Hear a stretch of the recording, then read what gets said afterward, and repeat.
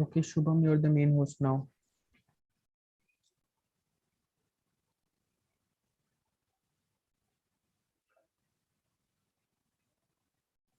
Are we letting people in now, or should we wait till 2:30? We are waiting till 2:30 now. Just start forming the groups. अरे कंपेयरर्स को भी co-host बनाने हैं क्या? हाँ, शुभम ने कंपेयरर्स को co-host and आज तक अभी तक ग्रुप्स पे मैसेजेस नहीं आए। क्या क्या? जो तुमने Illuminate वाले ग्रुप बना रखे नहीं आए उस पे। हाँ गए तो हैं, उस पे बच्चों ने भेज दिया। 22-5 वाले पे नहीं आया। अच्छा रुक, मैं बोल देता हूँ आपसे।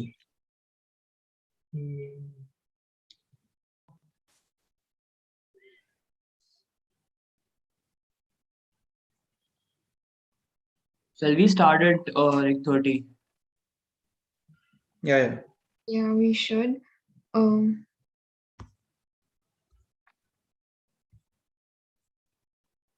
Should I start taking in the people? आ गया 5 वाले में, अब देखियो जरा एक बारी। मैं ही Yeah, ऐसा भेजता करो हूँ। ना, start taking in people from 1-2 minute रुक के। पहले सब अभी sorted रुक हो जाए। जाओ, I'll अभी call रुक जाओ। हरीश। अभी let people come in. Waiting room में कितने? 10. बस 10? यार स्टोरीज वगैरह डालो अभी। रुक, मैंने ही भेज दिया 5 में, ठीक है? और कोई ग्रुप है जिसमें बच्चे डाल जाना?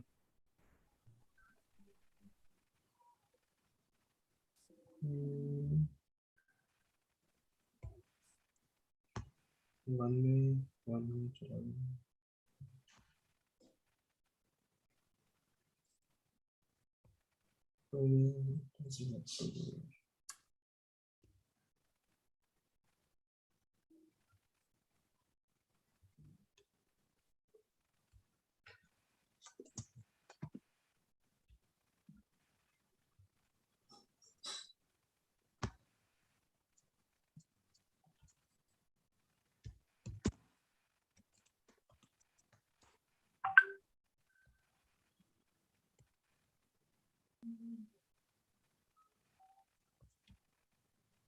इस मीटिंग का पासकोड क्या है? बच्चे मांग रहे हैं। पासकोड की तो जरूरत ही नहीं होती। जब मल्टीपल डिवाइसेस से यूज करते हैं ना तो आता है, मतलब अगर एक ही टैब में बार बार खुलता है। पासकोड ऊपर आ रहा है, मीटिंग का लिखा है। व्हाट्सएप कर।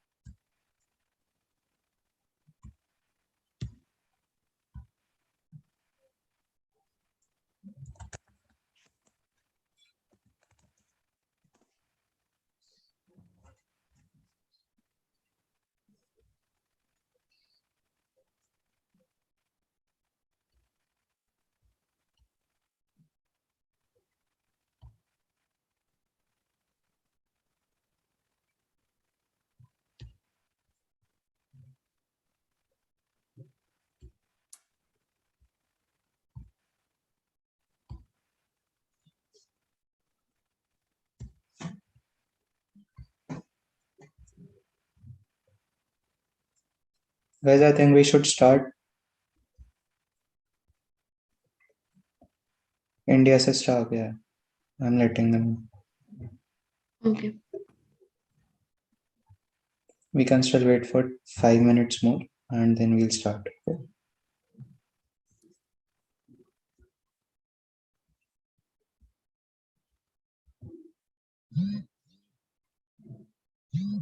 Shubham,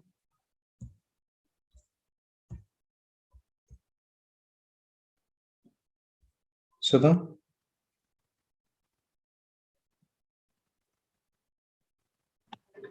Yeah. make all these people co-hosts. Yeah, I Meghna. just made 4 of them. If you can tell me more names, I'll just add the Megha. Okay, Megha, Vasu, Yeah, I made Vasu. Anupam, Akarsh, Ayush, done. okay. Astik, Astik, okay, done. then we have Gundal, Done. and I guess that's it. Vasu Done. and Shijan. Okay, done. That's it. Like जो breakout rooms हैं उनको भी co-host बनाने हैं तो there are some more people Okay. I'll send you the list once. या मेगा के पास होगी if Shivam, Vasu make still isn't. co-host बाकी सबको Make India assist also co-host. Whom? India assist.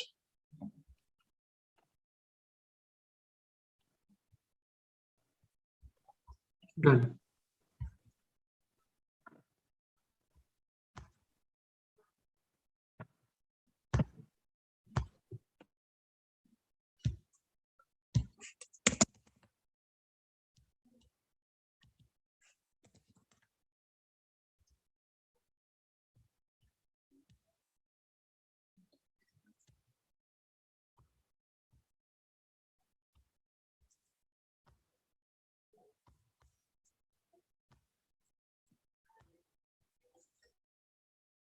Guys, we'll be starting in a minute or two.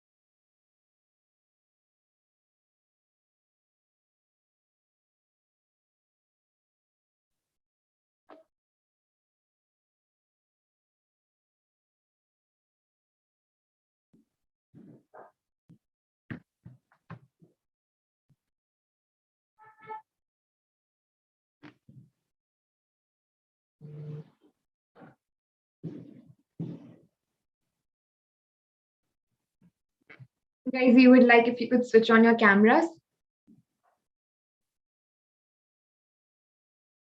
Very well. A very good afternoon, ladies and gentlemen. After a successful wrap up of day one, we are here with new speakers, new stories, and a bunch of new learnings.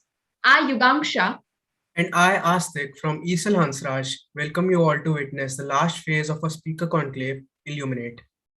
Astik, I think entrepreneurship is actually the ability to turn an idea into reality. A new venture, a small business that puts rising economies on the path to prosperity and empowers people to come together and tackle our most pressing global problems, from climate change to poverty. Do you think my definition of entrepreneurship resonates with yours? But Yugangsha, I would say entrepreneurship is more than just an engine of economic growth. It is also a factor that makes communities more vibrant, inclusive, and secure. I think you're right. And this is what the speakers like Aman Gupta, Parish Gupta, Deepak Bagla, Manoj Chugh, Pankaj Jain, Mr. Raj Manohar, Dr. Pragati Singh, Neha Arora have made it possible for our country. By sharing their meaningful insights and experiences with the audience, they have made the first day at Illuminate an enthralling one. We not just learn how deep entrepreneurship is, but also how learnings and a never give up attitude plays a very important role in one's life. To build upon yesterday's learnings, today we have with us Mr. Harish Khatri, founder at India Assist Insights Private Limited, Papon, playback singer and director, Mr. Shubham Maheshwari, founder of Being Chef, Mr. Ratin Shah, founder of Spenny, Mr. Yuvraj Tomar, creator of the world's first and only 3D smart home application, Dr. Vikas Divyakirti, founder and managing director of Drishti IAS, and a panel having Ms. Lipi Panchmiya, Mr. Shashank Tyagi, and Mr. Vinayak Nath. Promising the same level of learnings, knowledge, and entertainment from eloquent speakers and entertainers, along with a much awaited panel discussion. We, on behalf of the entire entrepreneurial Cell Hansraj College, welcome you all to witness the second day of our speaker conclave Illuminate. So, without further ado, let's call our first speaker for today. So, the first speaker for today is Mr. Harish Khatri. Mr. Harish Khatri started his career with the fashion industry and executed all kinds of fashion events, shoots, and launches for various brands. After establishing enough credentials in the fashion industry, he moved to the sports industry. He managed mega sport events and sponsorships, created sport properties, as well as managed sports celebrities. Thereafter, he became one of the founding members of Group MESP. With the launch of IPL in India, he joined Deccan Chargers to manage their team and sponsorships. After spending a decade or so in sports, he moved towards the travel and tourism sector and founded India Assist. India Assist is there to fill the gap between a tourist and the assistance needed to make their trip memorable. Now, let's hear the journey of such memorable trips from the man behind this need of the R product. Let's give a huge round of applause for Mr. Harish Khatri. Thank you. And thank you for this nice welcome. And I want to start with a story to set the premises for this session. So this is a beautiful and profound story of King Janak, I think possibly same as the Sita's father, and one sage. It so happened that once King Janak was being attacked by an enemy king. A fierce battle ensues between the two opposing armies, and Janak gets badly defeated. He takes his horses and runs towards the forest, with enemy soldiers giving him a chase. While trying to escape, he doesn't realize that he has entered a foreign territory. He is also quite exhausted by now and began to feel hungry and thirsty and in pain and cursing that how come this happened to him? After all, I'm a king. I never got defeated earlier. Why this is happening to me? And in this desperate state of mind, he notices a rich man doing some charity and giving food to the beggars. He was in any case hungry. He joins the queue for food. But unfortunately, by the time it is his turn to receive the free food, no more is left. But the rich man was good and he didn't like someone not getting food from his counter. So he gave him a handful of rice scraped from the bottom of the vessel on a leaf plate. He sits down to eat in a corner when suddenly two furious dogs come to the place running, and in the tussle, Janak's food is spilled on the ground. Not able to take this pain anymore, he breaks down and begins to lament his ill fate and unfortunate turn of events in his life. And thinking of this, he falls asleep. And suddenly he wakes up in his palace room, realizing he was just experiencing a nightmare. All is well in his kingdom, and there's nothing to worry about. But this sets him thinking. The next morning, he recounts the story of his dream to his court, which also had many scholars, and asks them a profound question. Am I a beggar dreaming myself to be a king, or am I a king dreaming myself to be a beggar? What is real, this or that? Whomsoever was coming in front of me, he was asking only one thing, this or that. So none of the scholars in the Janak's court were able to answer him satisfactorily, and a long debate follows. Just then, sages welcomed him to the court. Janak poses the same question to him. Tell me, O wise man, what is real, this or that? Am I a king or a beggar? So then sage says, oh my, and the king says, oh, the sage says, neither this is real, not that, O king, you are the real. And this is how sage replies, that neither this is real, not that, O king, you are the real. So now I'm leaving story here only. I will come back to understand the conclusion part later. And that way I hope my audience is going to stay with me, if not for my session, but to understand the crux of the story. Now I move towards the brief about India Assist, what we are doing and how we have built it. So India Assist is all about assistance to traveler and senior citizens. And to give you an example, it's like point A where you need an assistance and point B where the solution is, which could be a hospital, a police station, a hotel, airport, embassy, whatever. But you see, there is always a journey from point A to point B. And we at India Assist try to make this journey smooth by providing verified information and verified ground systems, because so many things goes wrong in this journey itself. When you have point A where you need an assistance and point B where you have to go towards the solution. So many things goes wrong while we do this journey itself.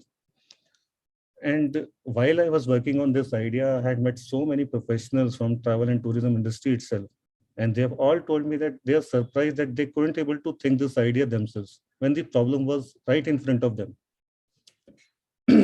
I keep telling that you were looking ABCD thing while delivering services to a customer, and there was nothing amiss there. But I looked at the blank space between A and B, and I found the gap. So it all started when I had gone to US for a couple of months in 2013. And at that time, Nirbhaya case had happened recently. And the brutality of that crime had traveled across the world at that time. Anyway, so when you spend this much time at a place, you come out from tourist mindset and you mingle around with locals and sit at cafes and create your own routine. So I also used to have a lot of interaction with the locals there, and everyone used to be excited about India. But invariably, this question used to pop up, that is India safe to travel or not? And I was like, so many things keep happening in all parts of the world. And due to one incident, putting doubt on entire population is not fair at all.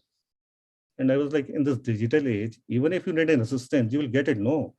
And on their behalf, while sitting at US, I typed these keywords, India Assist. India Assist were my keywords, which I typed in US, thinking that somebody, if need an assistance in India, could type these things and could be able to find something. And to my surprise, nothing came. It was a shock moment for me, and I could empathize immediately with travelers who get into trouble but don't get assistance to sort it out. It was my moment when I could see a gap between A and B. But it could have been a moment which may have come and passed by. But before coming back to India, I had 2 days with me, and I planned a drive from New York to Boston. I took the self-driven car and I went for a drive. And while I was there at Boston, I got a $40 ticket for wrong parking. It was kept on my windscreen. I didn't have any idea where to go and pay. And I was checking with the people walking around, and I asked them where to go and pay this $40 ticket, but nobody could give me a definite answer. I wanted to pay desperately because I had taken a rented car and they have taken pre-authorization on my credit card. And I was not sure how much they will bill me for this. And after that, I came back to New York and back to Delhi. And after somehow able to connect with the local number at Boston and took traffic police bank account number and transferred $40 to them and had my own peace of mind after that. But with this incident, I realized that the problem isn't in India, but across world. People are traveling without any active assistance available to them. And then the idea started building in my head. But before everything about the India Assist, I had done in my previous avatar, I was the founding member of Group M Sport Division, which is functioning even now quite nicely. I had joined Deccan Chargers in 2000, after first season of Deccan of the IPL when they had come last. And when I left, they were the winner of the IPL season 2. So, and after that, for few years, I have run my own sport and event agency successfully. So I had my successes behind me. But one thing was clear, that I understood that this India Assist idea is far bigger than whatever I've done in my life, even though I have my own successes in corporate life earlier. But this idea is far bigger than what I have done. So what happens is, like, if I connect to another analogy, is like, if we see people around us being graduate, we find that there is nothing great about it. No, there are a few undergraduates who would be hearing this session. In a couple of years' time, they will also become graduate. There are so many people who become graduate. What's the big deal around it? People, anybody who goes to school, most of them come out and become graduate. What's the big deal about it? But I'm saying, if you remove the process of parent putting kids into play school, nursery, KG first, and then till 12th, and then helping them into getting into colleges. If you remove the process, and every kid need to go and figure out, do your own preschool, do go and find out your own school, do your own study, figure out your own colleges, everything, then the success rate of becoming graduate will come down far low. It will be like 0.001% type of people would be able to do graduation, and which is something which is quite normal today, will become something which is phenomenal. So same thing is related to entrepreneurship. People do think that entrepreneurship they can do without getting into a formal training. Thankfully, I didn't do this mistake. Even though I had my successes behind me, I realized that I need coaching before getting into this idea. And then I worked around and thought, who can be my coach? And eventually I able to find somebody in Chandigarh. And I used to travel from Delhi to Chandigarh every weekend to understand the nitty-gritty of the business, a large business, I would say. See, somebody who has made 1,000 crore can only tell you how to make it. Otherwise, how many books, how many things you do, whatever D colleges you attend, but people who haven't made their own 1,000 crore will not be able to guide you and tell you what need to be done at that time. So thankfully, I did this my training and prepared myself with right kind of mindset, and then after that I started working on India Assist idea. So after that, whatever targets and challenges were coming, I could see that these are part of process and I have to overcome them. So India Assist itself was not an easy journey to begin with, because when we started working on it, we didn't have any template available to us. What we are building, we didn't know that.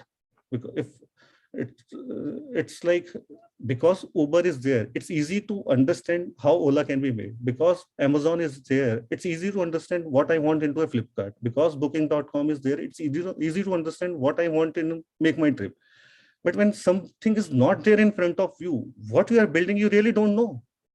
And that's how the journey started with India Assist. We didn't know what we were building, but over a period of time, by realizing that these, out of hundreds, these 95 things we don't need, or we are not building these 95 things. We are building only these 5. This is our funnel. To get into that, to understand that funnel itself was a journey. And I'm glad that we could able to figure out and able to provide the right product to the market, which is really missing right now. And after that,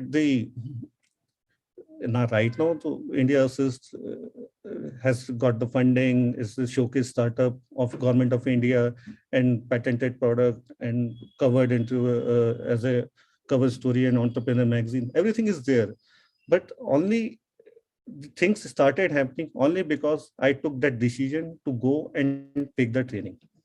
So now I'm coming back to my story where I've left, when the sage said that the dream, neither you are real king, nor the state of beggar was real.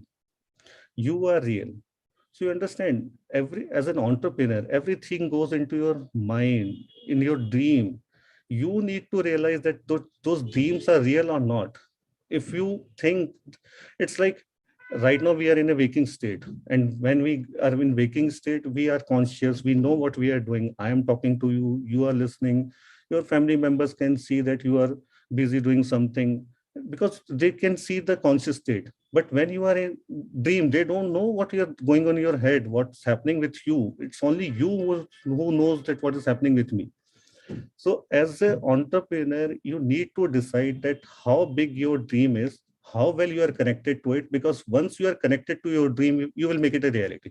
Like the sage said, it's not you with as a king, which is reality. It's not your dream where you were beggar. It's a reality. It's you, a reality. So what kind of reality you want to accept for yourself, that's going to define you.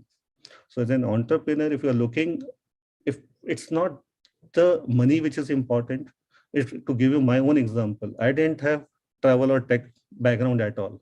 Travel tourism industry was alien to me. Tech was alien to me. But we could able to build this entire thing only because I, in my dream, I was clear where we are going. And that dream was reality for me. And I accepted that reality. And people around me, those who wanted to tell me that you are wasting your life, you are being into something or doing something which is not possible, for me these were noises. And I was not wanted, I never wanted to get disturbed from those noises. I kept moving ahead with my thought, and there were so many challenges in tech was also coming. Like in our tech, what happens is somebody wants an assistant, they need to press a button. And when they press a button, the call get connected to our call center. And if we think that we need to give him a ground assistance, we assign a ground assistance. And just like Ola, Uber, he can see, the person can see that who is coming to give them a ground assistance. And same map gets generated into the ground assistance mobile application. They can see where the customer is. But the entire thing which I am saying looks quite easy and possible, because more or less same thing happens in Ola, Uber also. We book a cab and we can see how far our driver is. And if we want to speak to driver, we can speak to driver, and driver knows that where we are standing. But in our case, everything was manual. A person who is pressing a button, he's leaving a tech platform and he's calling now. He's on a call. And once he put down the call, he needs to get the map in his mobile that who is coming to give him an assistance. It's like I'm giving a call to a Uber call center and telling them to book my cab to Gurgaon. And I put down phone and I see that map is generated in my mobile. And I know that who's going to come as a cab driver, and cab drivers know where I'm standing. So you understand that the impossibility of tech was quite heavy on this thing, what we were building. And people around me kept telling me, even the tech giants were kept telling me, this is not what's possible. What you are trying to build is something unheard of. But because I didn't have a tech background, and because I was ignorant of the problem, the enormity of the problem, I kept moving ahead that no, I need the solution. I need the solution because I cannot put somebody is in distress. I can't tell them to press A for this assistance, press B for this assistance. They need to leave the tech platform. They need to call and speak. Somebody need to calm them down. And after that, once we understood that this person needs an assistance, we should be able to provide an assistance. And just like Ola, Uber, the map should generate in their mobile. And I was quite adamant that this is what we need. And over a period of time, the tech team able to find the solution for it. And we could able to create a prototype.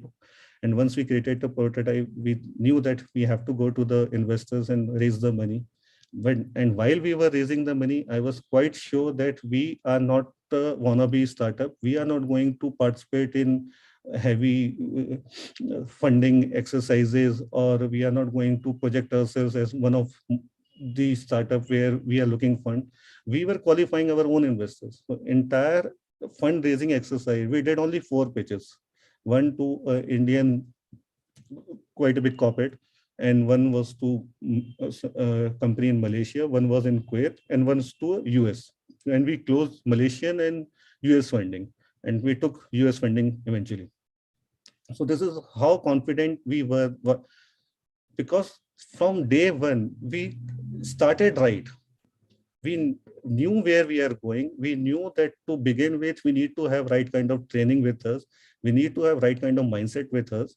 And once that mindset was there with us, everything, whatever challenges kept on coming, we were facing with our chin up and knew that we will be able to find a solution.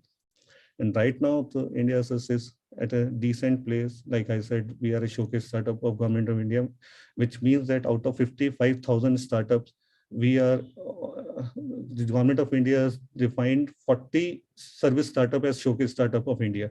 So wherever the Government of India is showcasing the Indian startups, we get the invite, we showcase our product there. And this is how life is going on. So I would request if people have any question, they want to ask something, we can discuss, but otherwise I have said what I wanted to say. Well, thank you so much, sir, for sharing such gems of wisdom. All of us found it really valuable. Sir, now we'll have a Q&A session, and we've certainly got questions. We've taken up questions from the audience, and I would like to ask you them. So, sir, the first question is, that you made a mark in fashion industry, then you moved into sports, and thereafter you entered the tourism space. So, sir, what keeps you motivated to keep learning, and what keeps you motivated to explore things? So, fashion was an accident. I never wanted to go into a fashion. I wanted to go into events, but I joined a event company which were heavily into fashion events only. So we were doing MTV Style Check, Khoobsurat, and so many fashion events and beauty pageants we were doing. But that was not my cup of tea. I always wanted to do sport events, and I wanted to move towards sport. And somehow things clicked. I somehow able to meet Mr. Mahesh Bhupati, and he was starting his global sport at that time, and he was looking someone to manage the operation part of his agency. And somehow I met him, and he offered me the role, and I happily grabbed that role. And after that, we could able to do a lot of sport event, and I was in a happy space.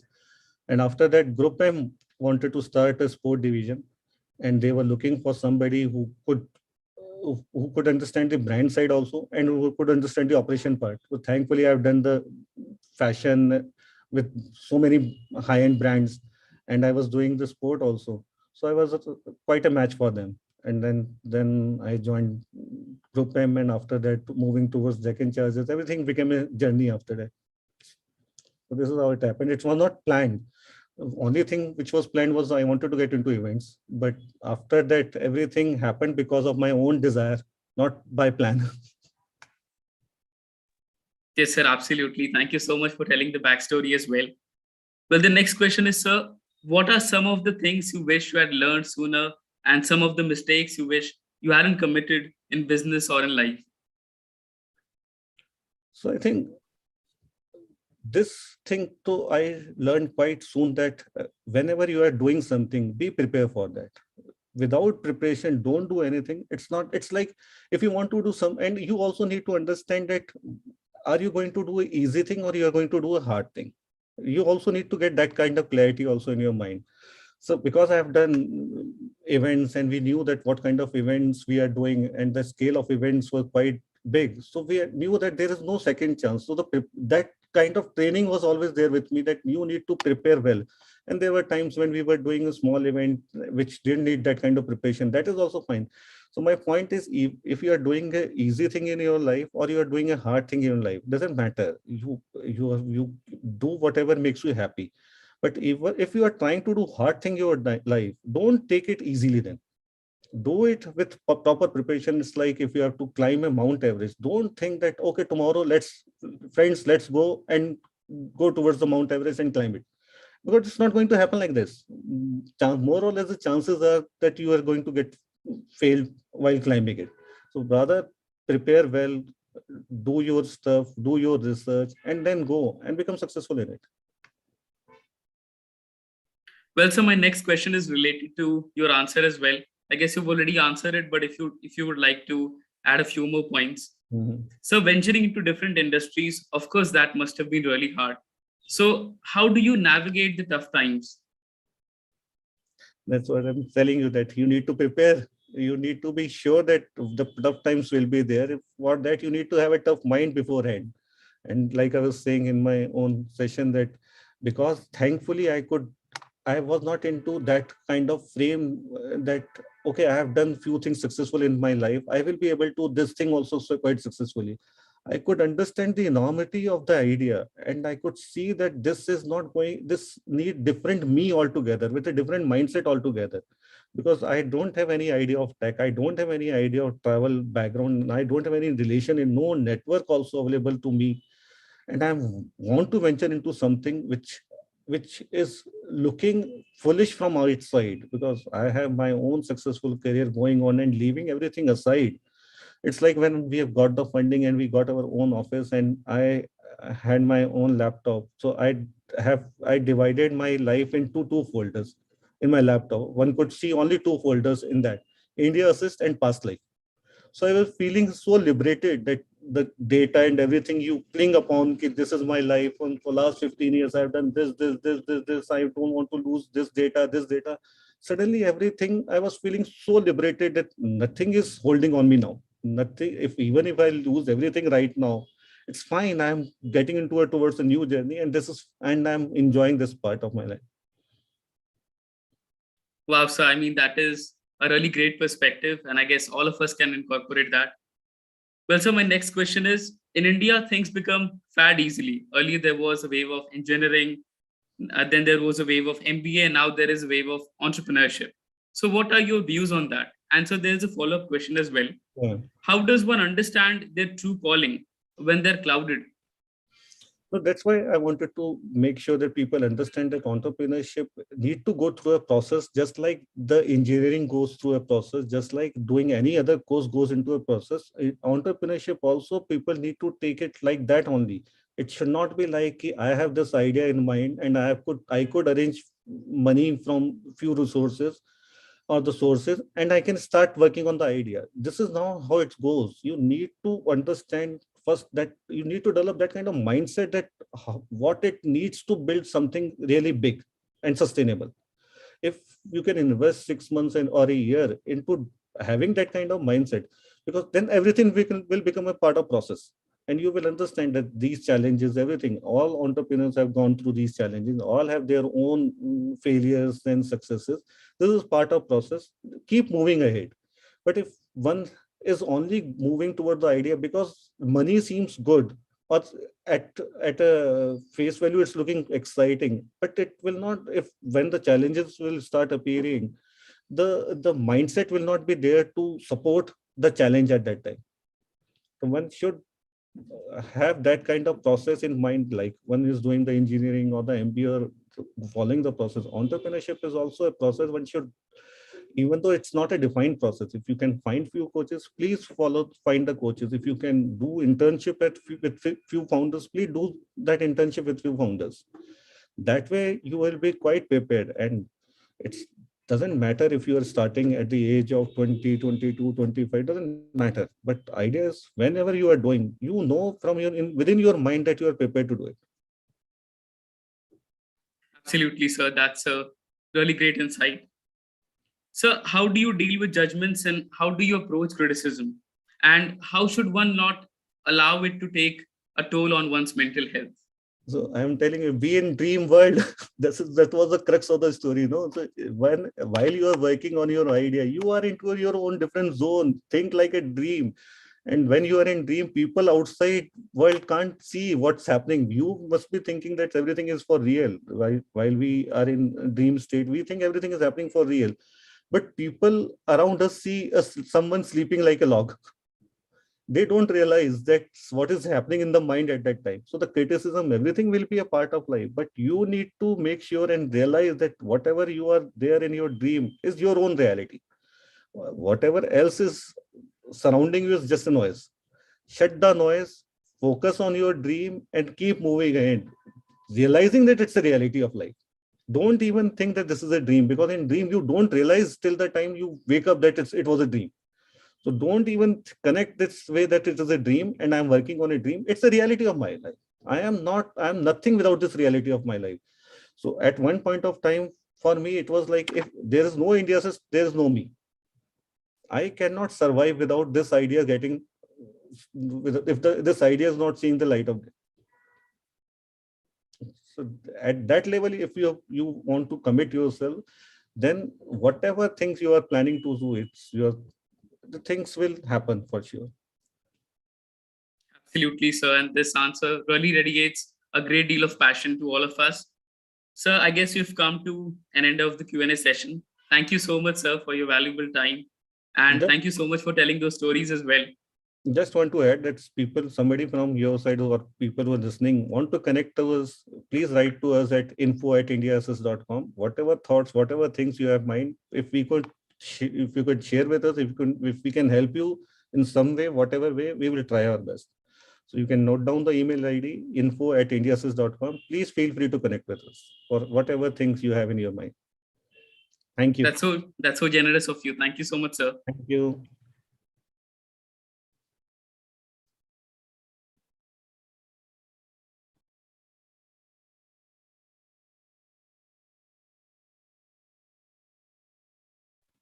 Our next speaker is an artist who's brought the fragrance of Assamese folk music onto the global platform. He became a household name after his song Jiye Kyun from the movie Dam Maro Dam cast a spell on millions of hearts and made us fall in love with his voice. He is here today to share his story with us. From Hamnawa to Muh Muh Ke Dhage, the man who's sung many of our all-time favorite songs. You must have already guessed it by now. So please welcome none other than Papon. Today we have Papon in conversation with Kaushik Deka, an alumnus of the Indian Institute of Mass Communication. Mr. Kaushik Deka is a senior associate editor at India Today.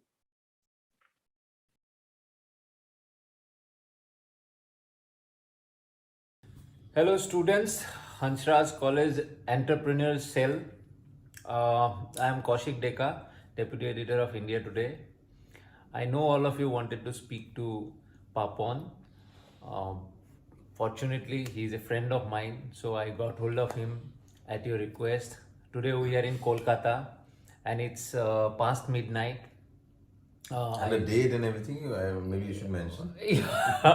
Okay, the date should be, okay, my watch doesn't show the date, but it's past midnight and I bullied him into doing this video for all of you. And you had sent some questions also. So whatever I have remembered, I'll try to ask him. But first of all, welcome Papon. Thank you for being part of this great video session. And now you have the privilege of having him among you. So Papon, the first thing is that this, as you have rightly heard, this name entrepreneurial. So these students have a query that like a son of a businessman tend to get into the family business and all that. So did you, coming from a musical background, your parents were into music big time and they were legends in Assam. Do you think that you have also inherited that in a way, or it became like you decided because my parents are singers, so I have to become singers? No, it was the other way around actually. Hi everyone, hello. I couldn't say hello, so but I'm starting with that. Again, coming back to the point, so I always had a dream from childhood of being an architect because that's the close. I was a science student, so that was the closest where science and arts come together. So I thought, okay, that's where I'll be. My school life was more about painting than music. So later in life, I have figured that. So my career started when I was 30 almost. Musical career was when so don't get impatient, that's one lesson. Also, yeah, correctly. So, I spent time absorbing before I started transmitting. So yeah, it's never too late, basically, you're right.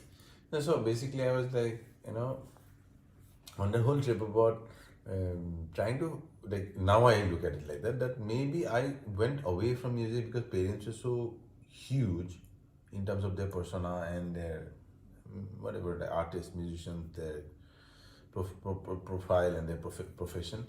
So I went away, maybe then subconsciously, unknowingly. It was not going to be exciting for me. It was too much music, too much happening.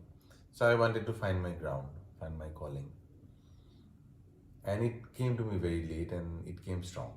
It came like when I realized while hanging in Delhi, figuring out my life, that, oh yeah, so whatever I have is mine and I can do and build on this. It was just mine, not because of my parents. So yeah, not because of my parents were there that I became a musician. I took a U-turn to music, maybe, you know. Childhood was training of music, but I went away and I chose to become a musician quite late. So I think the lesson here is that if your father is a big businessman or you have a family business, not necessarily that you have to jump into it. You can even find your own business. You can create your own identity like Papon did. It doesn't take away that his parents were legends. He is also in the process of becoming a legend, but in his own way, in his own style. He didn't necessarily follow them into what they were doing. So Papan, we have gone through a very bad year, this pandemic year.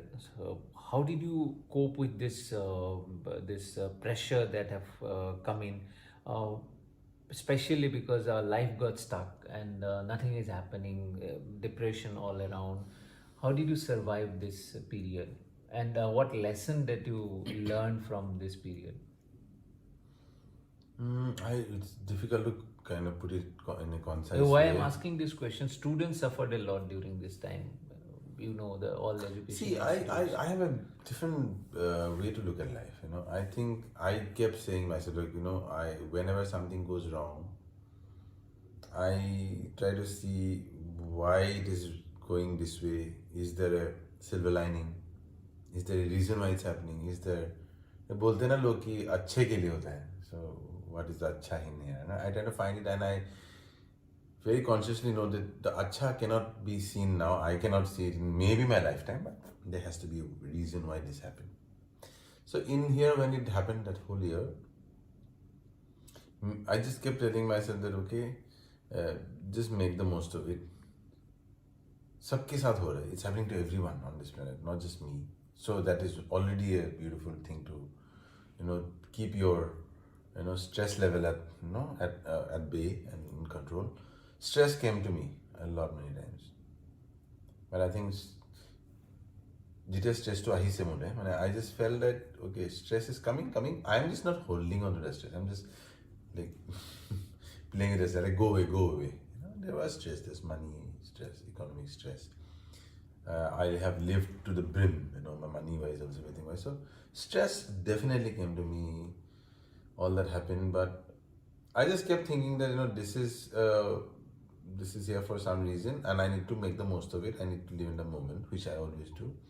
And I tried looking at what's good that's happening out of it. There's always a good side and a bad side to everything in life. And you just need to see it and be perceptive enough to, you know, hold on to the good side. I mean, there obviously will be both sides. We all know it, right? So I saw family. I saw me. I saw spending more time with me. My music. I spend more time with what I believe in and all that. So I spent so much time with that I didn't really see the other side. I knew the world was going through a lot. I was going through a lot, but I didn't want to go into understanding what am I going through, what is the world going through, because then I'll not be healthy in my mind and my, you know, my heart to deal with this. So I just felt like, okay, let's just do the best I can given the circumstances. So I just made music. I spent time with family. We all did cook. I think everyone cooked. Yeah. Cooked a lot. Everyone baked a lot. Some say बोलता सब बेकार बन गए, bake कर रहे हैं, baker और बेकार. So yeah, I spent a lot of time very positively till I lost my mother, which is not because of this year. Maybe it was just designed that उनको जाना था. This was maybe a bahana to go. Yeah, I'm just being positive about it. Yeah, the lesson here is that when the chips are down, when you are facing a crisis like in a cricket match, if 5 wickets down, you have to give your best and you have to reinvent yourself and you need to introspect a lot and maybe you learn new things like Papon did also. So it's always about reinvention. If there is a crisis, you have to handle it. Now, Papan, there is another question. Like many students may think, even I can think that you have a God-gifted voice. So you could find your call. You could become a legend.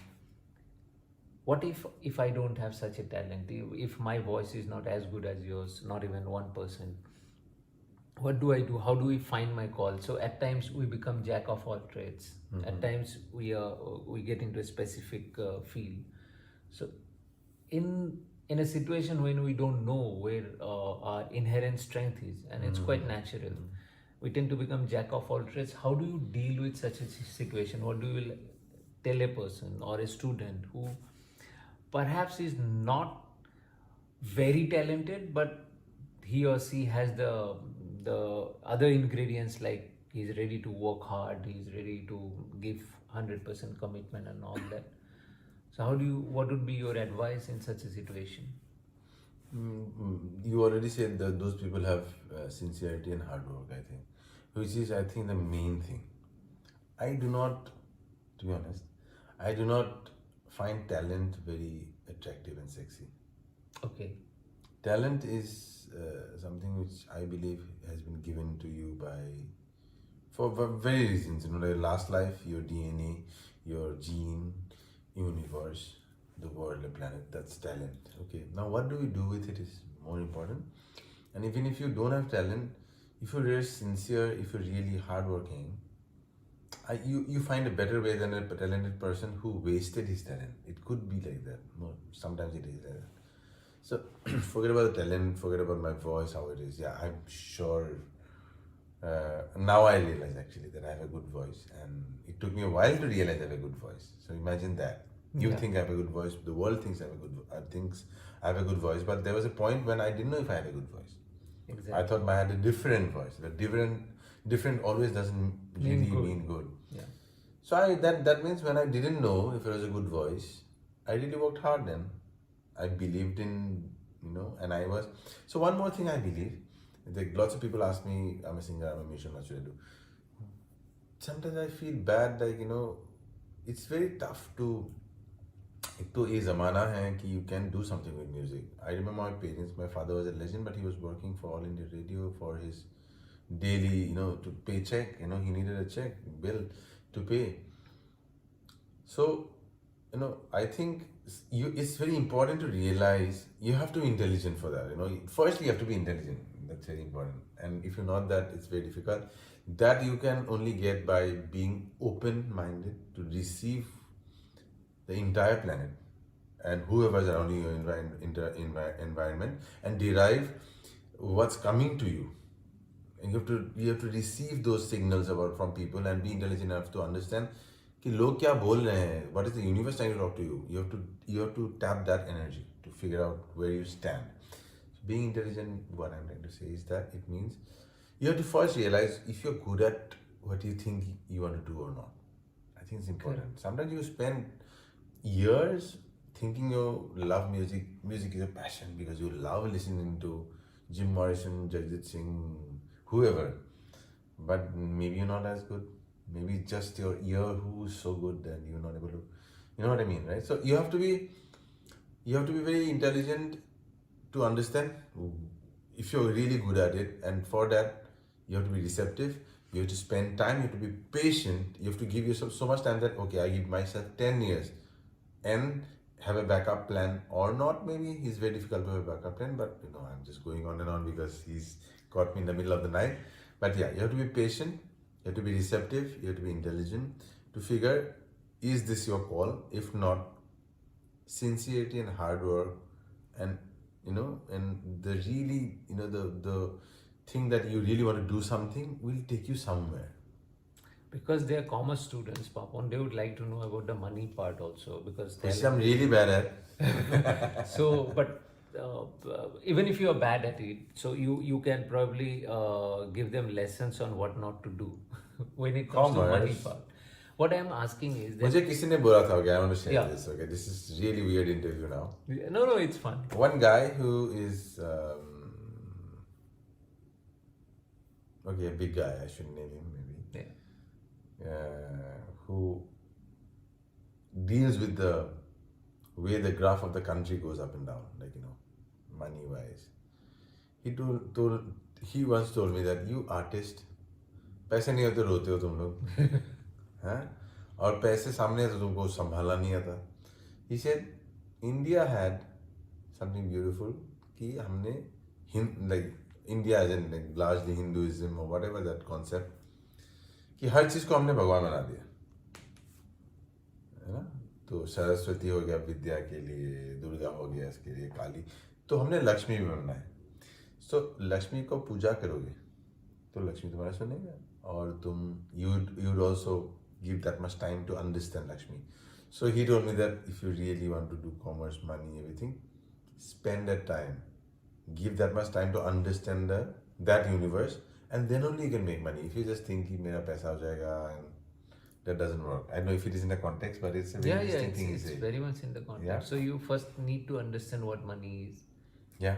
Where it will come from, and you need to work towards it. And give that much time to grow that thing. Yeah. The money. So there is no shortcut, students. That it's not that one night you will get loads of money, or in a month you will get loads of money. You will have to work hard towards it, and you have to spend enough time of yours 1,000 hours to several hours 10,000 honing probably your skills, or working towards a path through which the money will come from. It's easier said than done, but probably many have already told you. But be patient. That's the most important thing. Be really patient. Spend like that 10,000 hour rule is there for everything. Yeah. That is really works for everything. I keep telling my children, my children is actually calculating 10,000 hours. I said, okay, forget 10,000 hours. Think of 100 hours at least.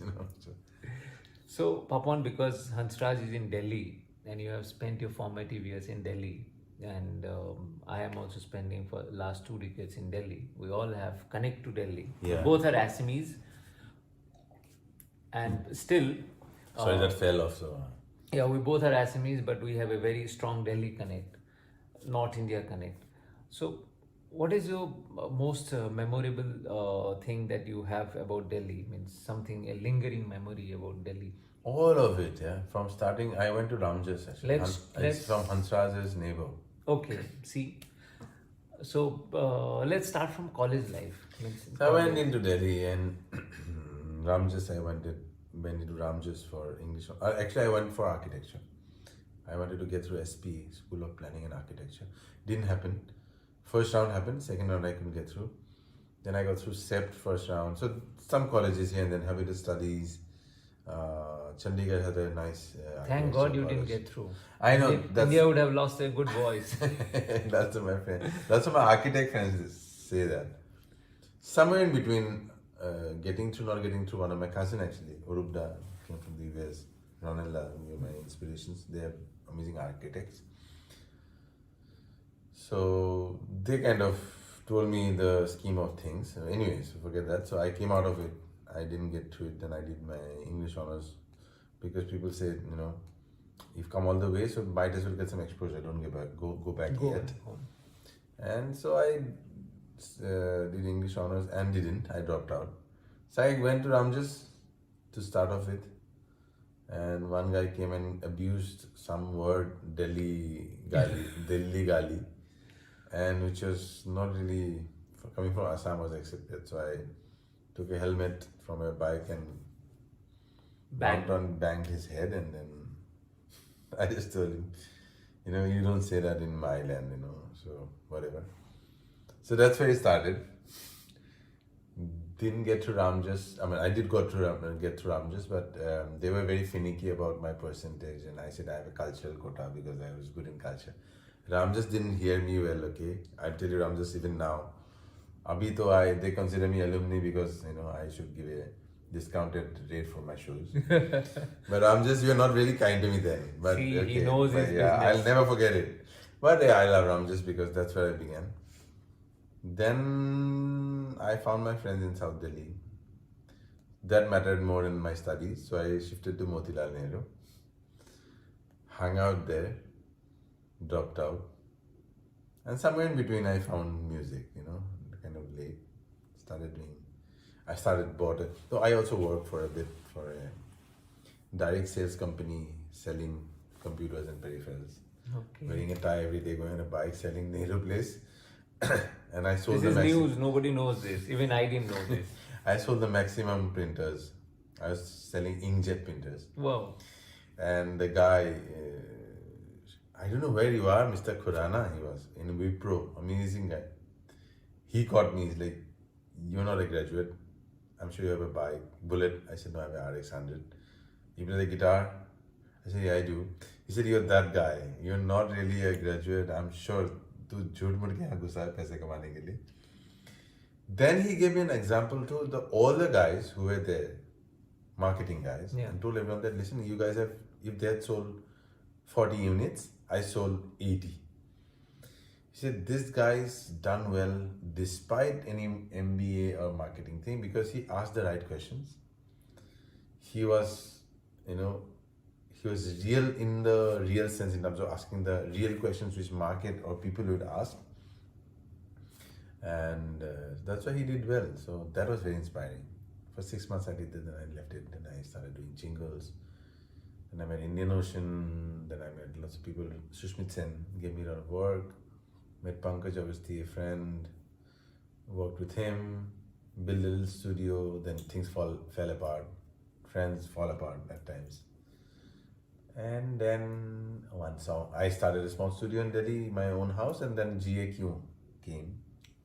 Pritam Das sent me this song, Rohan Sippy I made one day in Bombay. And I sang it in my bedroom, and that's the song, GAQ, and then today we are here.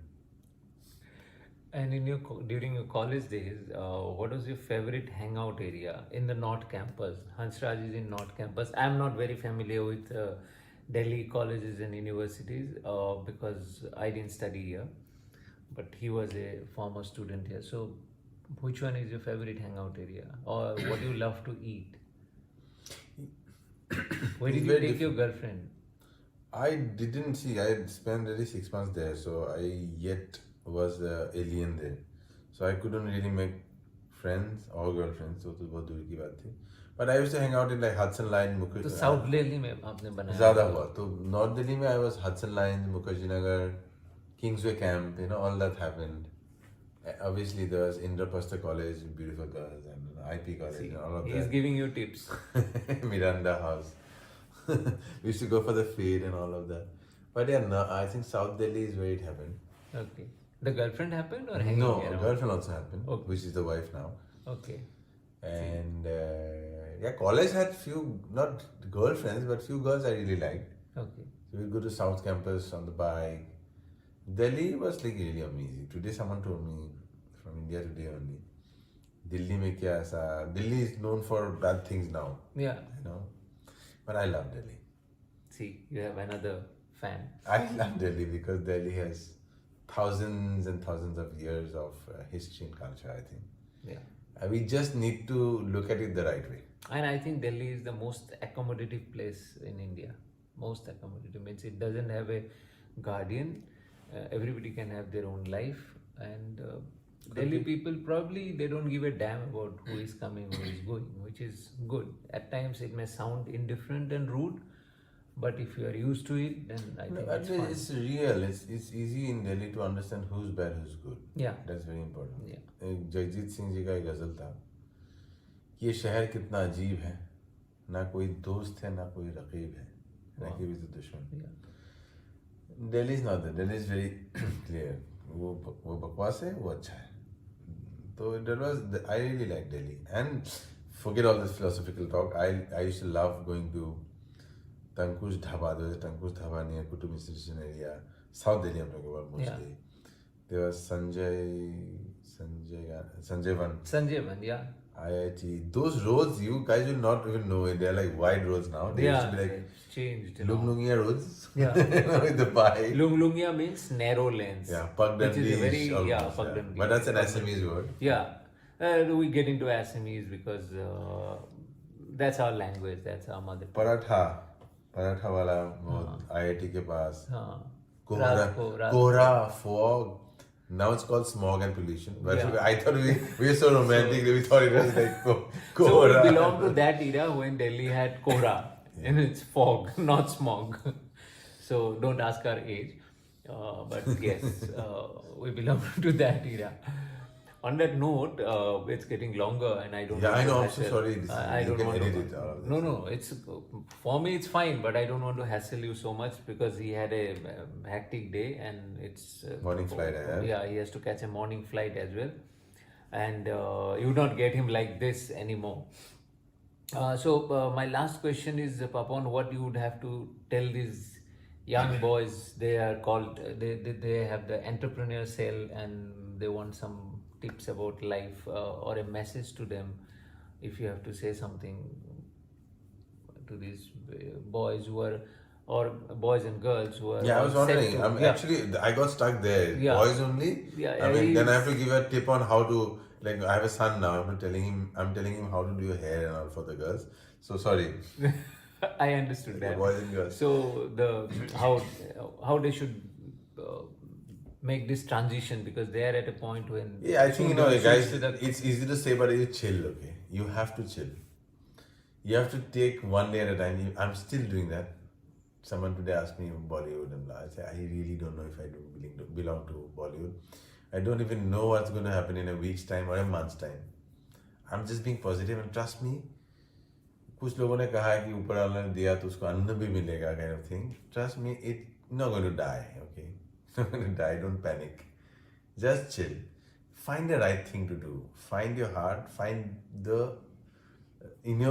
within yourself. Find what is right for you, which kind of suits you, and I'm sure you'll find it. Just have to be sincere, patient, and be at it every hour. Not thinking it's hard work or struggle. Do it because you think this is what you want to do, nothing else. Give it all you have. थोड़ा सा तो बन जाएगा जिंदगी, उससे ज़्यादा कुछ नहीं. बाकी प्यार मोहब्बत, everything will make you go through. Yeah, and if you find it tough, showcase this video to your parents, when they will say कि ये सब बोलने की बात है. And I'm a parent, so they'll trust me. So, and he's a very good parent, which I can vouch for. So it was wonderful, Papan, having you for this lovely kids, I'm saying. And I hope you all enjoyed. I didn't know how to go about it.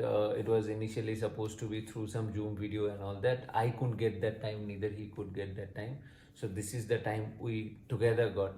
So, and we did it this way. Hope you liked, hope you enjoyed, and we could give you some life lessons.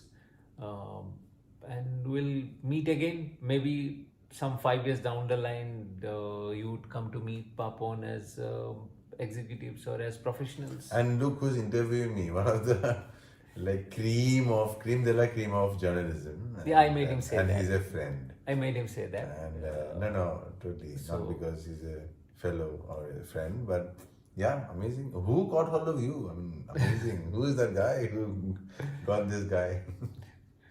Thank you so much. And who got hold of me, I'll reveal that secret. Shubham. He's my भतीजा बोली को बोलेगा in Assamese. भतीजा हाँ. हाँ को भोग कर देते ठीक है. Okay. Assamese में मतलब.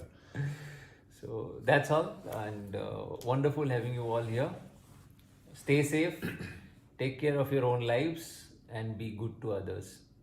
Thank you so much. And be kind. That's all I'm trying to teach my children, and they are teaching me back. Be kind. Why can't we be kind? That's very important. Yes, and most importantly, don't take yourselves very seriously. No. Life is all about fun, and have fun. Thank Bye-bye. you. Good night. Good night. Thank you so much, sir. Our next speaker for today is an alumni of NIT Jaipur and the founder of the venture named Being Chef, a food and beverage space providing one-stop solution for veg food, DIY cooking kits, homely economic meals, and exotic premium meals. He is mentioned in Forbes 30 Under 30 Asia list. In 2010, he received the Youth Change Maker Award for his various social contributions for having led India against corruption movement in Rajasthan, leading a group called People for People. He's the winner of Amazon SMB Awards 2020 and the Young Achiever Award. His venture, Being Chef, is the holder of the Transformation of the Year Award. He's also a motivational speaker who has delivered inspiring orations at various events and colleges. So everyone, please cheer for none other than Mr. Shubham Maheshwari. Over to you, sir.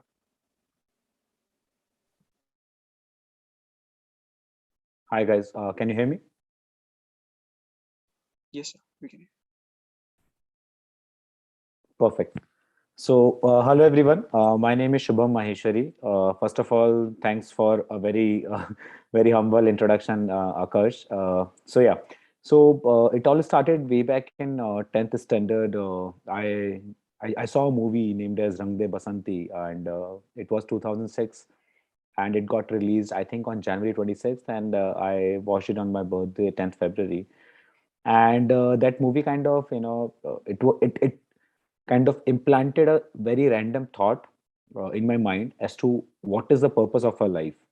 And are we here in this world to maybe just live a life focused on ourselves, or can we somehow contribute, or can we somehow make some meaningful addition in the entire society or something like that? And with those random thoughts, I kind of went to give the board examination and I screwed up my first paper, which was for social studies.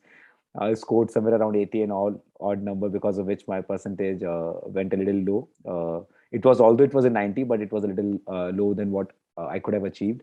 But I had no regrets about it. And from 11th, 12th, I started, getting involved in some of the uh, clubs in the school in terms of eco clubs and all of those things. Working for environment and all of those things. And then the basic agenda for telling you this backstory is that. I always wanted to get into IIT, and that was kind of a dream for me. That was kind of the only motive, preparing for someone who's preparing for becoming an engineer. And I somehow, I was I was not able to clear it with good rank. I cleared the exam, but my rank was a little on the lower side. I got really I was not well while giving the examination. All of those things happened, and I was really shattered, like, because one thing that you focus on, that okay, this is my dream, this is how I look my life, and that thing doesn't happen, and then you have no other backup plan. Though I was having other examinations like AI triple and all of those examinations for getting into NIT and all of those stuff after 2.5 weeks, but I didn't even open any book for the next 2 weeks. I just went to give that examination for the sake of giving it, and I got decent rank. I got into NIT Jaipur, and all of those things happened. But I was not very much satisfied with what I was getting into. And but day zero, when I was entering into college, so one promise that I made to myself was that now I cannot change which college I'm getting into, but how my life after 4 years will shape up after this entire engineering course is what is I can focus upon. Not like, I mean, I can live a life with a regret, but I don't want to live a life with a regret. I should somehow do couple of things so that मैं 4 साल बाद अपने दोस्तों के साथ बैठूं, who are coming from IIT Bombay and all of those top notch IITs of India. So मैं ऐसा, मेरे को feel नहीं हो कि मैं कहीं उनसे conversation नहीं कर सकता या फिर मैं कहीं पीछे रह गया and all of those things, right?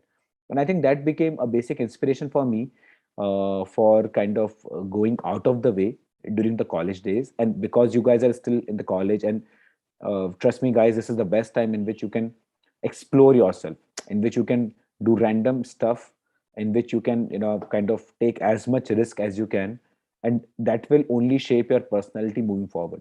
So either you can maybe live a life with just passing the time for the college, or maybe just watching Netflix or Amazon and all of those things, or maybe you can get out of your comfort zone and kind of do random stuff. I'm not saying that go for curriculum, go for extracurricular, start doing something, start. So everything is entrepreneurial, right? If you're let's say, if you are starting your entire career in dramatics, right, that is also an entrepreneurial thing. Anything that you're starting from scratch is an entrepreneurial thing, right? So you should be taking as much risk as you can in these college days, primarily because आपके ऊपर कोई responsibility नहीं है. You're not answerable to anyone. Parents also chilled about it कि यार ठीक है, जो करना है कर लो, and then we'll look after that, right? So that thing happened with me in 4 years of my college. I kind of explored a lot of things. I was lucky enough to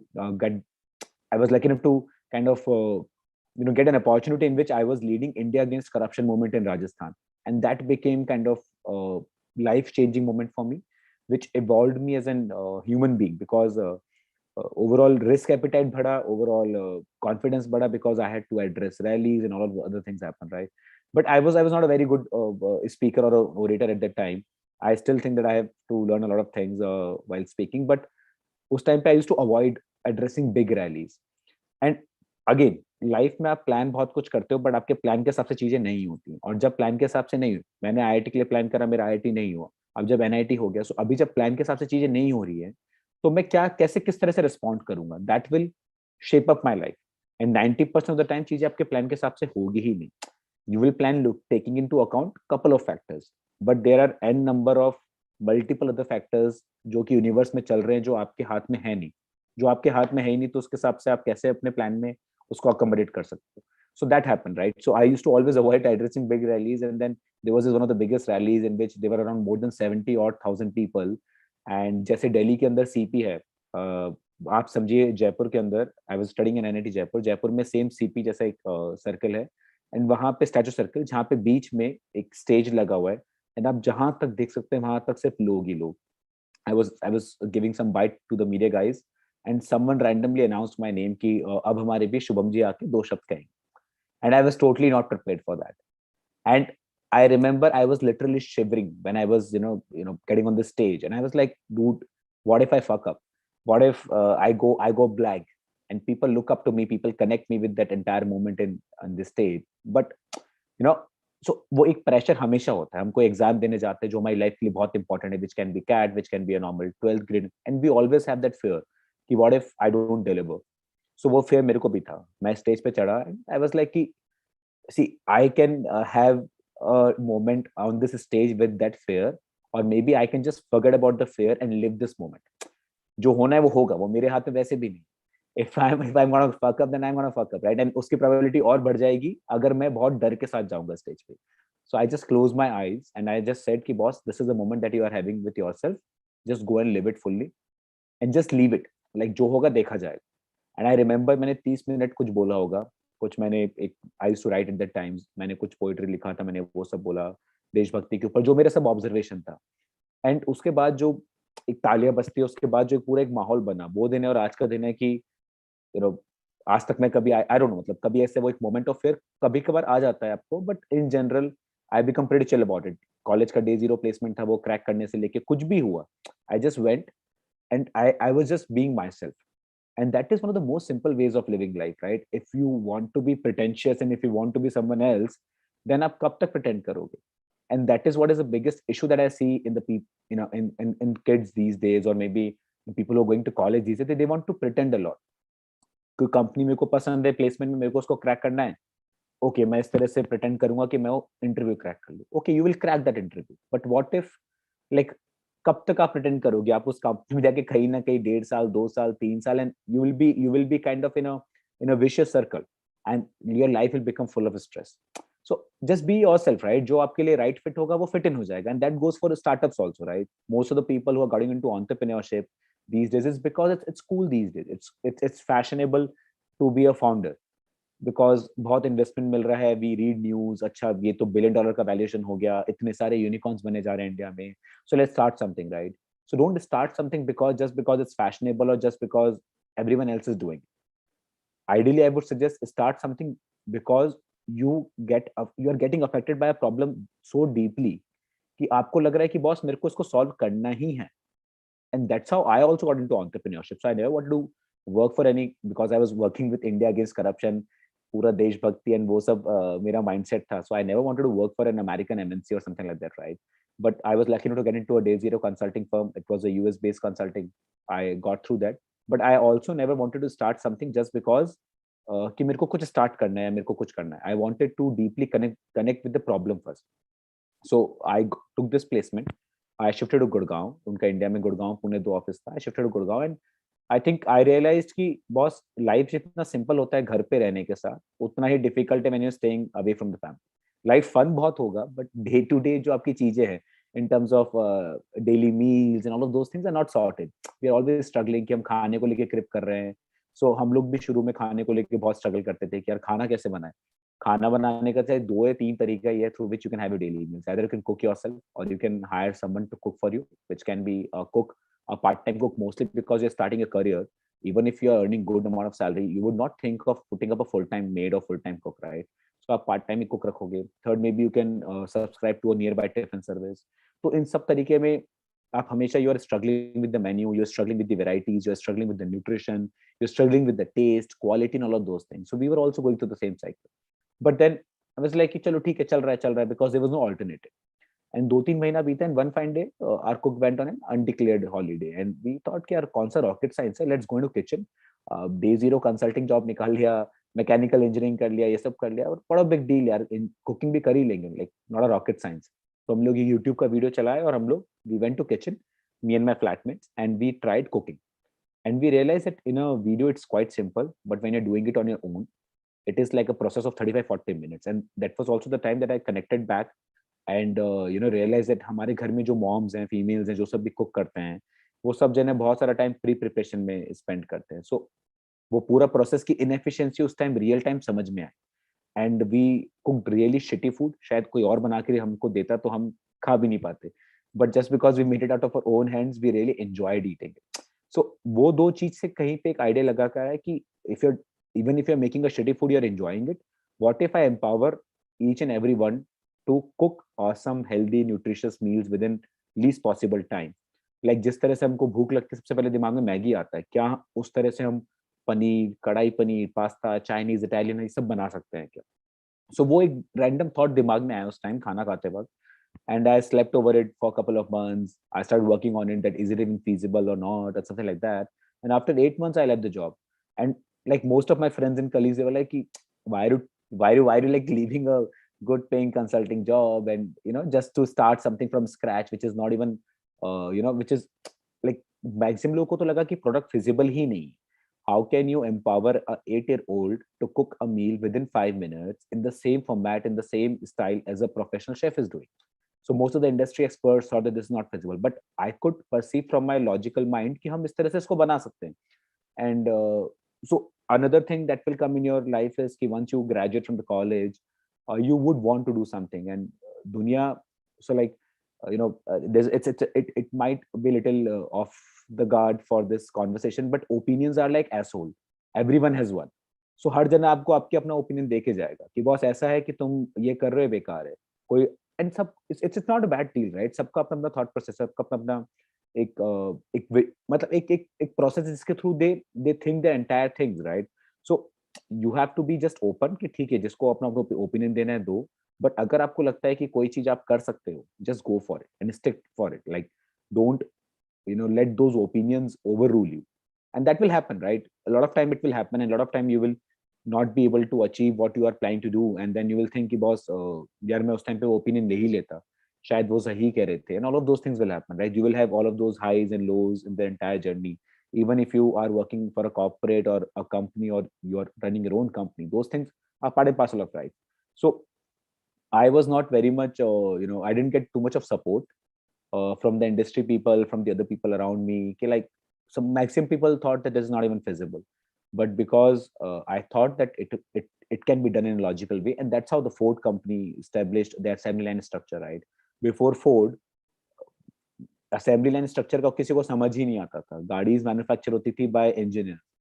Ford लेकर आया कि why can't we simplify the entire thing? Why can't we make it a process based manufacturing? Why can't we empower even a 10th or 12th graduate to kind of assemble parts? And Ford revolutionized the entire manufacturing process for automobiles. So we thought that why can't we do it in the food industry, and why can't we just make cooking simple?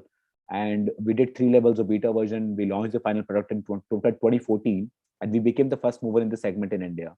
And we got a lot of esteem from media. We saw a lot of competition coming up in. So once you will try doing something different, you will see a lot of people copying you, and that should not demotivate you, because at the end of the day कोई कुछ भी कर रहा है, वो अगर let's say किसी ने आपने कुछ तो प्रोडक्ट इन्वेंट करा, किसी ने कुछ कॉपी करने का कोशिश करा, वो अपना मार्केटिंग बर्न करेगा, वो उसको फैलाएगा, वो एक तरह से आपका कॉन्सेप्ट भी फैला रहा है. इज ऑल्सो ओरिजिनल रहता है बॉस. मतलब आज तक किसी ने 5 मिनट कुकिंग को क्रैक नहीं कर पाया, एंड आई थिंक कोई क्रैक कर भी लेगा, but still the market is huge enough. You should not be afraid of the competition, right? And you will always see the competition. We got competition from one of the biggest giants in the industry, and we were able to survive. We were able to fight them. We were able to overrule them through our product advantages and all of those things, right? So focus on yourself. If you will start focusing on what is happening around you, you will have too much to kind of gauge, and you will end up nowhere. So just be focused on what you are doing, why you are into entrepreneurship, why you are doing anything that you're doing in your life, and just listen to whatever is happening around, but don't let it overrule your decision making. Don't let it overrule your emotions and all of those things. And yeah, life went by, and it's been 8 years now, and primarily I'm doing this stuff now for more than 8 years. We have achieved a couple of things in this industry, kind of built a model which is a combination of profit, scale, and impact. So we also never wanted to get into that investment wala process from the day zero itself. We thought that we will bootstrap, we will understand the industry from the grassroots level, because there are two ways of going into an entrepreneurship. Either you can get into that funding game very on the initial days, or you want to create a legacy which remains even after you die. So you wanted to create a legacy, like McDonald's ने एक legacy create करा, like Tata ने एक legacy build करा. So you wanted to always build a company, irrespective of the investment coming in and going out. The company should be self-sustainable, and it should be solving a problem that is big enough, which can impact a lot of lives, especially for masses. So that was our vision while building the entire company. So we decided to bootstrap. We decided to remain low profile for 5-6 years. We did a lot of research and development in terms of building the model, building the product, and that is what is helping us now. Whatever recognition, whatever appreciation we have got from national, international media, and a lot of other organizations, it's because of our time bandwidth that we've spent in building that model. So yeah, that happened, and yeah, life is good now pretty much. And I don't know what is the format. If I am allowed to take open questions, something like that, I would be really happy to answer it. Yes, sir. So first of all, thank you for the sharing your story. I'm sure that the audience could find some very relatable instances and take away some insightful lessons. Yeah. Audience can write some questions if you have for Shubham sir. Meanwhile, like few questions that the audience had posted earlier, like some of your maybe book recommendations or your online resource library that you go through for, stay updated or learn more about entrepreneurship. Right. So, okay. So I don't go, I am not a very hardcore avid reader. Primarily, I love consuming information through visual methods. So I just, if let's say, if there's something, let's say, about anything about the cosmos or anything about the Ukraine tension happening around, so I'll just go and dig it deeply on YouTube videos and multiple channels and multiple sources. So I'm not that person ki jo bahut zyada books padhta, but if I somehow read, I try reading the books which help me connect more deeply with myself. So I try to meditate, I try to do all of those things for the betterment of my own self. And so there's this book Be Here Now, which I really like. If someone would want to read it, they can read it. It's by Ramdas. It's basically a journey of how someone studying in Harvard and then got into a very different zone altogether when he was visiting India, and kind of so those kind of things, like biography and all of those things, that inspires me. So that is what I read generally. Apart from that, I mostly consume the content through visual channels, visual modes. So the next one is, since you've started into the journey of food and beverage sector and you're like curating healthy meals for people, so how was your transition from being an engineer and getting into consultancy and then going into such a space where we have mostly veterans operating, and like how was it like becoming as a amateur there? Right. So it was kind of a little difficult journey in starting, but it was also something which helped me a lot. So I was never thinking from a preconceived notion कि boss ये तो ऐसे ही होता है. So when you come from the entire background, you will have a lot of information being loaded at the back end, right? And that's why it's really important to unlearn whatever you are learning. So ideally, you should follow a process कि आपने कुछ सीखा, आपने कुछ achieve करा, then you unlearn, then you start from scratch. So like my WhatsApp said is always like stay hungry, stay foolish, and that will only help you in achieving, because life is all about upgrading yourself each and every moment.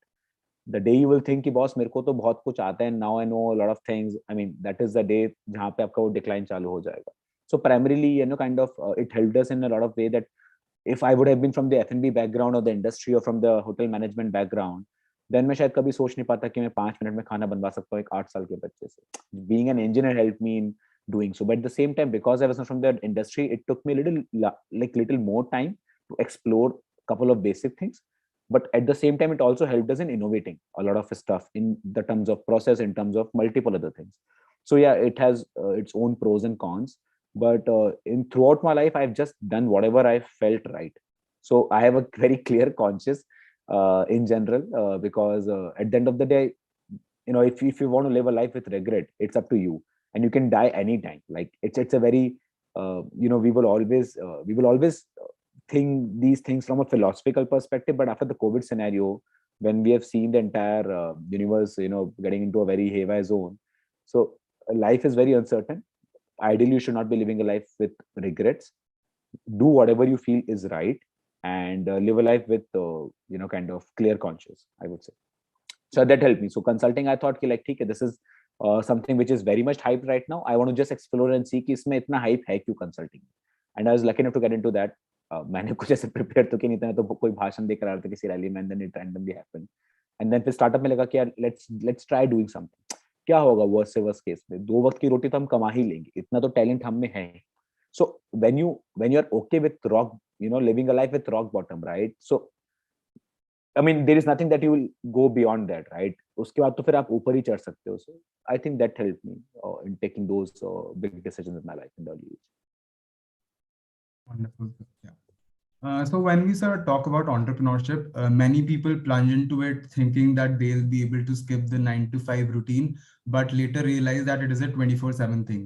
Right. So like, what has been your factor of motivation, or like the moment you realize that this is fulfilling me, or the purpose that you're solving, or something around those lines?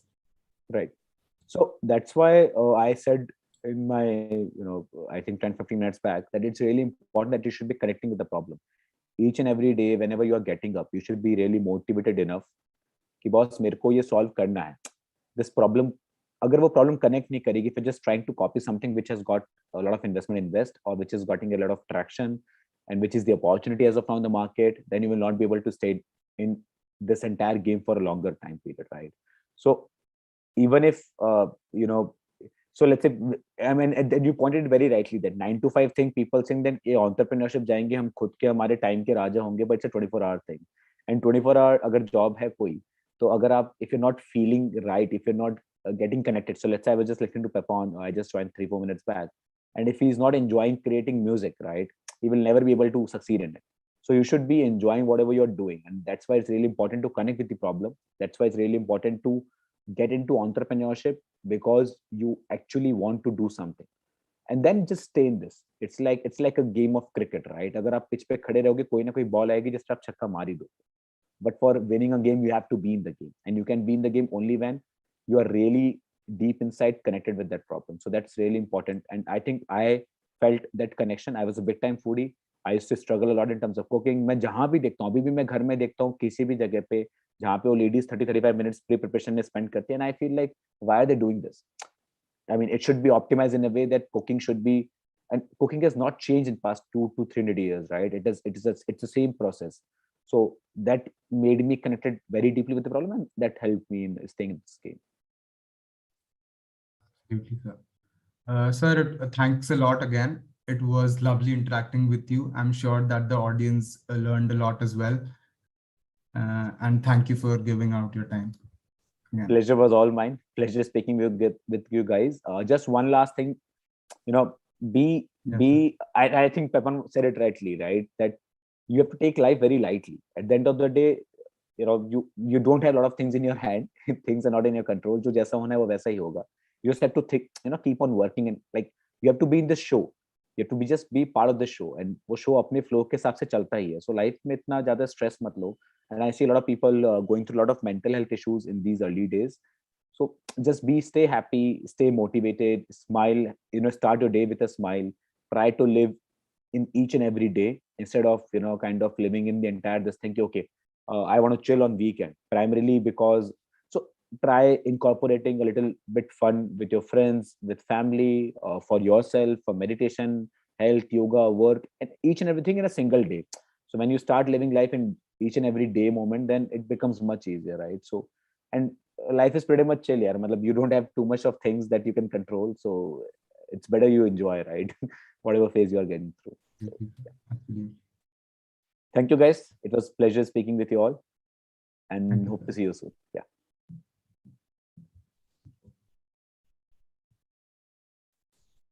Our next speaker is a young entrepreneur. With his Y Combinator-backed fintech startup Spenny, he's creating the easiest way for people to start investing. He's already a second-time founder who previously ran a clean tech product startup, RecoPro. A fellow of the Entrepreneur First community, he has even tried his hand at travel blogging, stand-up comedy, and music before finally starting on a mission to build Bharat Ki Gullak. We are thrilled to have Mr. Ratan Shah, the co-founder and CEO of Spenny. We welcome you, sir. Hey, hi Anupam. Thank you so much for having me. It's truly a pleasure to be here. And to everyone in the audience, thank you so much for going through all these talks. Obviously, too much gyan, and I think a lot of Twitter threads are going to be coming out of this, very sure. So, and LinkedIn posts as well. So yes, thank you so much, Anupam, and to the ESL of Hansraj for giving this opportunity. I love to, walk through a lot of things. But what I really want to do is to probably answer a few questions that you may have. I'm guessing that for all the brilliant sessions that we have had before this, since the last couple of days, has pretty much covered everything that you need to know about entrepreneurship. And trust me, there isn't much to know. Like, you just get started and then you'll figure your way out, is what I've realized. So I'm guessing that at this point, I think gyan to bahut ho gaya sab log ke liye. So is there, if there are specific questions that you want to ask or you want to know about the journeys, etc., then I'm more than happy to sort of answer. So I'd request everyone to just keep putting those questions down in the chat box and I'll just keep picking them up. And then meanwhile, we can probably just get started by, I asked Anupam, what do you want me to speak on? And he said, like, touch upon the fintech, circle here in India and touch upon the journey, etc. And I think that about generic sort of information about the industry, so I think I'm pretty sure you will get much better information by much better knowledgeable people on Twitter. So I'm just going to focus my energies on sort of how I stumbled upon entrepreneurship, or otherwise also known as how you all can also just try it out. Basically, it's just it's basically permutation combination, and you can try it out and see if you like that, and then sort of I'll just continue that with the journey of Spenny. So yeah, with that being said, I'm just going to get started, and please feel free to keep putting questions in the chat box. Right. So this story begins mostly sort of I got interested into entrepreneurship at during my first year of college. So I went to BITS Pilani sort of in Goa, and 2011 I think I went it was my first year in college, and when I was just about sort of kind of starting out at that time, didn't really have too much of, I mean, obviously at that time, though, you don't really know what exactly is a startup and how does it work, how does all of the things inside a startup works, and how do you run a startup, what's entrepreneurship like, etc. All that you've heard is probably just heard or seen or read from the outside, and so I just kind of excited about that. More importantly, I sort of just wanted to get a taste of what it is exactly like. So I also actually joined the ESL of our college back in the time. And for me, it was like, okay, let's just try this thing out. And my motivation to start the first startup was in first year. It's not because I loved entrepreneurship. It's because I actually wanted to impress a girl. And this is very, very, very, very honest. So basically, in my first year, what do people really want? At that time, I was just, I liked this girl. I had a crush on this girl, and then I just wanted to impress her.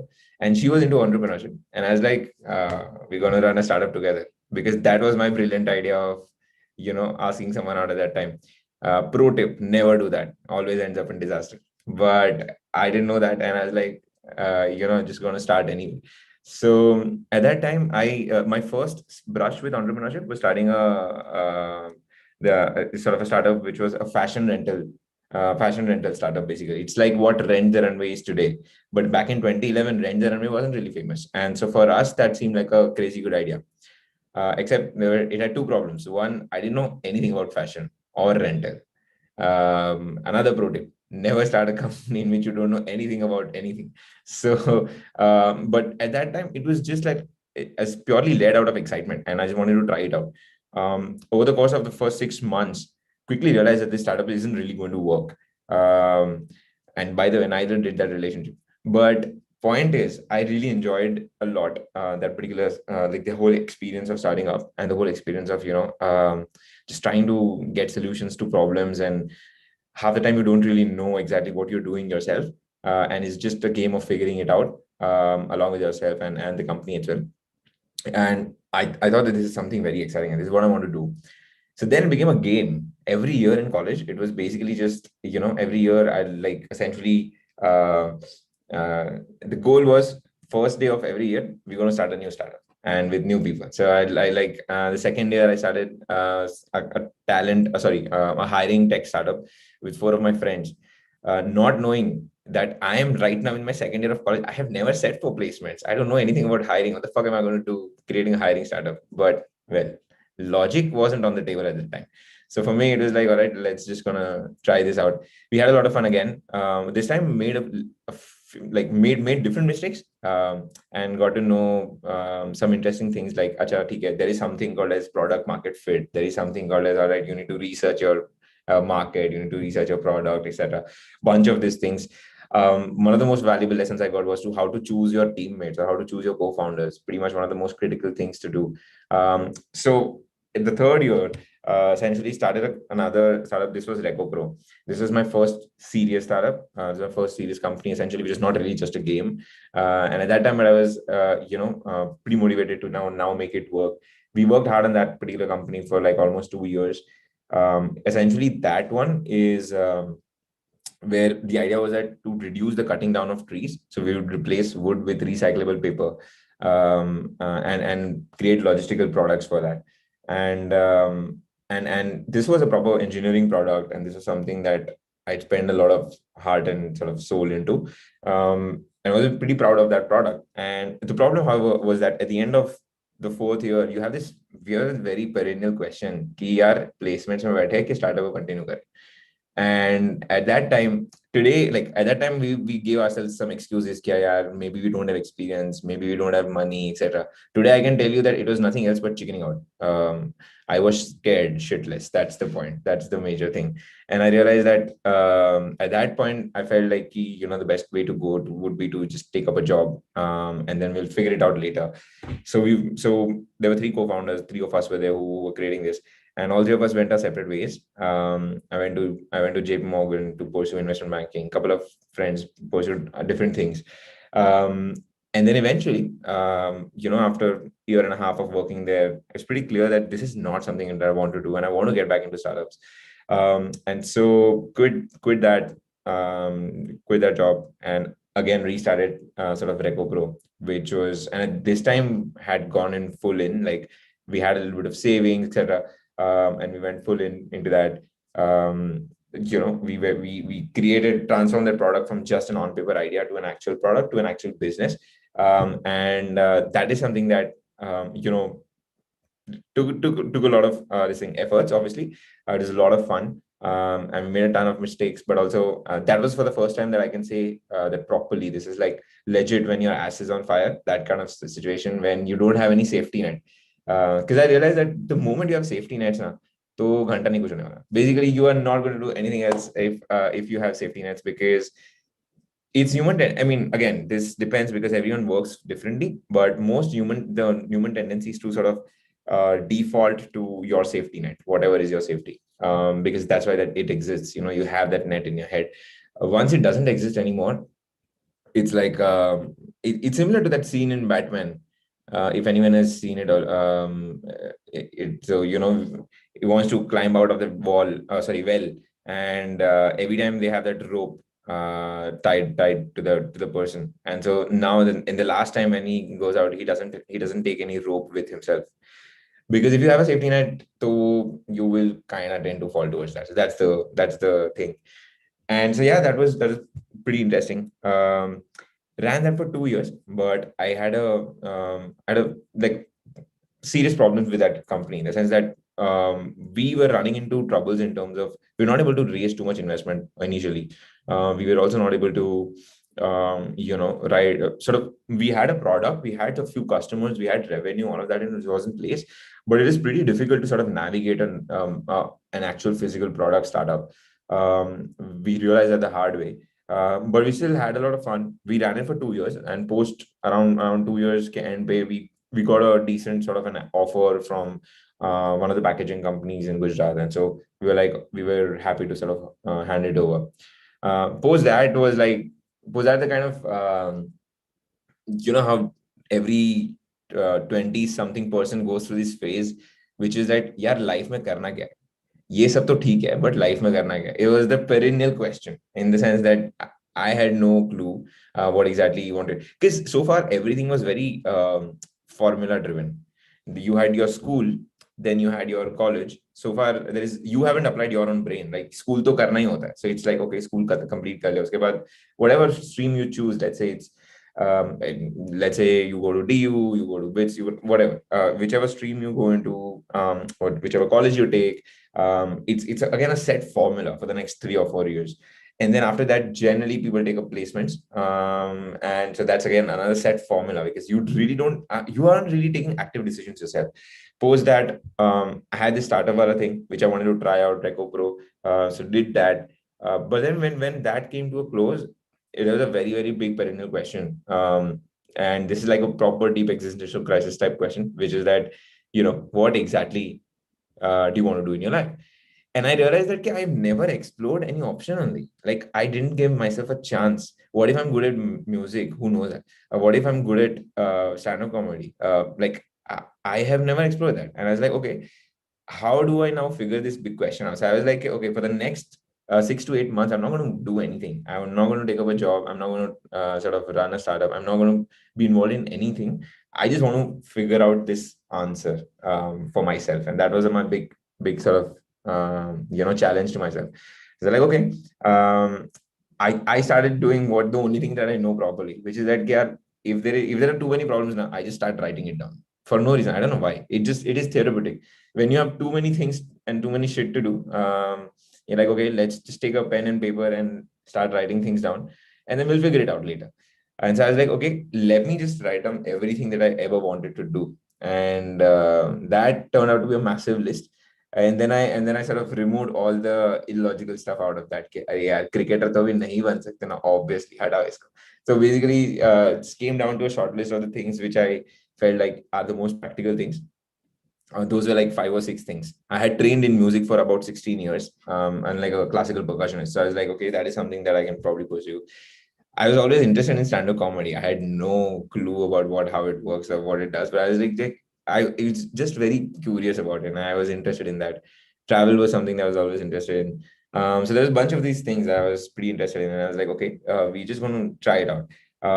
And so what in my genius head at that time, the best thing to do was that we will try everything. Like whatever is in the shortlist, I'm going to try it as a full-time person would for a month. So one activity would be given 1 month full-time. So let's say if I'm trying to pursue comedy, I'm going to like do comedy full-time. And by that, I mean, just like what a full-time comedian would do, which is that, write your sets during the day, try it out during the night, basically in your open mics, improve upon it, and then reiterate, and then build up your set, etc. Stuff like that.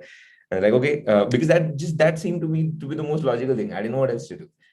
But that I think was probably the best thing that I've done, is because that's when I realized it suddenly became very clear that what I'm good at, what I'm not good at. And I also gave myself the freedom कि यार ठीक है, हम try कर रहे कुछ. And I didn't want the regret at the end of this thing. What if I tried this, and what if I like this better? So I didn't want that regret.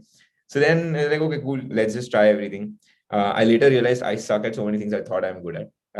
And which sort of narrowed my field quite a lot.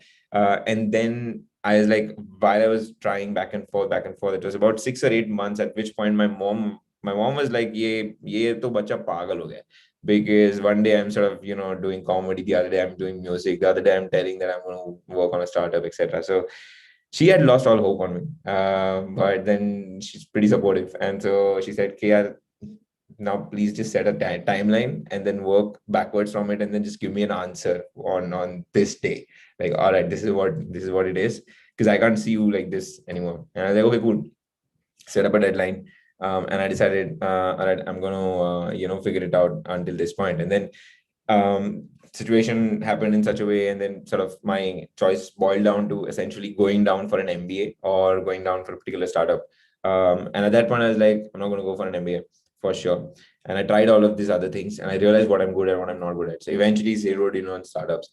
And so I was like, I wanted a good co-founder. So I applied to EF, Entrepreneur First. It's basically an accelerator which sort of helps you find your your co-founder and your initial idea, and they give you initial funding for it. Went through that.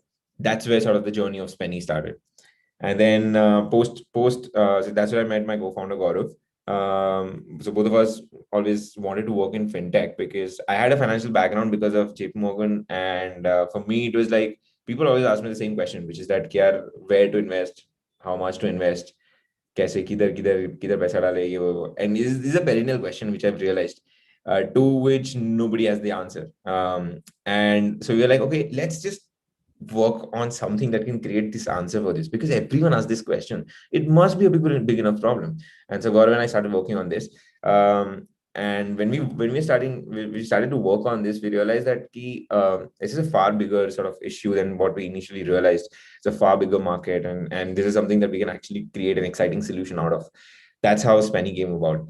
I remember our day one, our first experiment was, in hindsight, is pretty stupid, but it was so much fun because we were actually trying to figure out that how to sort of, how to get people interested into investing. And we came across this experiment. I don't know if you guys know it, but in US, in I think it was Carnegie Mellon University, or no, I think it was Cornell University. Don't hold me on that. I think it was Cornell University. They had sort of came about an experiment, which is that they had two rooms. In one room, they had put in like some 30 blindfolded monkeys, and on the other hand, on the other room, they had put a bunch of like financial analysts with all Bloomberg terminals and all that, and they asked them to, and then in front of those blindfolded monkeys, they kept a dartboard with the name of stocks on it. And on the financial analyst room, they were told to choose the best stocks to invest in. And they ran the simulation for 30 years, and it turned out of 30 years, 28 times the portfolio chosen by the monkeys defeated the portfolios chosen by the financial analysts. And this was very funny to us, because it's like, if a bunch of monkeys can do better than financial analysts, then obviously all of us can. And so we started, our first tagline to our company was, investing so easy, monkeys can do better than you. And we put out huge posters of monkeys everywhere as our first experiment. We got a lot of people to come together, and we played like a spin the wheel game, wherein we tried to sort of people would spin the wheel, and if they won something, they would get a stock, and if they didn't win something, we'd get money. So that kind of a game. And that sort of took off so well that we ran out of stocks and money. So that's when we realized this is something that we really want to do. And then we started working on this behavior, which sort of, with iterations and time, it sort of reached a point where it is now what it is today, which is Penny, which is that every time you do any transaction, we round up the amount to the nearest 10 rupees and we invest it for you automatically. So we wanted to link it to a consumer behavior.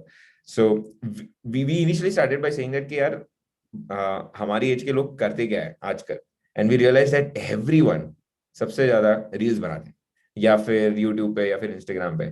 So we are like, okay, let's reward this behavior.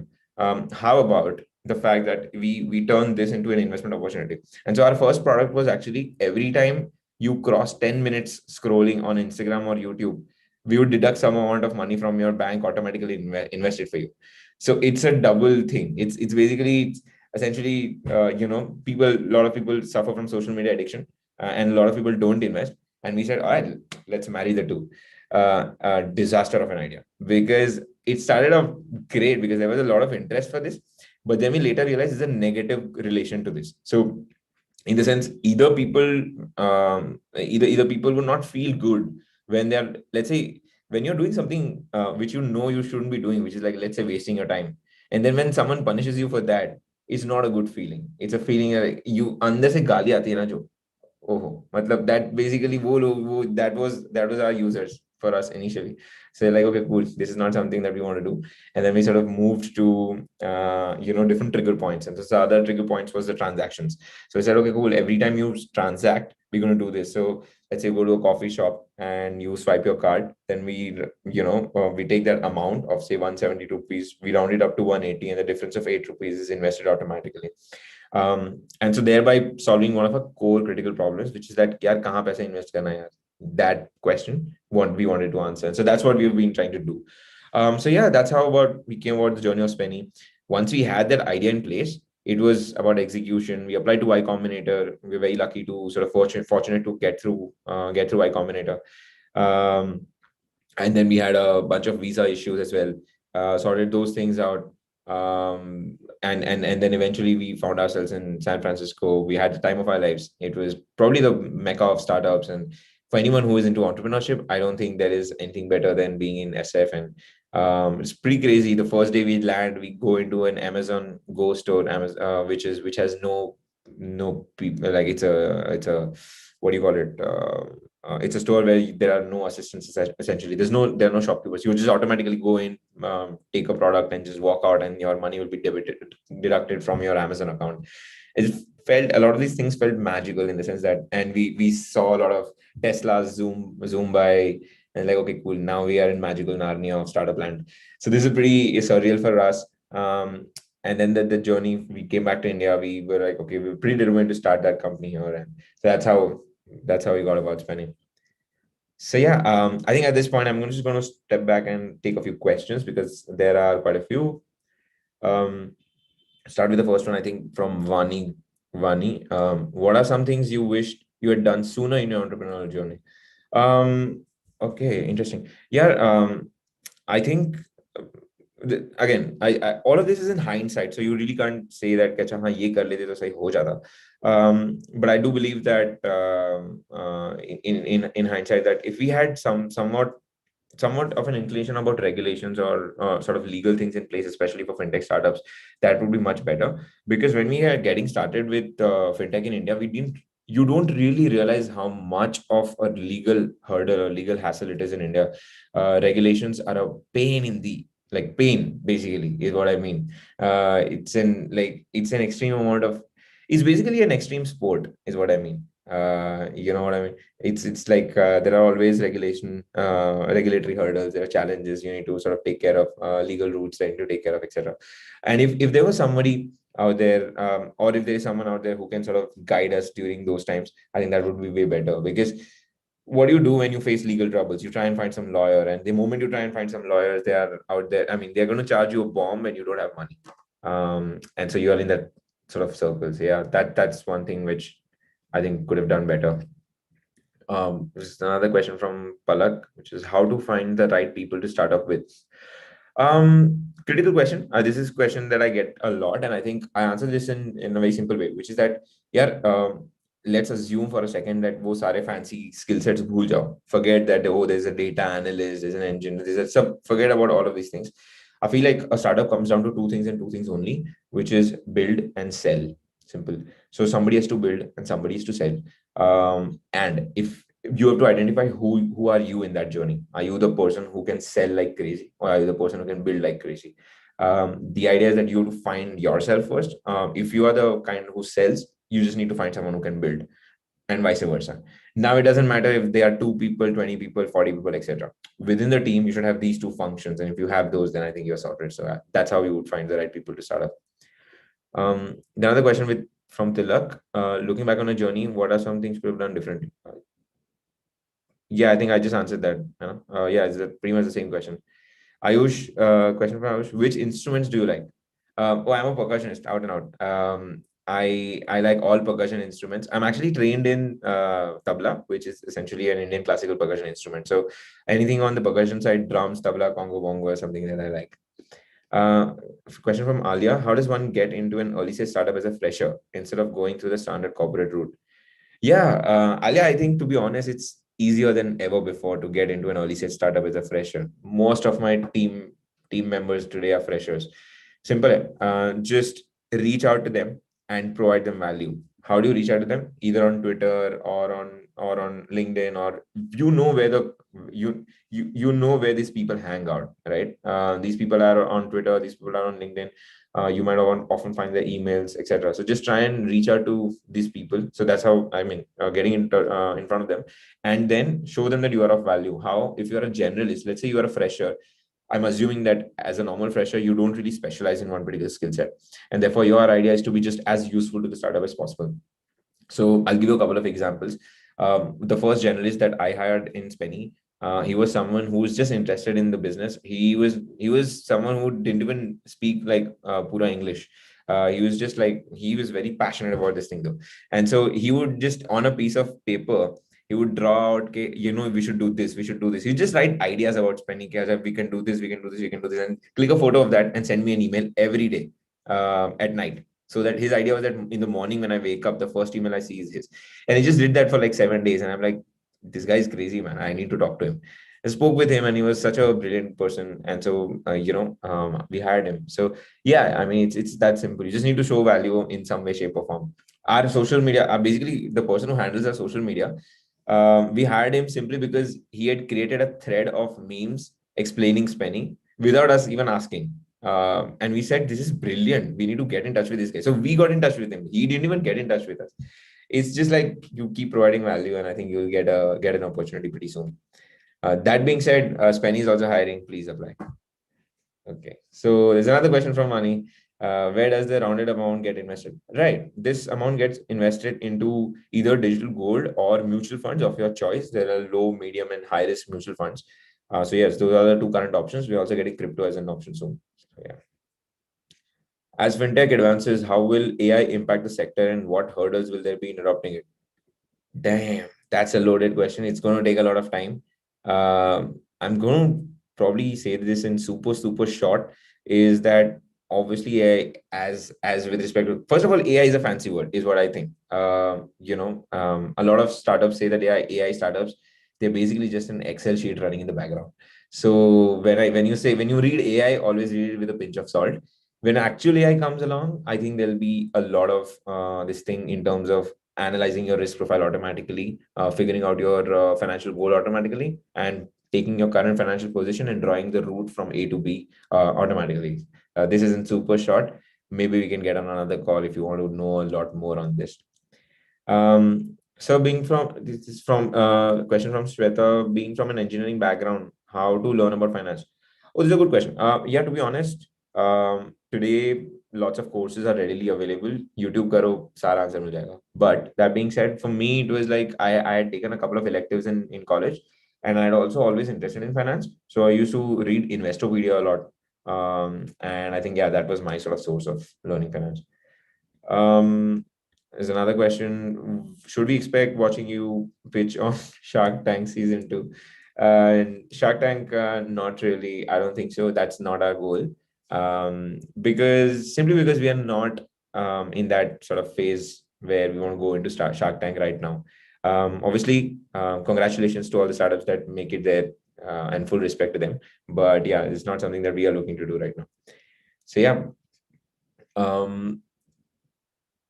Okay, I think we have pretty much covered all the questions and we are right on the time. So Thank you so much, sir. It was quite an interactive session and it was very nice to have you with us today. no, thank you so much to you guys. Thanks for having me on it.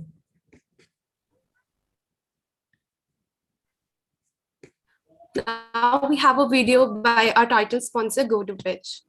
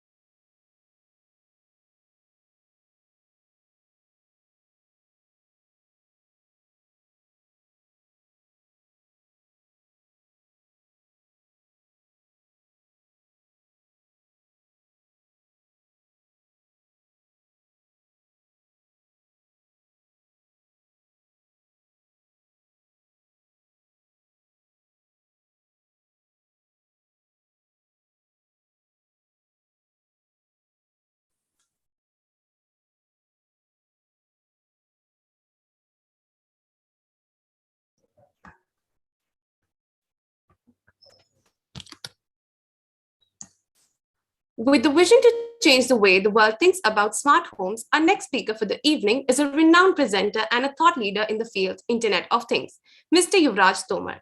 Featured in Forbes Asia's 2016 30 Under 30 list, he's the creator of world's first and only 3D smart home application. Mr. Yuvraj Tomar also received Audience Choice Awards at a global IoT launch program at Hong Kong. With this being said, let us welcome none other than the founder and CEO of ThinkBot and CloudWorks, Mr. Yuvraj Tomar. We welcome you, sir. Yeah.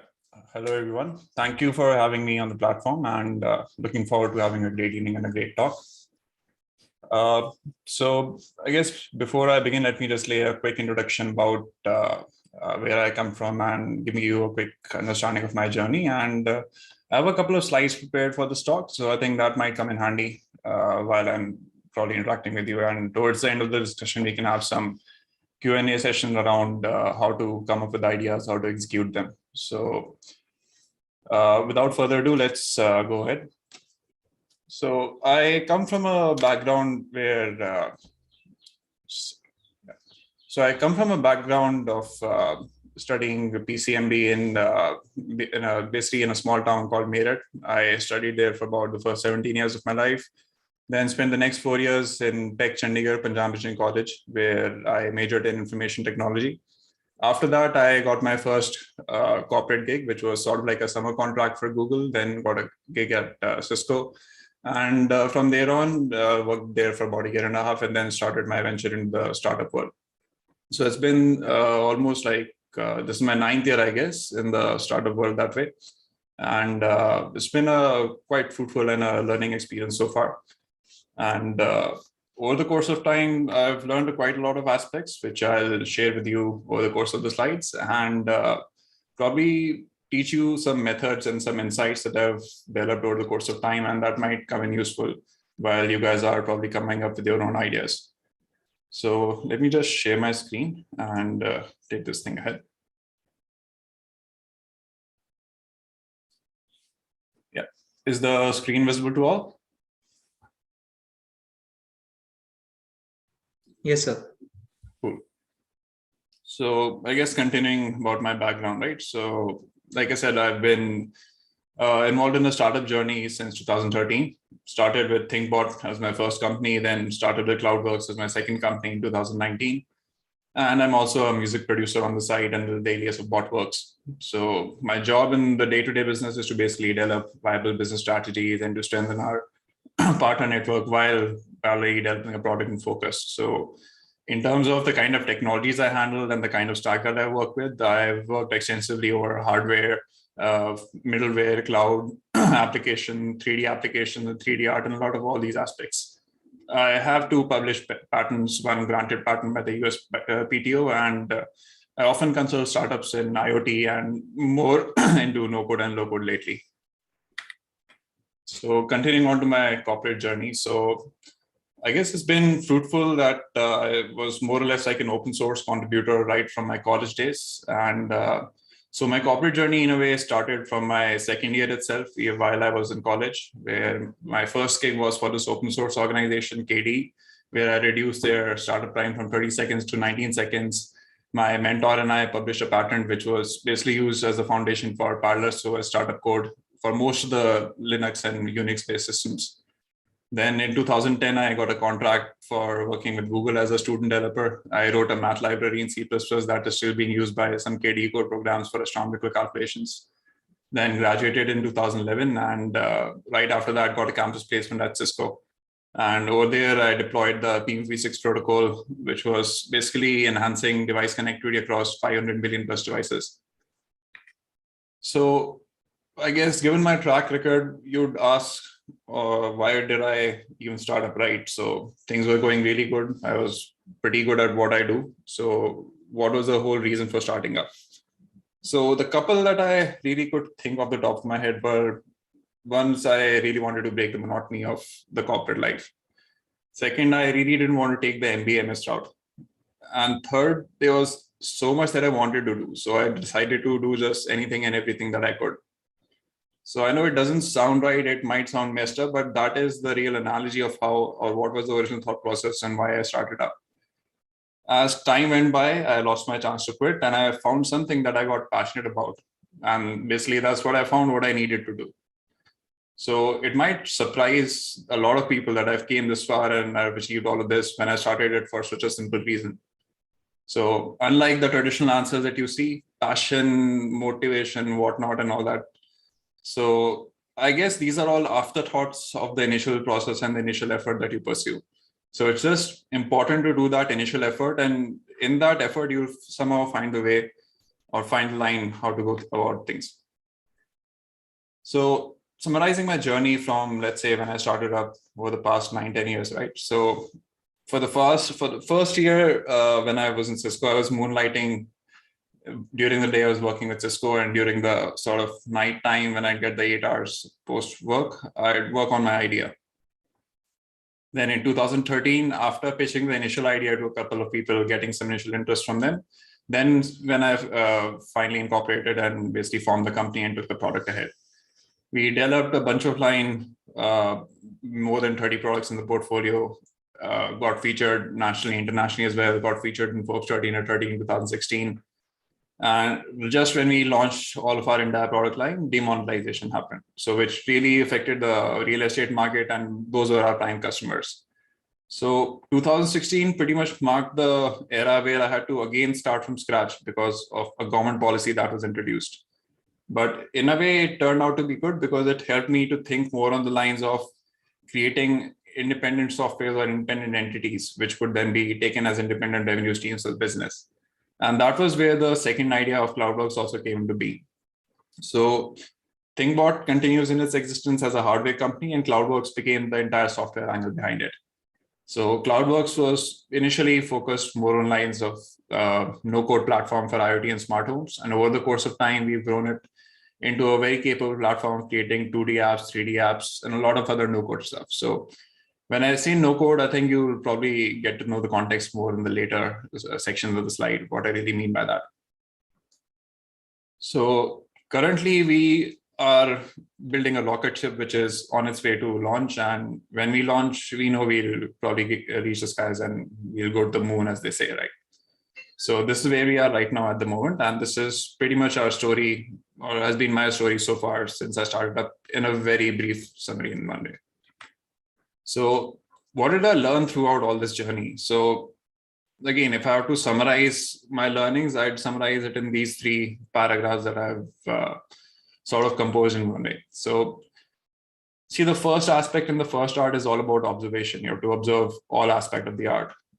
Once you start observing and seeing things in a more deeper sense, you'll find a sense of resonance and a sense of openness by which ideas, interactions, thoughts, they'll seem to invade more deeply than they used to earlier, giving you a richer and a more seemingly increased association. Then the next step is about action. So, but then again, so the thing that you have to keep in mind while having this flamboyance of vision and taking this action in consideration is that leaving a legacy is basically a fool's errand. You have to play by the rules and win. You don't have to seek any destination or no glory. And I think what I'm trying to say over here is sort of conveyed in the Gita and a lot of other scriptures you've seen religiously as well. So I think most similar paragraph to this in the Gita would be sar jhukao kaam karo or phal ki chinta mat karo. So this is pretty much what this action paragraph summarizes in one way. And lastly, when it comes to the creation, right? So you have to think of it like an orchestra. Compose, structure, arrange, and gather the people who share the common vision. And that vision is to wander and create a beautiful symphony. So this is, again, I'm summarizing my entire learning very metaphorically in a way so that all of you could relate to it in some sense. But these are the 3 key aspects of taking things ahead. You have to start with observation first, start with action next, and then you have to create. And what you have to create is basically a beautiful symphony, which you enjoy creating and everybody along the path enjoys creating. So breaking down the metaphor into, let's say, the 3 actual steps. So these are the actual steps. Each step is its own problem and requires its own resource, or let's say a person who's dedicated doing that job, or even multiple people doing that job in a, let's say, a full-time role, right? So let's say just for the prototyping stage, we're talking about 5 or 10 people handling just the prototyping stage. Then you have product development stage and the release stage. All this sounds really overwhelming, right? And it is overwhelming because that's the traditional model of developing products, and that's the way things have been done so far. So this is where no code and low code solutions will come to the rescue, where instead of going through this large or intensive process of creating a product or building it step by step, hiring a team for each process and each step and taking things ahead, it gives you all the power to do everything by yourself. So you don't need a degree in engineering. You don't need any technical knowledge. You don't even need to write code. Everything is all visual. So just the way you would create, let's say, a PowerPoint slide or any graphics in Photoshop or whatever software that you're using, right? It's a similar way that you'll create your web applications in the future manner. So logic is written in configurations, just the way you configure, let's say, color settings or font settings in your slides. This is the same way you configure logic in your application instead of writing code again. So it liberates you from a lot of aspects, and it changes the way how apps are now created. You can create apps in weeks, which would otherwise take months or even years to complete. So let's look at this example, right? So the no-code journey breaks down the whole process into 5 simple steps. The first step is thinking about an idea. Second step is choosing a platform and building a no-code MVP and finding early adopters. And as you can see in this video, as I'm talking, I think this video would finish the slide and publish this web application while I think even before I finish talking about the 5th point. So this is the power of no code, that simple applications can be created in the same day and complex applications can be created in weeks, and all by yourself without having to depend on anybody from a technical team or an engineering degree or an IT team. As long as you have the willingness and the aptitude to learn the platform, you're good to go and create anything that you want. So this changes the traditional model of building stuff, because earlier you would think of having the team and the product, this part, right after the idea, right? This is where a lot of people get stuck. A lot of people, you'll hear this excuse a lot, right? Ki, हाँ, idea तो है, but आता नहीं कैसे करूँ? Idea तो है, but ये नहीं पता कि कैसे होता है, right? So you won't get to hear these kind of excuses anymore, because to answer all these problems, you have these no-code solutions these days. So it's all a matter up to your aptitude and your knowledge about those platforms on how well you can understand them and what all you can do with that. And it doesn't require any coding at all. So it's all similar to learning a new tool for software development, which is like a PowerPoint for applications in one way. So once you build this, let's say MVP by yourself using a no-code platform, and you find some initial early adopters, some initial people who are using your application or web app, whatever you create, then is the right time you go and look for funds.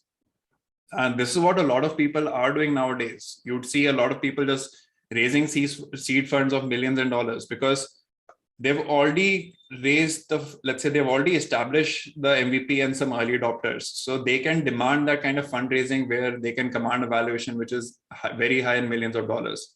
And this is also the newer model of product development and fundraising. Like we can have a different session just to explain you why this is linked to fundraising on a higher valuation, but maybe I think this is out of scope for a current discussion. So again, coming back to our context. So this is the new way of raising funds now. So instead of having, let's say, somebody to depend on a team or somebody to build your product, you can build it yourself. Find some initial adopters, then find some early investors who can then invest on your idea as a seed money. And then you build the team and launch the product. And once you launch the product and you prove at scale, at that time, you are at a much better position of explaining it to investors and commanding a much more higher valuation in the future rounds.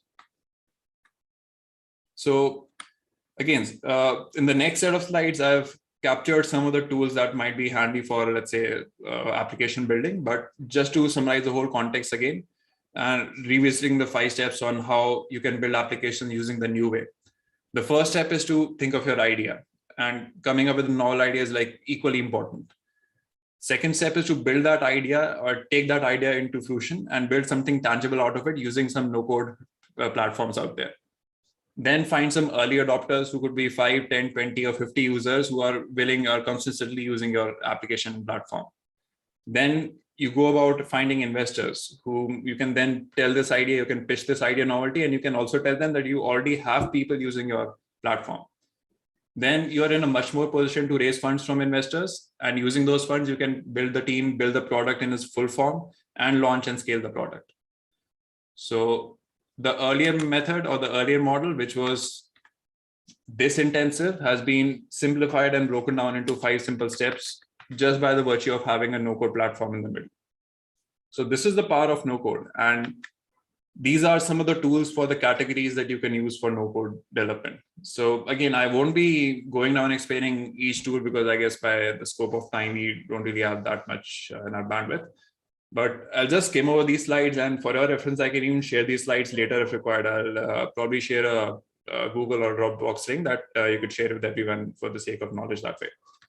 So what I intend to showcase from these slides is that whatever you want to develop in no-code can be thought of as a distinct application. Let's say something like Airbnb is a web app. Something like, let's say whatever you're using, TikTok is a mobile app. So likewise, you have to think of application ideas in different segments. So there are 10 distinct segments in terms of web apps, mobile apps, workflows, AI, voice apps, and a lot. So I've covered all of these in all these segments. And for each segment, there are different tools and different elements and no-code platforms that you can use to continue and build on those ideas. And one more thing to take into notice is that your web app or your mobile app is not functional alone by itself. Let's say if you're talking about building an e-commerce app of your local grocery store or whatnot, and your web app, you've already built the e-commerce platform. In the mobile app platforms, you build the mobile app. Now, if somebody is placing an order, now you have to send this thing to a logistics provider, or you have to track the logistics workflows for it. So the current application platforms are limited on those platforms where they are not allowed, or they're not able to share that data that extensively, let's say, to build those kind of workflows that complex way. So then you need to look for workflow builders, where you now link the interactions from your mobile and web apps into a third-party app, which is your logistic app, and then you can track the delivery part. So this is just one of the use cases that I'm giving you. A full application will require a lot of these no-code platforms working together. And in the end, this is, I guess, your skill roadmap as a no-code engineer or a no-code developer, if you will, to call it that term. Gartner calls it a citizen developer if we have to be more in those technical terms. But again, the limitations are endless. It's whatever you want to be, because the platform gives you anything that you want, and it's all up to you to learn those platform and understand those limitations. So there are these 10 distinct segments from web apps, mobile apps, documentations and databases, workflows, voice applications for building Alexa and Google app, basically Google Voice, those kind of applications. And likewise for a lot of these elements, like for even data science and AI ML purposes. And a lot of these products have, as you see, have already been acquired by big names or are in the process of getting acquired. So you can see that the industry and all the big names are also taking notice of this movement, and the moment they see an interesting product, they acquire it. So that's also sort of a proof for you as a user that these products are being acquired by big companies. So that means there must be something valuable in them. So even for payments, right? So you don't have to code for even linking your payment gateways or any of those extra steps. And even likewise for testing. So you don't need to hire testing engineers because you have no code platforms to do your job. And likewise, coming to even for that matter, IoT. So writing hardware code and linking hardware devices to your web applications is also now just in a simple drag and drop kind of framework. So concluding thoughts about building your ideas, taking these to fruition, and let's say how you can take things to head, right? First step, it is, like I mentioned, it's about the idea and all, but you have to understand that it is never been easier to execute the idea now, given the kind of government regulations we have, given the kind of media awareness that is there around startups, given the kind of sentiment that is there around startups versus what was even 5 years ago. It's drastically changed. So it's easier than ever to go out there and start working on your idea and build your own venture. And at least even, let's say, for the first couple of years after your graduation, it's no harm just to take, let's say, a year or two and just explore an idea and try it out. and then you can probably go about job hunting. So this is also accepted in a lot of these corporate cultures. Even if you go job hunting after that, nobody is going to question you for that 2-year gap. Eventually that 2-year gap is going to teach you more than any MD or MS degree or anything that you could even learn while you were working on that job, because you were working on your thing or your idea, and you took something and you tried something out of it. So that learning is more valuable than anything else. And secondly, it's very important to understand the timing and the market of your idea. So see, there are a lot of cool ideas to implement, but then again, the timing and the kind of market of that idea is equally important. So let's put a context of, let's say, why iPhone won the whole race of smartphones, and why, let's say, there were other better devices like Palm and O2 mobile devices. Why couldn't they win the market?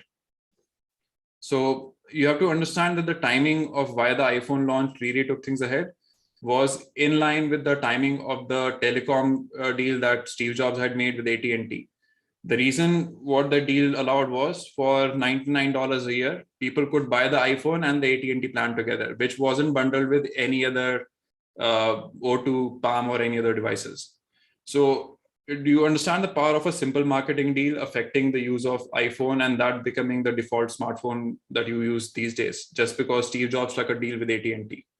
So you have to understand the market, and you have to understand the timing of how to execute these in comparison to your competitors. And likewise, there are tons of instances, but then again, I am just trying to put this thought in, let's say, a very brief context, why this is important. And lastly, you don't have to depend on a, and again, thirdly, you don't have to depend on a tech team to make your ideas tangible, because now with no-code platforms, you can just do it yourself.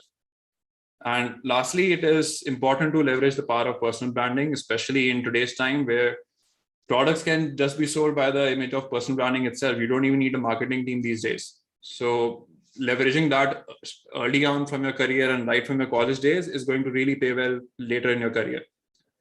So in conclusion, what are you waiting for? There's no other better time to start working on your idea. It's one of the easiest ways to start working your product and taking it to fruition is using no-code platforms. So start working on your idea now. So that's pretty much it I have for today's talk. And I guess if you have anything else that you'd like to ask me, and if at that point you have any questions or answers about certain aspects that you want me to elaborate, I'd be happy to entertain them. Well, thank you so much, sir, for sharing your journey and walking us through the details as well. It was really very informative. So we've just got a few questions from the audience, which I would like to ask you. Well, the first question is that people in India are not much tech savvy. Of course, that's changing over the time. But despite that, you've built a successful startup in this space. So how did you make that happen, and when and how did inspiration strike? So, see, I guess I've been sort of good at tech since I was in 6th grade. I've been programming since I was in 6th grade. So, and I was already participating in national Olympiads by the time I was 11th. So I know it was sort of like an innate likingness towards programming and towards tech that I had as a child itself. Like I would open up my gaming consoles, all the Little Masters, Nintendos, Segas that I had, and often just spoil them just to understand the circuit. So I guess having an inquisitive mind is really important, just even if it's for the sake of initially destroying something that you want. But that inquisitiveness is really important, and that drive is really important to take things ahead and to have a learning aptitude.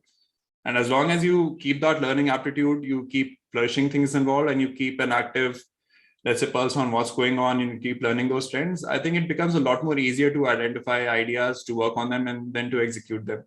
It all just sounds fancy that, I've developed hardware and whatnot. Like it might sound overwhelming that I'm doing hardware and all that, like whatever that stuff is all together, even with 3D application and all that, right? So, but again, it all came intuitive to me. So it wasn't something that I meditated or thought about really hard. It started with, let's say, a simple initial step towards, let's say, an initial intuition and acquisition about how to acquire new thoughts and new ideas. The more I started working on that mental model, the more my learning aptitude became better. And tech was just something that I happened to like and be good at the same time. So I guess that really sort of worked in my favor. And I guess another very important aspect to look at is, like I mentioned again, the luck and timing and the market of how things work. So again, I would attribute a lot of my success to those aspects, because then there are like tons of founders who are equally competent, who have equal products, but who might not be able to see the, let's say, same level of success that I have, because certain factors of the market, certain factors of the timing, and at times certain luck also didn't work out for them. So that's also a very important thing to consider, what basically made me today what I am. That sounds really interesting, sir. Thank you so much for shedding light on it. Well, the next question is, sir, home automation, that sounds like an expensive idea. So who should opt for it? And how do you make a sense of such a market in India? Yeah. So actually, it is a conventionally expensive idea. Like you would have heard, even if you have certain relatives, you would have heard them paying like lakhs of rupees just to get a home automation system and whatnot. This is the whole mindset that basically I started ThinkBot with, because we've started with a wireless and a 3D smart home solution, which is a pretty big novelty in itself. You can see the whole home in 3D and all that. And for us, like our starter kit for a 1 BHK is 10,000 rupees. So it's not an expensive idea anymore. It is pretty much in the same affordable lines as a smartphone these days. Absolutely, sir. So the next question is, being a designer and developer, what are your favorite hardware and tools to work with, and for what reason? So there are tons of tools that I work with. It's very hard to pick one. See, for each domain and for each use case, there is a particular tool that way, right? And then again, there are certain, like every tool has its limitation. That's why there are a lot of competitors in the same domain. You don't see one tool being the winner, because there's no one winner takes all kind of a solution out there. So it's very hard to pick. Like if you could give me a more specific ask to the question for, let's say, if I had to give an example of how I built this entire smart home device and which tools did I use to achieve this thing, right?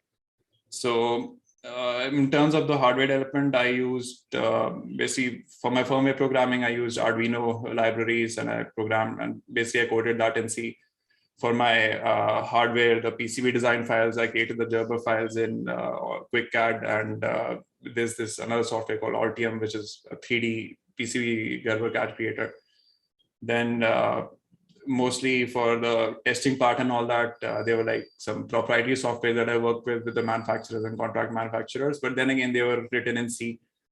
And for the edge computing, I was using Linux, and again in C, Python, and Golang, a combination of these three technologies. For the application, I was using Android, basically, which is Java, iOS, which is C#, and Swift in the most recent times. And basically, you're using Unity at that time. We have now moved to Flutter. So these are the technologies that I use in the app. And cloud is a very big technology in itself, but I was using mostly the AWS and the Google ecosystem, and currently I'm using the Azure ecosystem. So there are like a lot of tools within each ecosystem that I can explain, but I guess this is pretty much a summary of how I work out my entire tech stack. Well, thank you so much, sir. That's really fascinating, and thank you so much for going into the details. Sir, what would be your word of advice to the fellow entrepreneurs? To my fellow entrepreneurs, I don't really have an advice as such to my fellow entrepreneurs. See, one thing which I'm a very strong believer of this opinion, and I believe all of you should also profess the same thing, because in the end, getting influenced by an opinion or an advice, it's a very weak influence. So you should not get influenced by an opinion or advice. But just for the sake of giving an opinion or some, I guess, keywords to whoever, let's say, fellow entrepreneurs who are out there, I guess times are getting better now. And if you have stuck so far through, at least the hard times are over.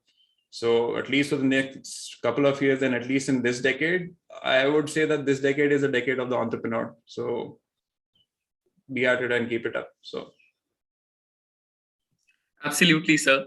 Last but not the least, sir, all of us are aware of your love for guitar, and we can see the guitars as well in the aesthetic background.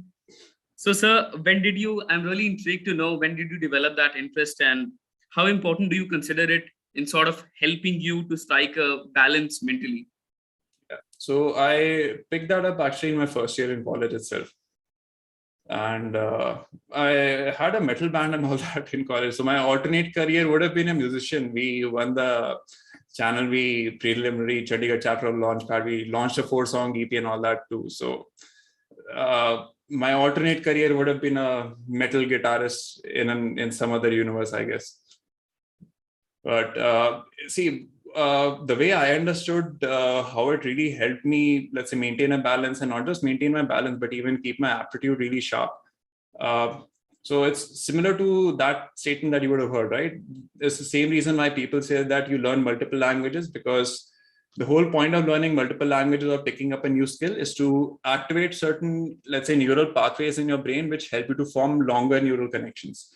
And that's the key, or if you break it down to a very simple essence of, let's say, defining intelligence or defining aptitude, that's a very simple measure of defining intelligence and aptitude. If you have longer and persistent neural connections, you can conceptualize ideas better, you can be more coherent with your ideas, and you can explain and understand stuff better.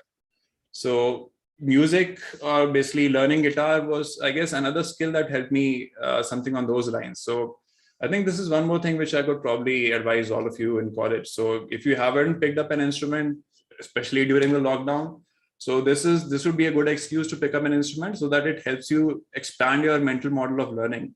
Because as you learn music and you're also learning something else on the go, you'll feel it yourself that you've unlocked some new form of learning and new form of understanding. And that's happening because you're learning this new skill in parallel. Absolutely, sir. I totally resonate with you because I also have been playing the tabla for the past 8 years. Oh, so nice. Sir, actually the chat box has gone crazy. All of them are listening to your guitar. So what do you mention? All of them are? Pardon, sir? I didn't get the last part that you mentioned. Actually, sir, the chat box has gone crazy. Everybody is really excited to listen to you on the guitar. I don't have so I have to plug in my whole system. I don't have that ready. But you could go to my YouTube channel. I have uploaded about 8 tracks so far. So you could give a couple of tracks a listen that way. Definitely, sir, definitely. Thank you so much, sir, for your time. It was really lovely listening to you and interacting with you. Sure. Yeah. Thank you all. Pleasure to be here. Pleasure to talk to you all. Thank you. Thank you, sir.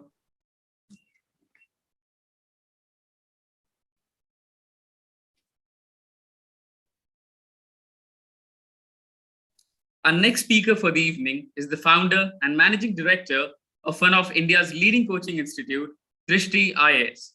He cleared the UPSC Civil Services examination in 1996 in his very first attempt and was assigned to the Union Ministry of Home Affairs. He resigned after a year and set out to establish Drishti IAS for UPSC aspirants in 1999. The former civil servant has completed an MA, an MPhil, and a PhD in Hindi literature from Delhi University, which makes it all the more special to have him here today. It wouldn't be an exaggeration to say that Drishti IAS is known because of him as much as it's known for its quality education.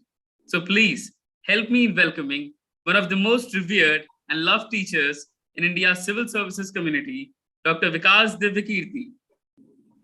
We'll be having Thank you, Ayush. Thank you. Thank you so much, sir. We'll be having a Q&A session with sir, where he'll answer all the questions that you were really inquisitive to know. Over to you, sir. Yeah, I'm more than willing to listen to the questions which you had to ask me. Since this is my first webinar on this topic, I have never ever spoken on entrepreneurship. Actually, I never knew I am a good entrepreneur until and unless you talked to me last month. So now for the first time, I have come to know that I am a person who can speak on this topic as well. So because I don't know what I have to speak, so I am asking you questions so that it becomes easier for me to communicate. That's it. No, sir. Actually, we've gotten a lot of questions for you in the chat box. We've been getting since we announced that you're going to come here. So we have a couple of questions for you, but we would like you to start with talking about your journey. What was that particular moment when you decided that now I need to start working for Drishti IAS? And what were the kind of challenges that you faced along the way? Okay. Actually, I was never interested in doing a business activity. What happened is I cracked my civil services in my first attempt in 1996, as you people mentioned right now. And I joined the service, but I was not interested in the service at all. So I wanted something in my hand to give my resignation from the service. So because I was teaching at Delhi University before that, I was doing PhD at that time. So there was an opportunity in DU in one college. So I thought if I go, because I was topper in DU, so teachers loved me in the sense that they would give me the opportunity to teach in the university. So I resigned just one day before the interview in the DU to get into DU. And then I was told that unless your resignation is accepted from the ministry, you can't do any job in DU. And it took around 20 months for the government of India to accept the resignation. So those 20 months, the unemployment of those 20 months, it was the reason behind the STIAS. So I had to do something to cater to the needs of my family. Right. So this is how it happened. There is no great story about it. I mean, every journey has a great essence in itself. But now moving on to the relevant topic, which is, so I have a two-part question regarding that. First, you initially mentioned that you don't think of yourself as an entrepreneur. But a lot of people throughout the conference, we've heard that entrepreneurship is sort of a mindset. You don't need to be an entrepreneur or a businessman to apply it. You, anywhere you are, if you have the entrepreneurial mindset, you are an entrepreneur. So the two-parted question is, first, what is your understanding of the term entrepreneur, as in how do you look at it? And second part is, anyone who is aspiring to be an IAS or a civil servant in any way, how can they apply the entrepreneurial mindset in their life? See, as far as my understanding of entrepreneurship is concerned, actually, I come from a generation where it was never something respected in the society.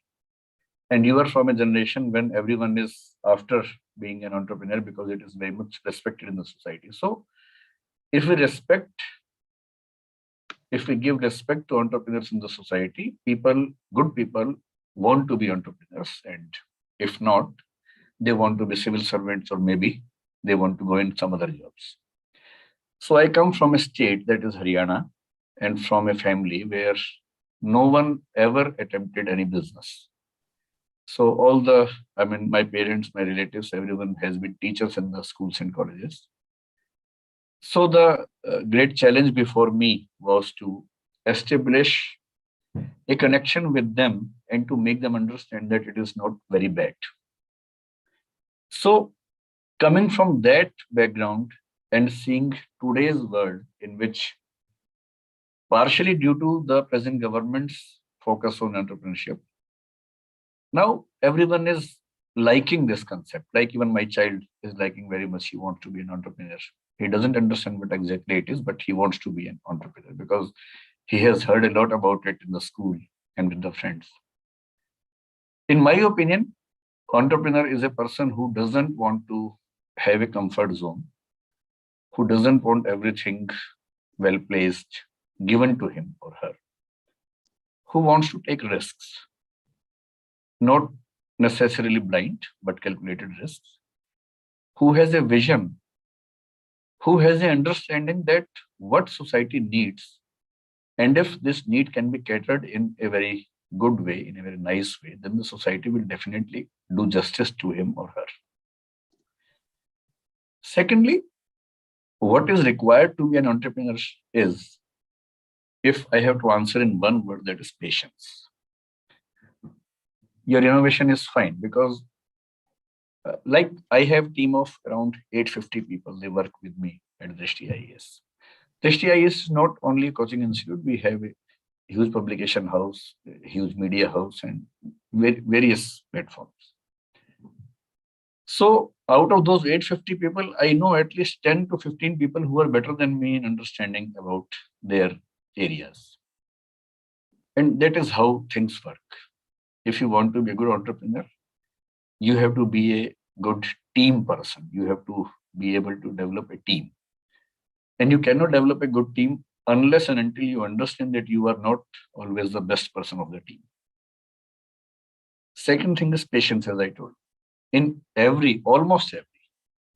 Nowadays, due to this technology background, some people get success in the initial attempts very easily.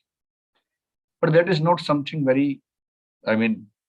it is something unique to the present times. It never happened in the past.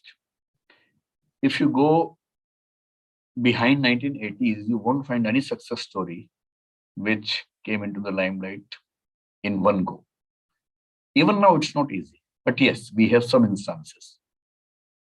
Almost in 99% of ventures, the mindset when you start something, you are so optimistic, you are so hopeful that as soon as you enter the market will start jumping, bouncing, and they are all waiting for you. They have been waiting for you only. This is the mindset when we start the business or something, some venture. But market is a very cruel place. They don't care for you. Till the time you offer them something free of cost, they accept it, they love it. But the time you want to ask for something, for some returns, they will say you no, or they will not even say you no. They will not even care about you. So in the first year of business, it is believed that at least 60-70% of the people who go into ventures, they have a sense of despair and they feel like quitting. But it is, at least in my times, in 1980s, 19s, and first decade of 21st century, it was believed that if you have a patience of 1,000 days in any work you do, maybe business, maybe anything else. Like some of my friends are in the film industry in Mumbai. One of them used to tell me at that time, it is a famous saying that you give 1,000 days to Mumbai, then Mumbai will give you everything. And I heard the same story from my family people about business. If you give 3 years to business, and they have very good sayings about it in their local language, which means in the first year, you won't get anything. In the second year, you will start getting something. In the third year, you will reach the break-even point. And if you sustain yourself in the business for 3 years against all the odds, only then you will be a successful person. So in my opinion, innovation is good. Dynamism is good. Understanding of the society and what the society needs. But the society is not even able to tell you that it needs something. If you have an eye which could see these things, then you will definitely do good. But you need to have a patience, persistence, and perseverance. So this is the answer of your question. I think this should be completed. Your answer made me remember this quote I read about from Gary Vee, where it is a very beautiful quote about entrepreneurship, where he says that speed is for the short term and patience for the long term. The pressure that builds between the two produces the diamond. So your answer took me there. But following up on that, I want to ask one thing is that anyone who sort of is aspiring to be in a governmental position in the public domain, or a civil servant or an IAS, should people sometimes feel that public domain, while is a great catalyst for business, people feel that it is set apart from it. But do you think that such people also need to have an entrepreneurial mindset and they should inculcate that mindset while they're in college itself? That depends on what you want to do in your life. If you want to be an IAS officer and that is the end of your desires, then I think you don't need any specific kind of entrepreneurship in you. If you just want to be an IAS officer. But if you want to do something great after being an IAS officer, then you need to have entrepreneurship. You will have to take risks for the society, for the betterment of society. You will have to do something innovative for the society you are catering to. And for being a very good IAS officer or a very, very good civil servant in any ministry, you need to be an entrepreneur. But just to be a civil servant, it's a very simple thing and anyone can spend 30 years there. Right.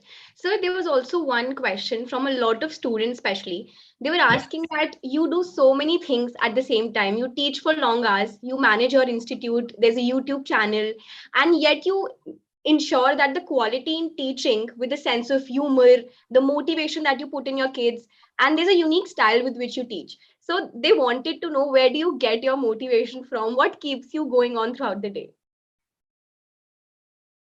Motivation comes from the kind of person you are. Like for me, the biggest satisfaction is when I see my students happy and understanding the things. So teaching for me is a spiritual exercise and I love it. I like it. I don't do anything for teaching actually. That is a style which I have developed over the years without any conscious effort. That is a part of my personality. This is just a chance that people are liking it. Even if they didn't like it, even then it was my style. So teaching in offline classes, not in the online classes, when I see only a camera, I'm not able to enjoy the process of teaching. But when I'm in front of students, it's like meditation. It's like spiritual bliss. So I don't do anything. And I have seen the best classes which I ever took were the classes for which I never prepared anything, except the content that I knew. I never specifically prepared anything for the classes, and I enjoyed those classes most thoroughly. इसको हिंदी में ऐसे भी कहते हैं कि एक समय के बाद बहुत कॉन्शियस न रहना अपने आप में बेस्ट रिजल्ट्स के लिए जरूरी है. और there is a concept in aesthetics called careful carelessness. So after having put a lot of care, if you are able to achieve the level of carelessness, then you reach the best level. And I aspire to be a teacher who is not at all formal, not at all careful while teaching. That is my aspiration. Maybe I'll achieve that sometime. I'm sure you will, sir. Also, sir, your history with the Hindi language is pretty long lasting. You've also taken up several initiatives for social cause, especially for Hindi medium students. So was this one of your goals when you initially started out, or was there some experience along the way which motivated you to work for them? See, I come from a place called Bhiwani in Haryana, and most of the students used to get fail in English, including me. So in 10th class, by chance, I was able to learn the basics of English, and then I started enjoying that language. I changed my medium from Hindi to English in 11th and 12th. Then I did my BA honors in history from DU in English medium. Then I did a lot of degrees in English medium and few degrees in Hindi medium as well, like MA Hindi, MPhil, PhD Hindi. So for me, choosing Hindi medium for the UPSC was just like, I love two languages, but I have to choose one. So because I was more comfortable in Hindi than in English, so I chose Hindi. But when I chose Hindi, I found that there are a lot of problems with which the Hindi students or the students of other Indian languages have to face. Right. And the English students are not supposed to face those problems. And this is not against English people because they even don't know what is happening. This is about the structure, about the system. And I'm not complaining against any institution that they are doing it consciously or intentionally. But this is how things are working. So when I decided to get into this field, for me, the basic requirement was to have my economic needs fulfilled, and that could have been fulfilled with English medium as well or Hindi medium as well. So I had a thought that since I tried with the Hindi medium, I got selected as well in the Hindi medium, and I faced a lot of problems which Hindi medium students face. So why not to do something in Hindi that I think should be done? Why should I wait for someone else? I can also do that. Yeah. And when I started, things became very good financially and even otherwise. Now, when I do something for the Hindi medium student, this is just the feeling of giving back to the society, which has helped me a lot. I am, whatever I am today, this is because of the love given by the Hindi belt. So I ought to do something for them if I can do. So that is the reason I'm doing for them. But we are also having everything in English. We teach in English. I also take the classes in English. But yes, for the Hindi medium students, we have some special schemes so that they can have equal share. If not equal, at least justify share in the bureaucracy. Right. So there were a lot of questions revolving around this. I'm sure the audience has gotten their answer by now. Another question that we've been, facing from the audience is, what are your views on the edtech sector currently? And since you just mentioned that, market is a very cruel place and you need to have time to build yourself up, how do you stand out and how do you plan to remain ahead? What are the strategies that you adopt? See, these are two questions. One is, what are my views on edtech sector, and then what is my strategy for my presence in the edtech sector? Yes, yes. About the first question, I would say that in edtech sector, what happened is those who started things earlier, they definitely got the first mover advantage. And when the video technology is there and we have the streaming possibilities, it was obvious that in education also we will be having some startups, and that is what some good players have done. Whether they will maintain their success or not, that will depend on the post-COVID situations. Like during the COVID, there was no other options we had. We had to go on the education technology platforms. In my opinion, the quality of education in offline is far, far ahead than in the online. So when we have both the options open after the COVID, then we have to see whether the market which they are claiming will sustain with them or not. But yes, there are some benefits. Like those who cannot come to the places like Delhi, now they have the option of viewing all the classes from the place they are living. Also, when we teach in the offline classes, if a student is not able to attend a class, he has to or she has to miss something. With the help of this online thing, now they're not supposed to miss anything. They can have Recorded classes. Yeah. So what we have done is we have started hybrid classes now. We take the offline classes, but all the classes are available to the students in the online mode as well till the currency of their batch. So this is what edtech sector has given, especially to the students. But yes, I believe in the edtech, we need to have a lot of improvements, because especially if you are delaying the offline classes in the online mode, then it is fine. It has a recreational value, it has an entertainment value as well. But if the classes are recorded in a studio where there are no students, mostly I have seen the teachers are not able to maintain the motivation level in them as well as in the students. Some new technologies are coming. I am waiting for the holographic technology when it comes. This will create something very new in which the teacher will not be present in front of you, but you will be seeing the teacher in front of you like he is or she is standing there. That will probably make the edtech thing very useful. And how we manage in the edtech is, I have seen one thing throughout my career. If you give good quality to the students, they will always come to you. There is no second thought to it. Right. We took around 8 to 10 months to develop our app that is called Dashti Learning App, but finally we developed it. We had some accidents initially of the piracy and all, but gradually we managed it. Now we have a good technology team which is looking after it. And I have seen in edtech, in online sector also, a lot of students who can never come to Delhi.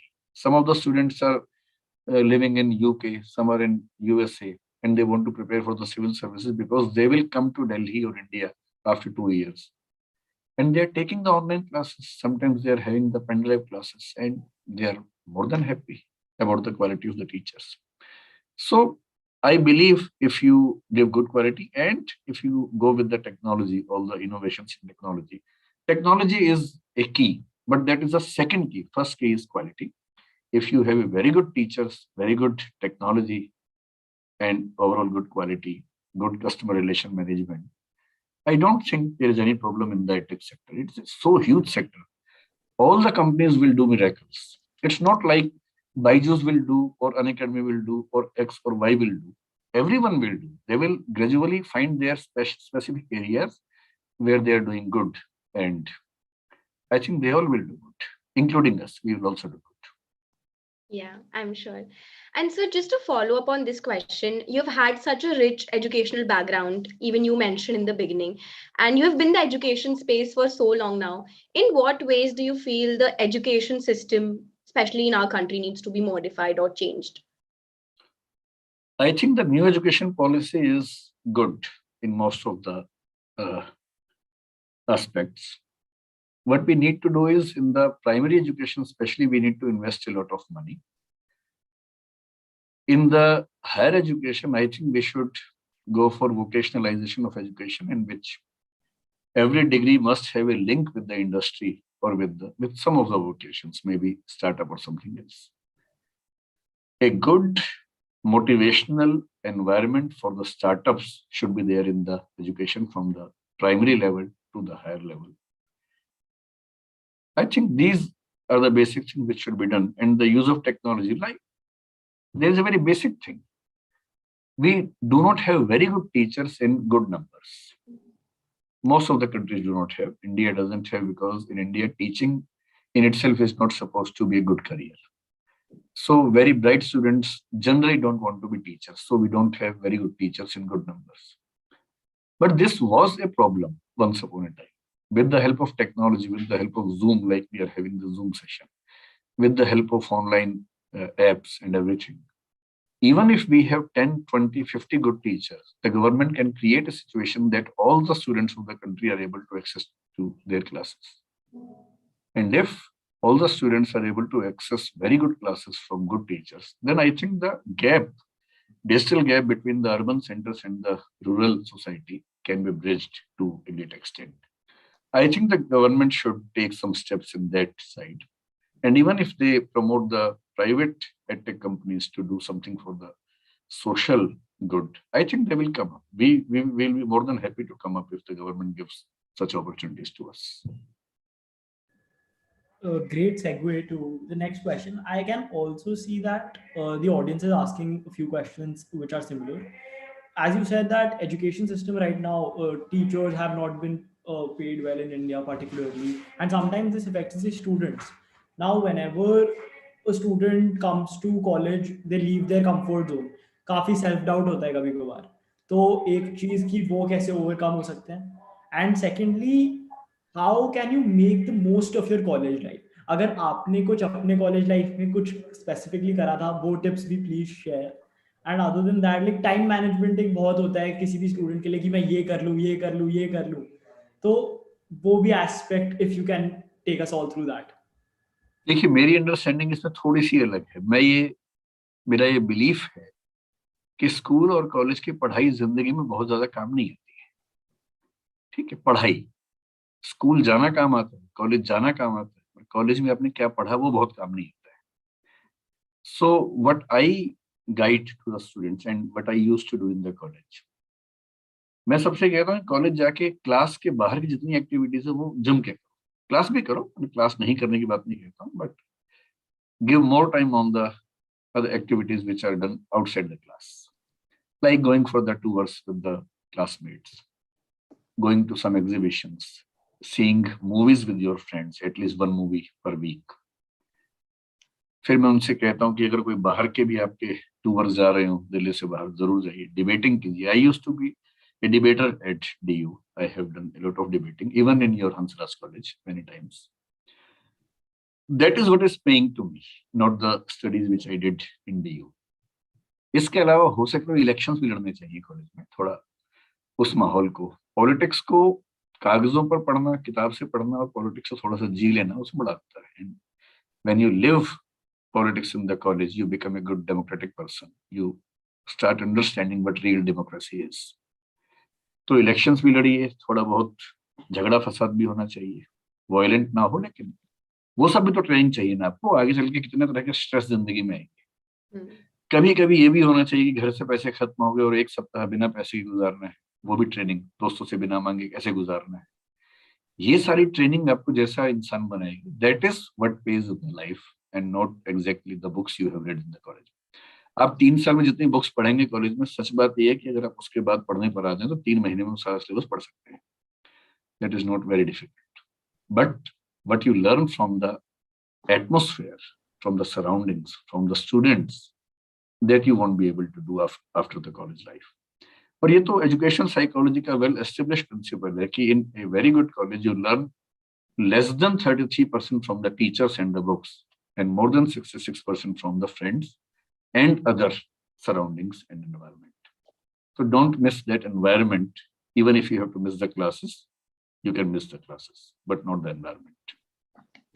I'm sure a lot of students must be very happy listening to this. But maybe not your teachers and maybe your Yeah, maybe not them. Yeah. But sir, another question which we've been getting a lot is, cracking a UPSC or a civil service examination is not at all an easy task. And during this process, students tend to lose hope a lot of times. कभी-कभी वो सोचते हैं छोड़ देते हैं, अब नहीं करते और नहीं करना. So what thought process they should have exactly during that point of time, and what do you suggest or advise to them to not lose the hope? देखिए 100 मीटर की दौड़ में कभी किसी को डिमोटिवेशन नहीं होता, पर मैराथन में सबको होता है. So when you run in a marathon 42 kilometers, you lose hope many times. But when you run for the 100 meters, you don't even have the time to lose hope. So civil services preparation is a marathon, and we have to behave like a runner who runs in the marathon. तो करना ये है कि जब भी आप demotivated हो, हर individual ऐसा होता है, आप भी होते होंगे, मैं भी होता हूँ, सब लोग होते हैं जिंदगी में, हर मोड़ पे होते हैं. ऐसा भी नहीं है कि उसी उम्र में होते हैं, बुढ़ापे तक भी होते हैं. And I doubt that at least 90% of the people at the time of their death, they are highly pessimist, or they feel that they have lived their life not in a good way. तो ये जो निराशा है जिंदगी के हर मोड़ में रहनी है, मरने के समय तक रहनी है, कभी खत्म नहीं होने वाली. लेकिन उसके प्रोपोर्शन देखने की बात है. So if you get pessimistic maybe once a week or maybe 3-4 days in a month, it is very natural, and we should learn from that emotion as well. ऐसी सिचुएशन में अच्छा ये है कि कुछ अपने आसपास ऐसे दोस्त जो थोड़े से मोटिवेटिंग हो वो रखिए, उनसे बातचीत कीजिए. वो भी ना हो तो फिर डायरी लिखिए. आजकल तो कितनी अच्छी वेब सीरीज हैं, अच्छी फिल्में हैं, उनका सहायता ले सकते हैं. स्टैंड अप कॉमेडी देख लीजिए. Stand up comedy mobile phone पे हमेशा अवेलेबल है. इससे आसान तरीका, मतलब जितना आसान जिंदगी जीना आप लोगों के लिए, उतना किसी के लिए नहीं था. इससे पहले हंसने के लिए बहुत माहौल बनाना पड़ता था. अब तो माहौल आपके फोन में बना हुआ, आप स्टैंड अप पे जाएंगे, अचानक स्टैंड अप शुरू और आपको हंसी आनी शुरू हो गई. सो choosing good things from the social media is a very good way to keep yourself motivated. और लास्ट ये है कि मोटिवेशन इन सब चीजों से आता है 10 मिनट के लिए, 20 मिनट के लिए, लाइक ए बैलून. दोबारा फूलेगा फिर खाली हो जाएगा. If you want a stable motivation, the only way out is you should do something which gives you a sense of success. और उसका तरीका ये कि छोटे छोटे कॉम्पिटिशन, छोटे छोटे टेस्ट हैं. जैसे कॉलेज में ही है, कोई डिबेट कंपटीशन है, उसमें जाइए, उसको जीत लेंगे तो आप कम से कम अगले 7-8 दिन तक इस सेंस ऑफ कॉन्फिडेंस से भरे रहेंगे. कुछ छोटा छोटा जिंदगी में ऐसा करते रहिए कि सेंस ऑफ अचीवमेंट मिलती रहे, and that is the best way to be motivated. That's actually a great advice. I'm going to follow it for sure. Sir, one question, very interesting question we got in the chat box was, knowing what all you know now, is there anything you would have done differently when you were starting out? कोई भी ऐसी चीज जो आपको लगता है कि मैं ये कर सकता था या मैं कुछ अलग तरीके से कर सकता था probably? मतलब अगर मैं कुछ बोल भी दूंगा तो फिर हो सकता है कि उस रास्ते पर जाने के बाद आज मैं बोलता कि शायद मैं इस रास्ते पे जाना चाहता हूँ. ये तो जिंदगी में होता है, कोई भी रास्ता चुनेंगे तो उसमें कुछ ना कुछ कमियां रह जाएंगी. वो मिल गया सो मिट्टी है, नहीं मिला तो सोना है. So I wanted to be a film director in the beginning. Okay. In the very beginning, I wanted to be a politician, but I didn't go in that field. फिर फिल्म डायरेक्टर बनने की इच्छा थी. एक बार सोचा, लेकिन तब तक सिविल सर्विसेज का मन कर गया. कई साल लगता रहा कि इससे अच्छा फिल्म बनाते. फिर मुझे चांस मिल गया फिल्म बनाने का 3-4 साल पहले, किसी बहुत बड़े डायरेक्टर के साथ मिल गया. फिर मैंने वहां 15-20 दिन, 1 महीना रह के फील किया कि वो मेरा कप ऑफ टी है नहीं. फिर मुझे लगने लगा कि मैं जहां हूं ही ठीक हूं. तो ये तो जिंदगी में लगा रहता है, but ultimately I think I am doing what I should have done, and I am happy with what I am doing. That's actually perfect. Another question actually we have in the chat box is, what are your next 5-year plans for Drishti IS? How do you plan your next 5 years? हम लोग अब जिसको आप edtech कहते हैं हम उसी रास्ते पर जाएंगे. Civil services में we have a good name in Hindi as well as in English medium. We have done very well in Karol Bagh branch, which we have started recently, and I was surprised to see the number of students who came to us, because we started in English medium for the very first time and we got a very good response. Even in the online pen drive segments, we got a very good response, which means we are a successful venture in this field. Now, the very common sense logic is diversification. So we are diversifying. We have started in UGC, NET, and PCS exams.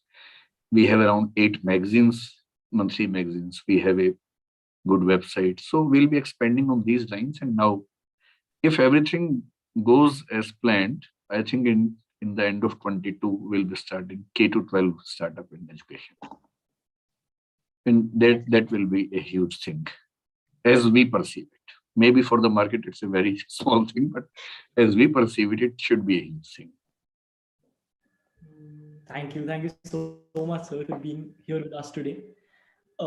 In one way or the other, you're shaping so many lives, or you have been an inspiration to many, just like you were today. Right. Thank you. मुझे काफी मजा आया, खुशबू को काफी मजा आया, and I hope कि सबको जितने भी लोग सुन रहे थे. And we've been getting comments from audience throughout this session that it's been very inspiring, and they're going to follow it. They watch your videos. So we're really thankful that you've been here with us, and we really enjoyed talking to you. Thank you so much for being here. Thanks so much for joining. Bye-bye. Thank you. Bye. Have a nice day.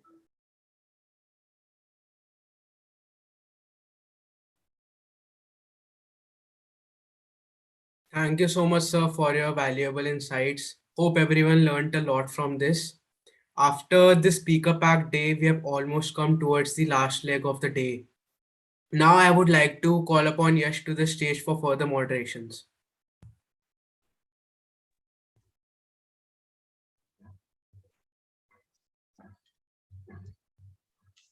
Just a second. Okay. We are just waiting for Mr. Vinayaknath to join. So by that time, we like to play a video by our title sponsor, GotoPitch.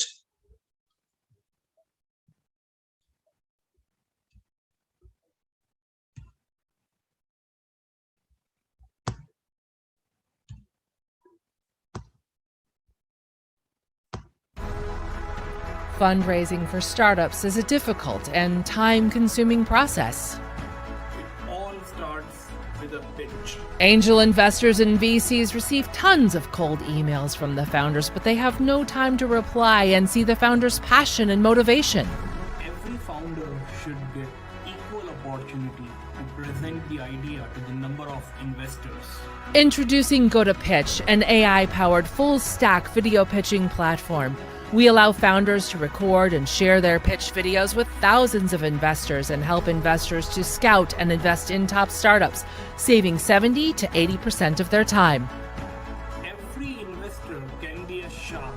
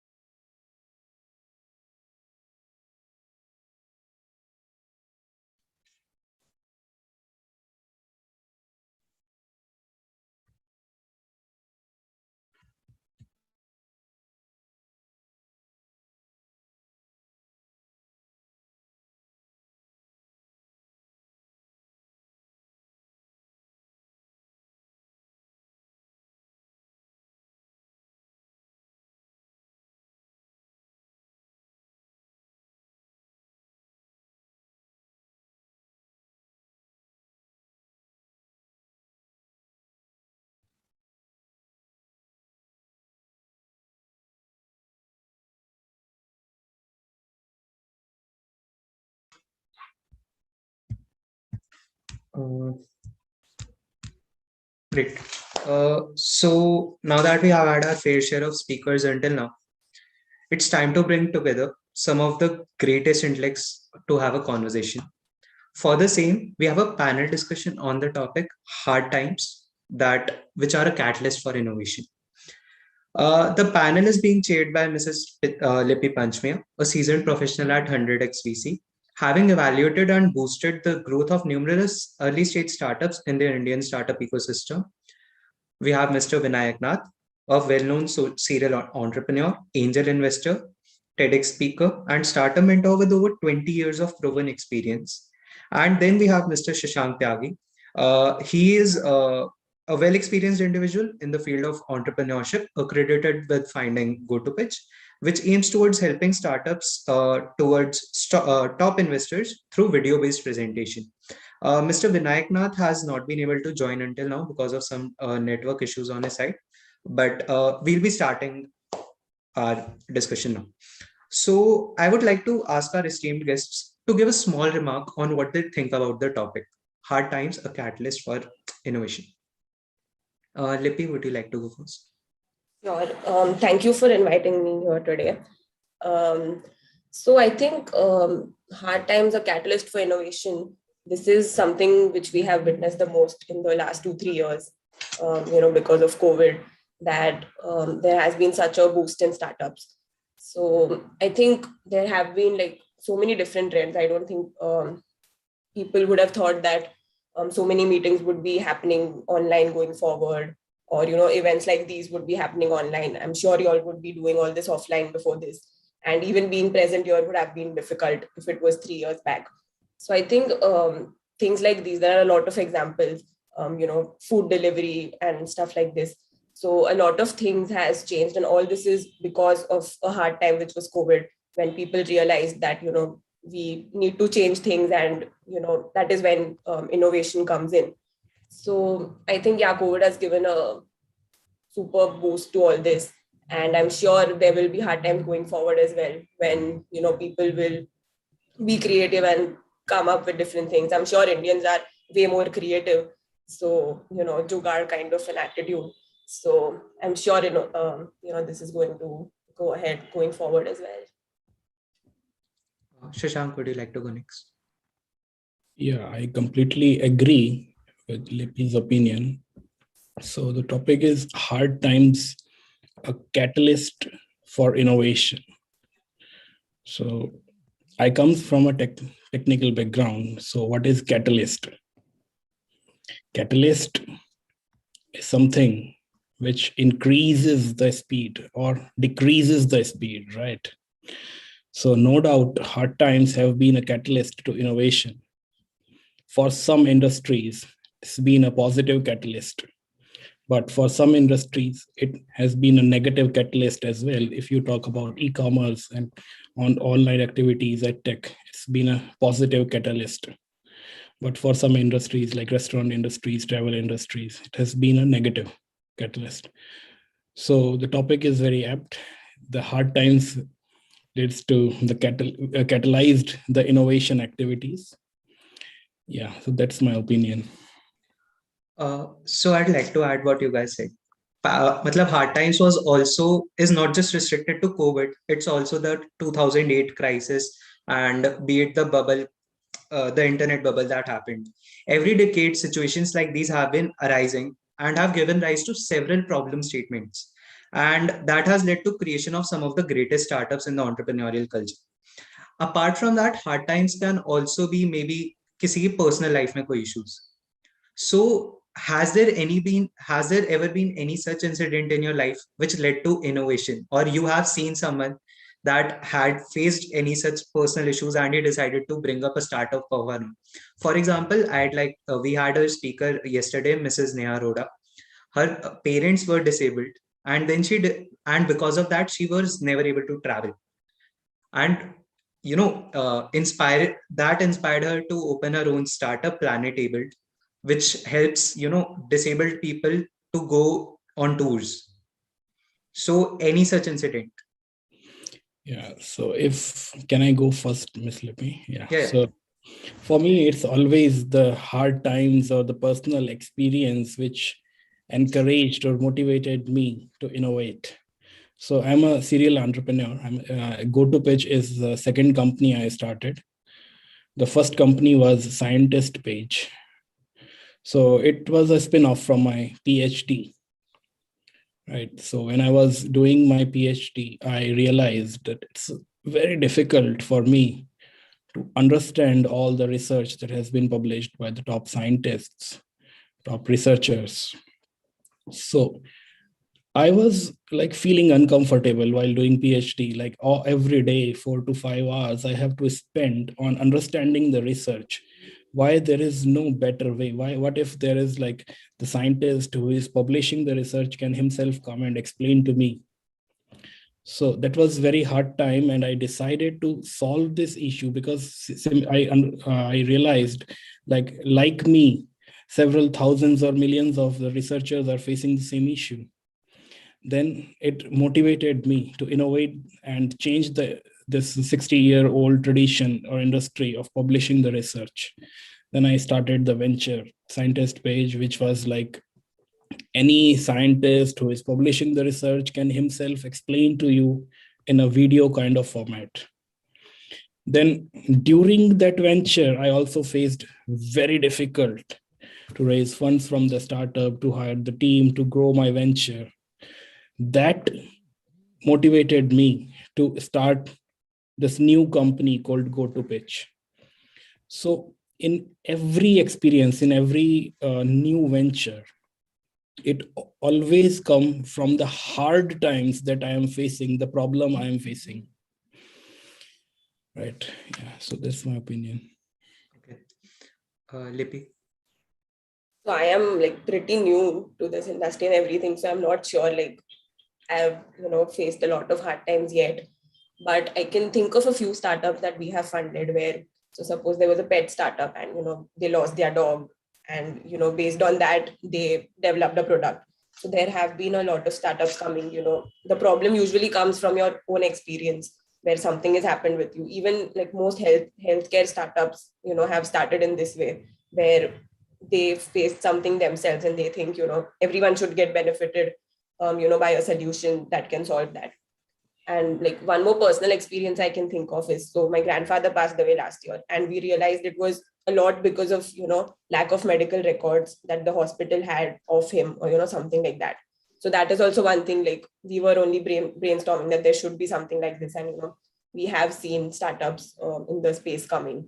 So I think even personal experiences, I can't think of many right now, but there may have been such hard times where you really need to innovate, other than COVID as well. Great insights. So my next question is for Shashank. During these hard times, so what is the investor's perspective of the number of patents of new technologies being registered during these times? Because every day new businesses are formed and old businesses close down during these hard times. I'd like to just interrupt in between. Mr. Vinayak Nath has also joined us. Good evening, sir. So we were just continuing with the conversation about our topic, hard times, a catalyst for innovation. And if you would like to just pitch in, what is your view about the topic?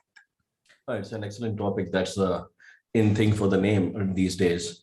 A lot of people from the grad schools are talking about the catalyst of change and being one. So it's a very in thing topic. Kudos to the guys who have chosen it. I hope the conversation along with it will be equally interesting and intriguing. Please go ahead. Okay, cool. So I'd like to repeat my question for Shashank. You are running GoToPitch, right? So you are in contact with several investors. So what is the investor's perspective on the number of patents being registered during these times? Every day new businesses are forming and old businesses are closing down. Like basically Zoom got a new uprise during the times of COVID. So what's your perspective regarding that? So there are two kinds of companies. If we talk about this particular hard times, COVID, one type is COVID survivor. One is COVID sufferer, right? So some of the VCs having like seeing opportunity in COVID surviving or COVID thrilling companies, right? So, and most of the VCs who have like kind of the fixed thesis, we are investing in these types of companies, they don't care about this particular COVID opportunity, whether the company is COVID surviving or COVID suffering. So, yeah, that's my opinion. Okay. Lippy or Vinayak, would you like to add anything to it? Do you want to go first? Sorry. On the patent part, I'm not really sure like how many are filed and all that, because usually the patents which are filed also, they take a lot of time. You get patents after like minimum 1 or 2 years. So on the patent front, I'm not so sure, what you were asking. Okay. So my next question is for Mr. Vinayak now. It is quite evident that the government of India is quite enthusiastic about the startup ecosystem in India. Atal Incubation Mission and Startup India are two notable initiatives which have helped new startups grow. Entrepreneurship की एक नई लहर सी आ गई है. So this year's budget also provides assistance to several startups, and there's a special focus on entrepreneurship this year. So do you think that the government the efforts being made by the government will suffice for startups to launch afresh during the pandemic? Sir, you're on mute. Is it audible now? Yeah. So there is a basic concept of how a startup ecosystem works in any time. If you see all the points of break and the points of coverage of great startups coming into space is usually the time of the low maximum depression. Why? Because you have good opportunity and great talent available across without much of negotiations and without much of issues. But the challenge remains for finding new opportunities, which is a usual challenge at any time. A good startup is a startup which finds the right timing to launch the product. A patent is only a guarantee when I'm investing in them that, okay, this will sustain for a longer time and will have something of a larger value. Just a company which we invested in 2017, I personally invested in, IGP.com raised a $10 million a few days ago, around 4 or 5 days ago. When I visited their warehouse in Lucknow, I was the first VC visiting them. And the concept was that they were ready to take funds from us because they realized that this is somebody who wants to understand the business and the nature of it, which is the basic modus operandi of doing any investment. But that being said, the only reason of investing in anyone has been the timing and the people's humility, which are going to lead that organization. Apart from that, everything else matters a lot, but only to the point of 10%. If you may not have a patent, but you have a great team in place, all the defense techs that I have invested in, none of them actually carry a patent. Interestingly, all the patents in the patent office are stolen in the defense industry. None of them ever sent that. And I'm saying that officially because any defense company does not hold a single patent worldwide. The world's biggest company in camouflage is SAP. We know them for software. So you don't know them. They are in defense tech, very deep defense tech. And camouflage is just not clothes. It's also the how do you go out of radar or how do you go out of a missile technology and many much more. Do you know this? That the world's second biggest company comes out of Banaras and UP. They serve 76 countries' army. That amazing startup came to us around 4 years ago. They're doing excellent well. But are they going to raise from everyone? Are they going to carry a science and tech? No. So you have to identify good startups being there, available with them, and of course, being connected to the ecosystem. The patents, of course, does hold a lot of value to a certain extent. Classic example, I've recently invested in a company called India Assist. They were also there on your board today. They have a patented technology for emergency assistance for the travelers. They're the only company to do so. And incidentally, they're also the showcase startup at the Startup India website itself, which means the Startup India, as per the government genre itself, says this is the best that we have to offer. And that's why they have posted them on their website. Now, does that actually give you good business? No. You have to just sell the business. This says that what you're doing, we are reciprocating or echoing what you have been actually doing. But that's where end it is. A good startup to invest, which of course, I'm always looking out, and we are going to talk to yourself for the same too, is a startup which have a great timing to launch a product, a team which can back up that knowledge, and of course, a team which is ready to get mentored when we are investing in them. Because we will mentor you after we have invested the money, because now a few crores at least start with. We do $500,000 to $2 million run minimum to a $5 million run a maximum. So of course, we'll be looking at somebody who is not just investable, but also understands the market ecosystem the way that we do, and they can grow along with us. So I have a question for all three of you. Given that COVID times, investment dynamics might have changed. That, of course, what you used to look generally while investing in a startup during COVID, of course, there might have been certain dynamics which you would have decided कि हाँ वो वाले नहीं देखने, अब ये वाले dynamics जरूर देखना है. So what was your perspective during that? Okay, so we personally invested as a group last year in 126 startups, and last year to that we invested in almost 79 in record, but 84 to be the precise number. So 200 startups in 2020 and 2021. The one thing, only brick and mortar businesses were not invested because, of course, they were not starting up. Apart from that, everything which is available on technology, of course, got a bit more push. But here's what happens. So there are certain startups which got a better push because of COVID actually coming in and the lockdown happening, like delivery businesses, for example. Two certain startups got a bigger challenge. Even though they were e-com websites, they were not able to sustain that because they were not having the back-end supplies. So logistics business also became a paramount technologies piece. And whosoever have invested in technology or in connectivity of logistics have become the who's who of the game. We invested in a company called Blowhorn. They were 120 crore revenue then.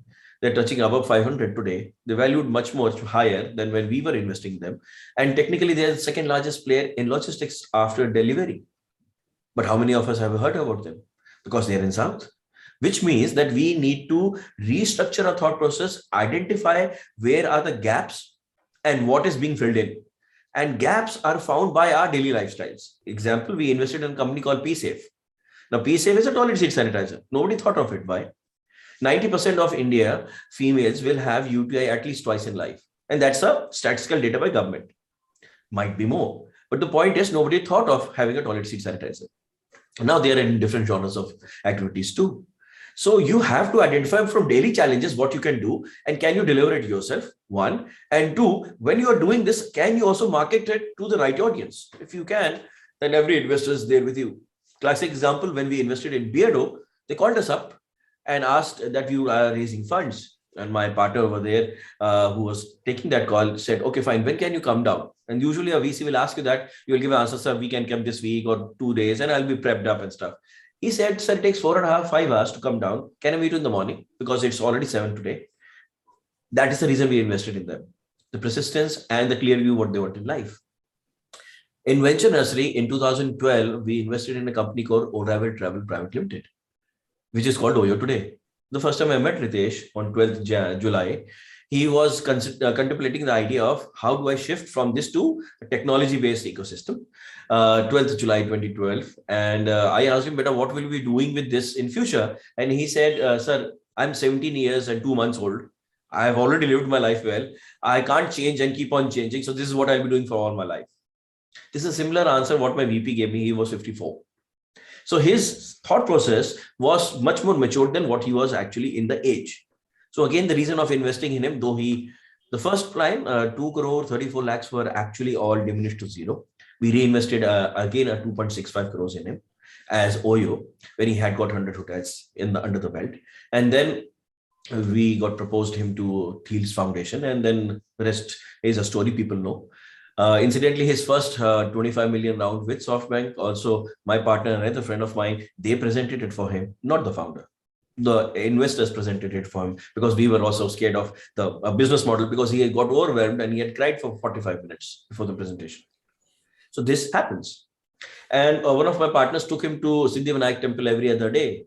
And he keeps on saying this on record to people that because of sir took me to Siddhivinayak temple so many times, sat me down, don't worry, life will be okay. Don't worry, this will go through. Okay, you do this. Okay, you do that. This is how it will happen. That's also part of mentoring. Mentoring is just not about telling you technology and gyan. It's also about holding what you are and also letting you believe what you are. Mentoring is somebody who wants to believe in you more than you yourself believe. And that's how a good mentor will work for you. Did that work? Oyo is a classic example today. Is Oyo working? Yes, he needs to restructure his fundamentals. There are gaps in systems. He did corrections at when Townhouse happened. We were in talks then. They are doing it again. And I'm hopefully that they'll touch $100 billion as an enterprise. They already touched 12 plus. So I'm pretty sure that will be the first Indian startup to go there. But I hope Vijay doesn't beat them down. Or for that matter, other friends of mine don't beat them down. But they are on the track. Having said all that, there is just one very important aspect before all of this conversation was investing in somebody. You have to just look, what is that not you are looking at? What is that your next round will also look at? A good investor is looking at taking a return too. Not just that the startup will grow and become great and you will be always with them. This is the only marriage on the pretext of a confirmed divorce. So you, of course, have to realize that, okay, this is the day I'll be losing the handhold and this is the next round of people who will be interested in. So example, I might say that one of my friends at 100 VC, we have somebody here. So Sanjay might be interested in, okay, when I buy some money in them. So I will always tell them that this is where I have reached with this journey. Now, this is the ticket size they're looking at. Probably you can participate or you can be the whole back to it or a marquee to it or a lead to it. But that being said, is it going to be profitable to Sanjay too? If it's not, then what's the point of actually pitching that to him? So also doing that, you have to also analyze, realize what's the next round. So if I'm putting in money, say I'm putting $100 today, I'm looking at, okay, this will become $300, $400, $500. How can I pitch this for $700 or $1,000? And to whom? Will they be interested? If yes, what? So that being said and done, if that plays the play, I invest in them. Okay. So my next question is that many people have said that COVID killed many businesses, but during these time, India has added more unicorns and more startups have been registered. So while being on ground and interacting with many entrepreneurs, what do you feel is the reason behind this paradox? Are we seeing a trend in terms of traditional businesses slowly fading and innovative value additions as the future? And basically, in other words, what trends are you observing in the ecosystem as we are moving forward post-pandemic? I'm sorry, actually, I have a cough because I still have a COVID today also. So I'm going through that cycle. See, there is a very simple logic. Probably the other speakers can also give their points to that. None of the startups ever got changed. The ecosystem hasn't changed. Actually, the investment sizes have gone better, bigger and larger. People are more interested because you can sit at home, invest in somebody, take a return of what you are cashing in and cashing out. So this has become more of a better guaranteed business than a stock market today. For people who are regularly investing, if they were investing like 10 to 12, 15%, now they're investing like 25 to 35%. Some people have even gone to the larger side of 40% in regular investors. We have seen a lot of retail investors joining in. We have more than 6,000 retail investors with us. So I'm pretty sure that there is a regular number of people which are wanting to be a part of it. And we just started a new organization with the government of Uttar Pradesh called UP Angel Network. So this will be the first angel network by the government infrastructure support system, wherein VCs and angel investors and HNIs, UHNIs and PE funds can collaborate and invest in people. Vis-a-vis startups which are filtered through our business model, legal and financial vetting will come through. And they will be then presented to them. And if they have an opportunity, they can be raised then and there. Something like what we do at Shark Tank. When we say what we do at Shark Tank, so we are the curators, funnel people who decide which startup to go through and which investors will invest in. But beyond a certain point of time, it is up to a startup what they present to a VC or an investor. And which is why a lot of people say we need a good storyteller. Oh, you don't need a good storyteller. Please don't get a storyteller. Otherwise, it will become difficult because a VC might have gone through that journey in his own lifestyle and life business and will see through the story. Bring in a people who knows the fact and can present it into a story form. So present it from an Excel sheet, tell as a presentation. If that is what you can find, classic example, Ritesh, he could present very well from Excel sheets. And he was always talking about the vision of the company. This is where I'll go. This is where I've reached. This is what I've done. This is how far I've gone through and what I can do further to make this into a reality. Or this money comes in. This is the financial structures I can change. Every single investment that I have done, I've seen only the presentations on Excel. Yeah, the pitch deck helps in understanding the basic story and the jargons and who the people behind it, and if they really know to make a PPT. That's it. Apart from that, a good investment is all about this. So there is no opportunity change that has happened. In fact, that has increased for us. We increased to somewhere around 210% in 2020, and 2021 we increased to 126, 124% somewhere in that number. We were doing our fund for $100 million. We raised the entire fund 1 year before, just because of lockdown was there. So yes, getting a SEBI registered fund closure is a very mammoth task. If you're able to do it 1 year before, which means the market is ready to invest in you, it is because the market has changed the thought process. We can't become so much good that everybody will just run after the, oh, you have started, we'll put money in you. Because yes, out of the 210 investments we have done the last 2 years, or around 500 plus in the last 5-6 years, we have seen around 47 exits with 0 failures. So which is a good report card. But can it be sustained? No, it can't be sustained. Nobody can sustain that. Beyond our point, yes, we will have people which will not give that much of result that we are, betting them on. Maybe a 5x is what we are betting, and they might give 1.5x. Who knows? But beyond a certain point, the investment scenario has changed because people, from a comfort of home, seeing and analyzing and everything, they were actually stuck at one place. They were not in office, they were not in meetings, they were not doing other possibilities. So they had more time to listen to our pitches. So they were actually more caught up, and they were investing more. And of course, Sanjay has invested in a lot of us startups. So yes, I got a lot of him. Just a classic example of how we were able to get more investments in 2020 and 2021.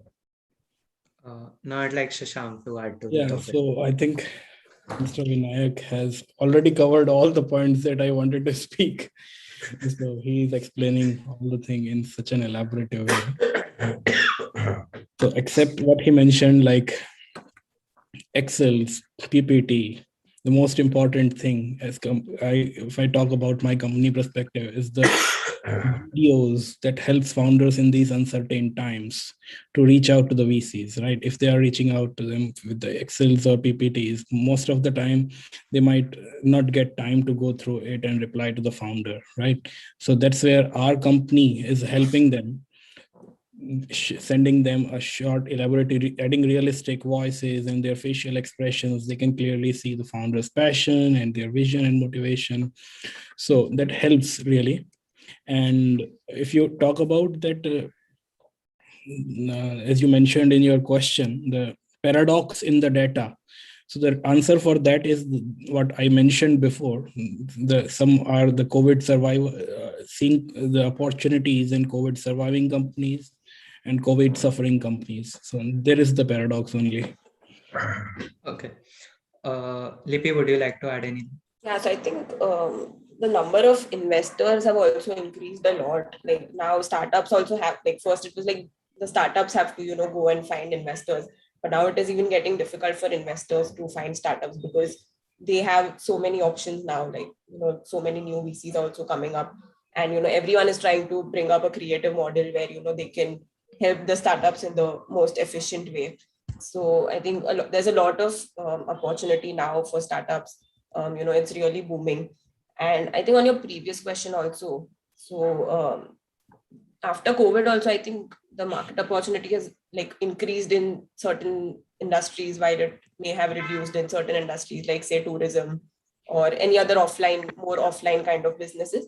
But that is also, I think, picking up now already, like things almost seem to be, over. So I think during all that, what is more important is to look at the founder's vision. So we usually invest at a very early stage. So that is when, there's only the founders that you're betting on. So how clear the founders are on the idea is also very important. So, we ourselves had one startup in which we invested in 2019. It was more like a food, like catering and like food management, mess management kind of a startup. And COVID hit in 2020. So they had to suddenly they had to pivot. But because, we believed in the founder and we knew that this founder, would be able to survive. The founder is now pivoted to some other startup and he's already raised funds from two different rounds of investments. So it is, I think, the founder that you have to bet on, at least in the early stages where we invest. In the later stages, I cannot speak a lot on that. So yeah. So Shashank, my next question is for you. So you are currently living in Japan, right? So Yes. of course you have interacted with startups there on ground. So do you think there's a difference between the startup ecosystem of India and Japan, especially during the COVID times? Kuch matlab, that was completely different. Very, very good question. And I'm the best person to answer it because I have witnessed the complete ecosystem in India as well as Japan during these times. So the first major difference is risk-taking capability. See, in Japan, the industry is not affected much by COVID. There is no lockdown. There is no closure of the schools and colleges. People are living exactly same life what they were living before. The only difference is the state of emergency. It means the shops and restaurants will close at 8 o'clock at night. Rest, everything is open. So there is nothing new for the Japan community. Now, coming to the startup ecosystem further, as I mentioned, the risk-taking capability. So all the Japanese parents wants their kids to work after their college, to work in a big company or corporate and find a stable job and be settled in your life. In India, was the same thinking for the parents. Like if you are going to do something new, completely different, you will face a lot of criticism from the society. What you are doing, you are not gonna success in that. But now, after seeing the pandemic, a lot of startups going on, a lot of unicorns news around, and a lot of funding in the ecosystem, the Indian parents' mindset is changing a little bit. It's changing, right? They want their kids to start up their own venture and be create something new for the society. So coming to another view, so yeah, that's the thing that I explained. So in Japan, people are almost the life is same and satisfied with their life because they are not seeing the problems as it's a developed country. So they have all the systems in place. But in the India, students, especially in the colleges, can find the new challenges, new problems to solve in every sector. Right. So these are the two major differences. Okay. My next question is for Mr. Vinayak. With the COVID-19 pandemic, like startups have gone deep tech. So what do you think deep tech startups hold for the future? The deep tech startups always had a future in terms of what they're working on in the space. So it's nothing to do with COVID situation. I would say that traditional organizations or traditional startups, there is also a new word, traditional startups, somebody trying to disrupt or innovate. They're also going more tech enabled. And what we have realized is that we need to be lockdown free. So if your business is somewhere between the lines of work wherein manpower is required, how can you connect with your manpower, or how can you be regularly connected in terms of your clientele that your business does not have a jolt if the lockdown happens? I've invested in a Japanese startup, which is when Shashank said I was interested in that. This is the first thing what Komatsu told me this is, so the way of lifestyle hasn't changed. We respect the life more than before. That's one thing that has added to our lives. And we are more disciplined than before because we now realize that things can change suddenly forever, just like what happened in Hiroshima time. This can happen again. So people who had gone back to being relaxed and becoming more, what should I say? This is what his words are. I don't agree to those words. US-like, that's what he said. We again back to being our traditional Japanese culture. We are very cautious. We are more oriented. We are more thankful to life, and we are becoming more frugal in way of life. A startup raised $150 million recently, and they're doing excellently well in terms of AI and subconscious space. So, which is a very interesting area, but then I can't name them because that's the NDA. But what they are doing particularly is also connecting now to India as roots, and they're doing something in the cultural system with us. Having said that, one thing which I see has a traditional thing for deep tech. They have to make our lives easy. The deep tech usually was working on things which was helping the industry or helping the system go further in startup or the ecosystem. Now the deep tech companies have also realized that they can also have applications of B2C explanations or some connect to the outer world in terms of people's realization of what they do, which I suppose it's more connected towards understanding offshooting from what they were just selling to something more to add into their aspects. Apart from that, a lot of people tried their hand at education. A lot of people tried their hand at AI ML. What has worked, in fact, a lot of people have tried their hands at health tech. They forgot just one thing. All of these spaces takes 5 years time gestation period before something comes actually in space. So while the lockdown has happened, we'll see next 2 years time, there will be a lot of company working suddenly out in this space. Will they succeed? That's to be seen. But yes, the people who are already there for 3 years or 3 years plus, and this thing happened to them, or they're doing excellently well, and you can see all of those examples. So good startup, what's the best time to start? You need to understand that today I'm starting, and from now to 45 to 60 months, will that be the need of the hour when people will be requiring this every day? So 45 to 60 months, if this is what you already planned today and you start working on it, then you're in the right space. Example, today, defense tech is the most important thing to do for the last 1.5 years. I don't know how many people are into it, but if they are into it and now they are almost 2 years plus in this space, in just flat 2.5 years maximum, they will have reaping gold out of that industry. That's what the trend has changed. Or somebody who was in the space of AI, they will have seen some benefits coming in, and next 3 years time they'll see something better if their applications are more people-centric applications. They're just not business-centric applications. So these are the two spaces that surely will see a lot of movements, and people who want to invest in should invest in these companies. Okay. My next question is for Lippy. You invest in like early stage startups, right? So nowadays, like yesterday only one of our speakers said ki it's not about the new idea, it's about the execution that matters.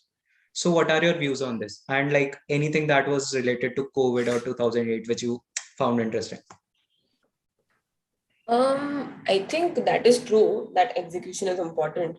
But at least we also look for a competitive advantage. Like there should be some differentiator, some moat in the business as well.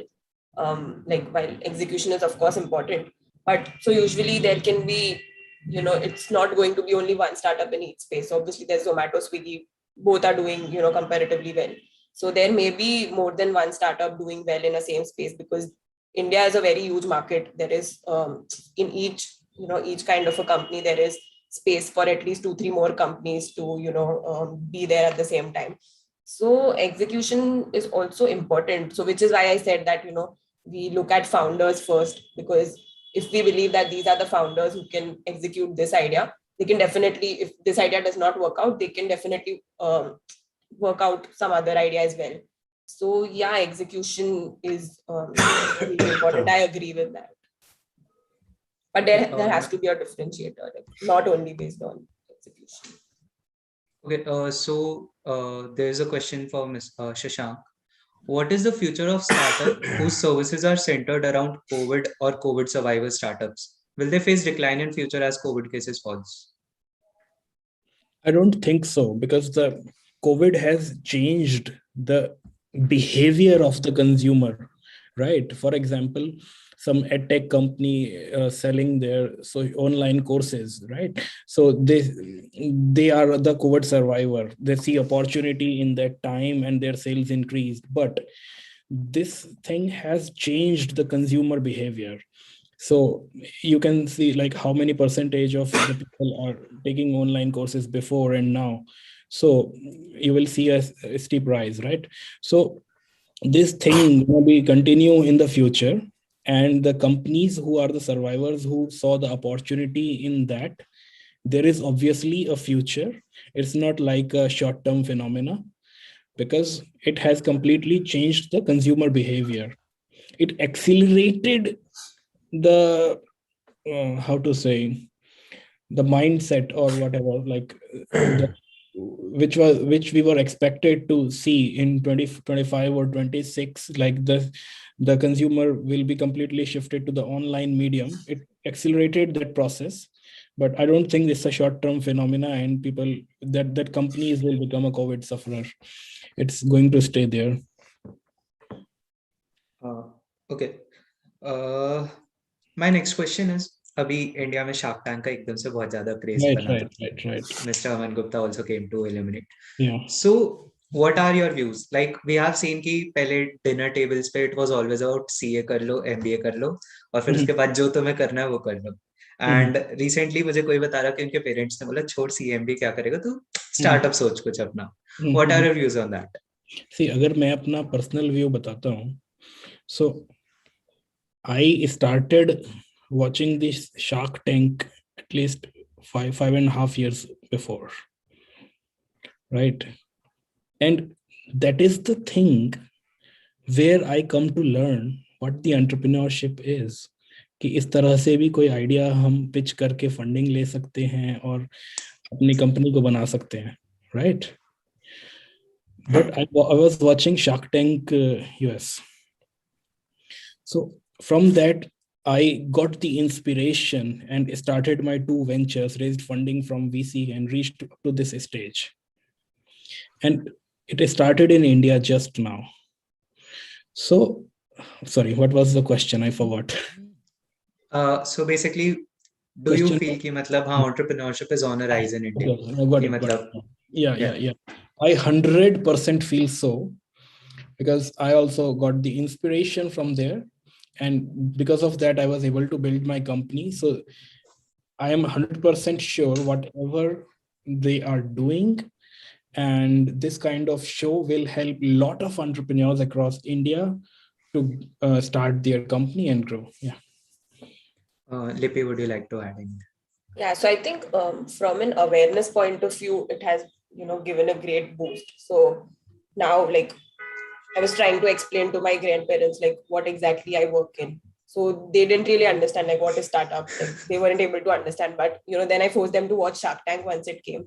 So now they are also able to understand what is going on.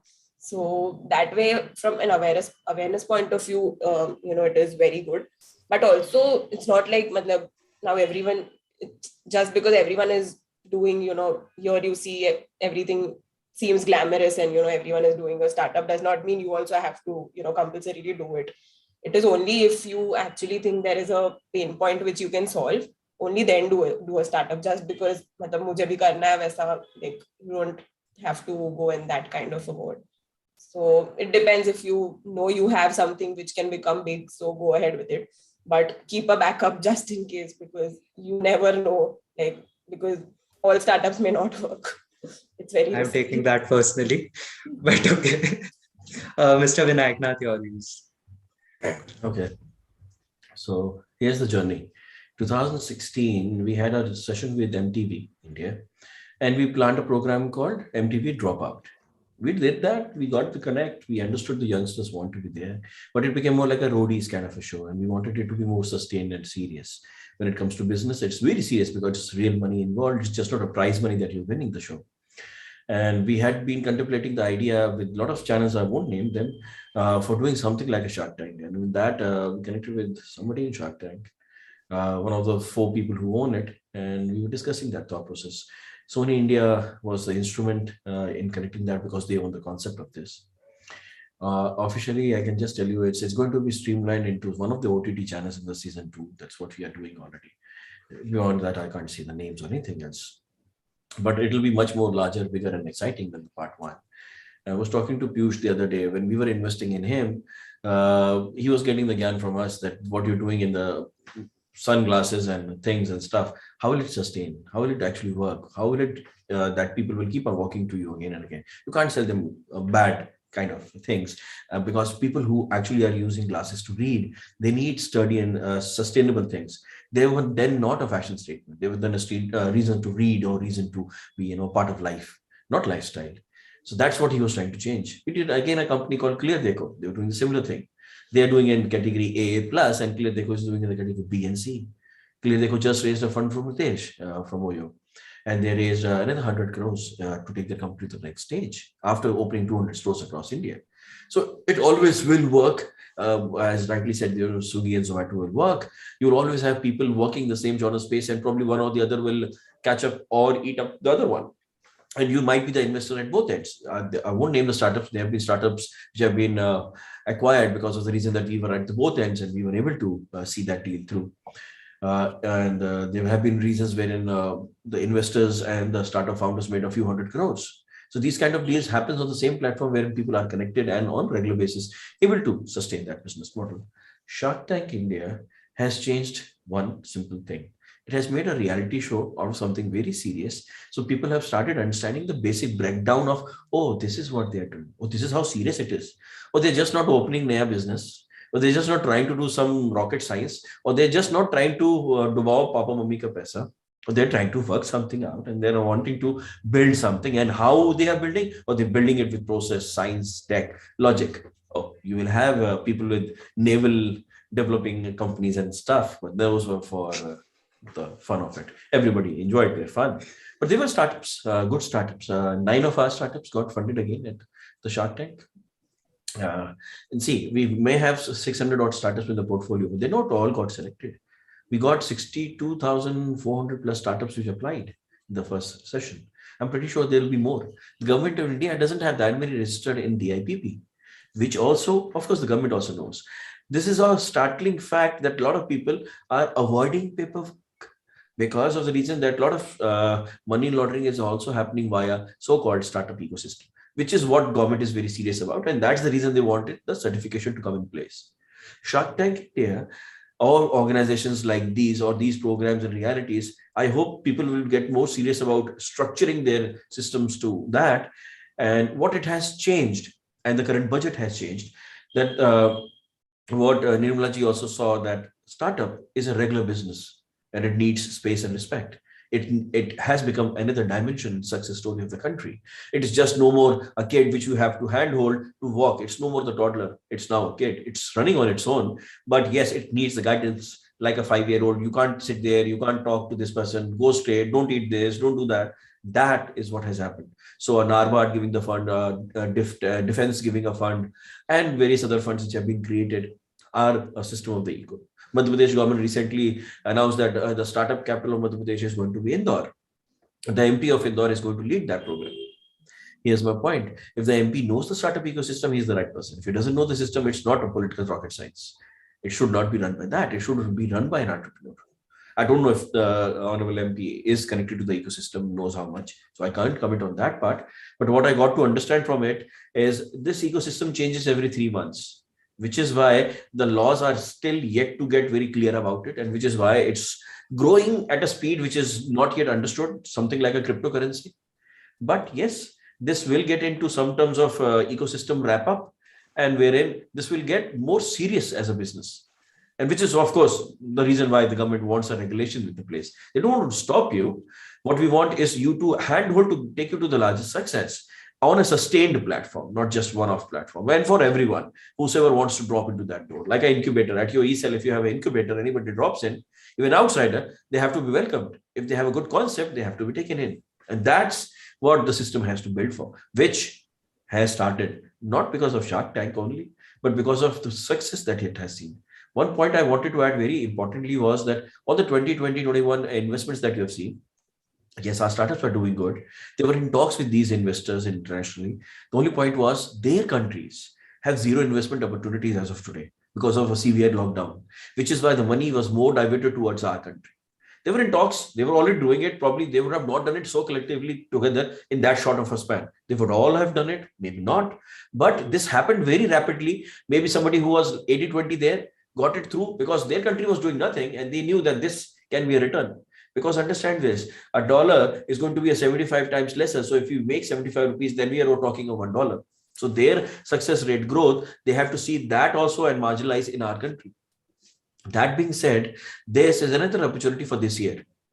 We'll make 75 unicorns. That's what Piyush has said. The other day, I spoke to him. He said, oh, we should make 83. I said, why do you have that specific number with you? And he said, just a gut feeling. We made 9 so far this year. I presume with that speed, we should be able to do 65, 68. You never know. But that's not the number. It's somebody who's making money or somebody who's investing money, somebody who's making more opportunities for employment or making opportunities for business. So we have to understand it from that point of view that India has a startup ecosystem less than 9 years old. We are in the world's third largest. What a US has is almost 50 years old. We're beating them down the way that we are racing the ground. US has 90 startups which are a unicorn by Indian founders. Imagine that number. So it is, and 126 otherwise which have co-founders as Indians. So imagine that number. If we are able to get those opportunities back to the country, we'll become the world's largest startup country in the world, which means our system will also wrap up in 3 months and change to new things. And the laws have to quickly gain up. And that's what is the challenge of the government systems as well as the challenge of the startup ecosystem. We both are trying to hands-on. Good thing, Nirmala ji did excellent. I should tell all the future entrepreneurs here. Now it's just 15% taxes, no more 20%, which is a very good gain of 5%. It's coming to the international at par. Soon it should go below, and investors will be more intrigued in investing in startup ecosystem. The reason of doing so.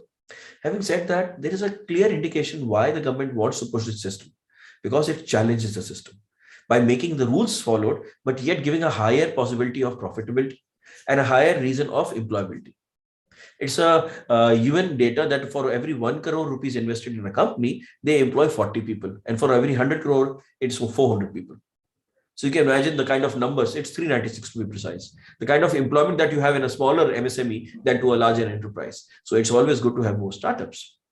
And Shark Tank has, or the future programs which will come into this place, has made this into a buzzword. I hope the buzzword doesn't remain into a reality TV show, but people start realizing it. And if they were telling their son that don't do CA and do startup, sorry, you are big fools. Huge one of them. Why? Aman, your alumni, he's a CA too, na? Why? Why did he did that CA then?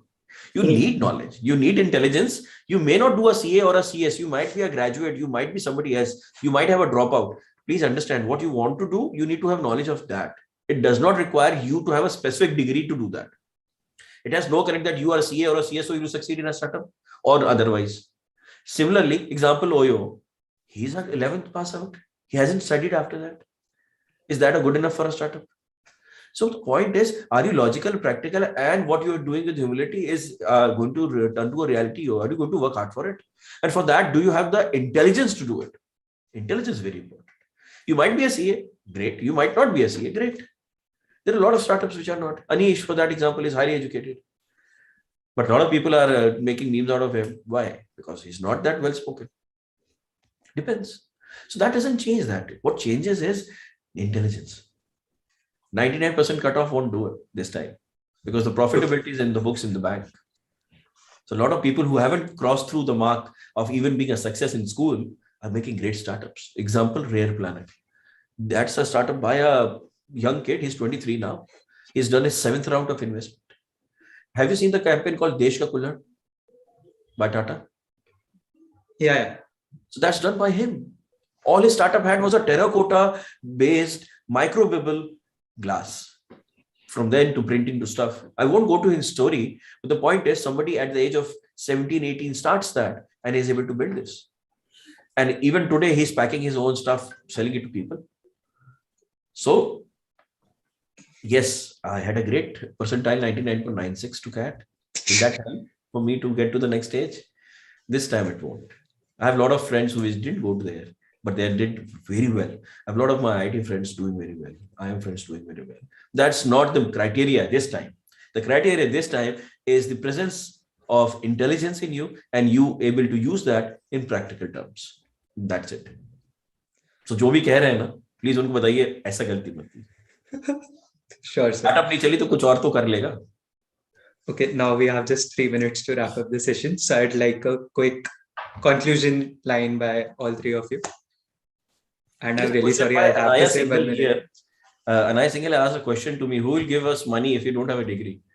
I can name you more than 50 startups, 50, where the guy doesn't have a 12th degree. We have invested in them. Collectively more than 300 crores. OYO का एक example नहीं है, बहुत सारे और ये वाला भी अभी पढ़ ही रहा था, फर्स्ट ईयर में था. Ranodip Saha, Rear Planet. So ऐसा नहीं है. What you're trying to build, does it have a merit of reality, logic? And can you sustain that logic in selling it? Here's an important point. When you have a team of founders or you are just a founder, always get at least 2 co-founders. One, somebody who's financially very strong, understands the financial sense of intelligence in the business. The other person who is good at investor relations. And another person who's good at operations. Marketing is the 4th guy. Probably you can hire that as an employee.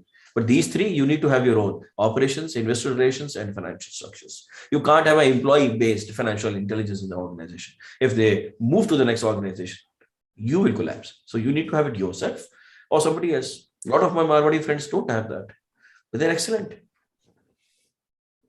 I think so. Now I would like to have more questions. We can do it later on. Yeah, it does accelerate, but I will tell you CA, CPA, CFA, and then a lot of few more degrees, and they don't have any success in startup, but they're good investors. So you never know. Lippy is a CA too. So yeah. I am just a PGDB. I'm not even an MBA. Na?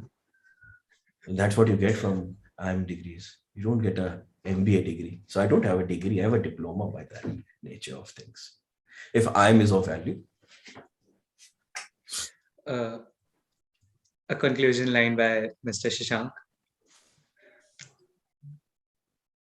I will just speak one short line.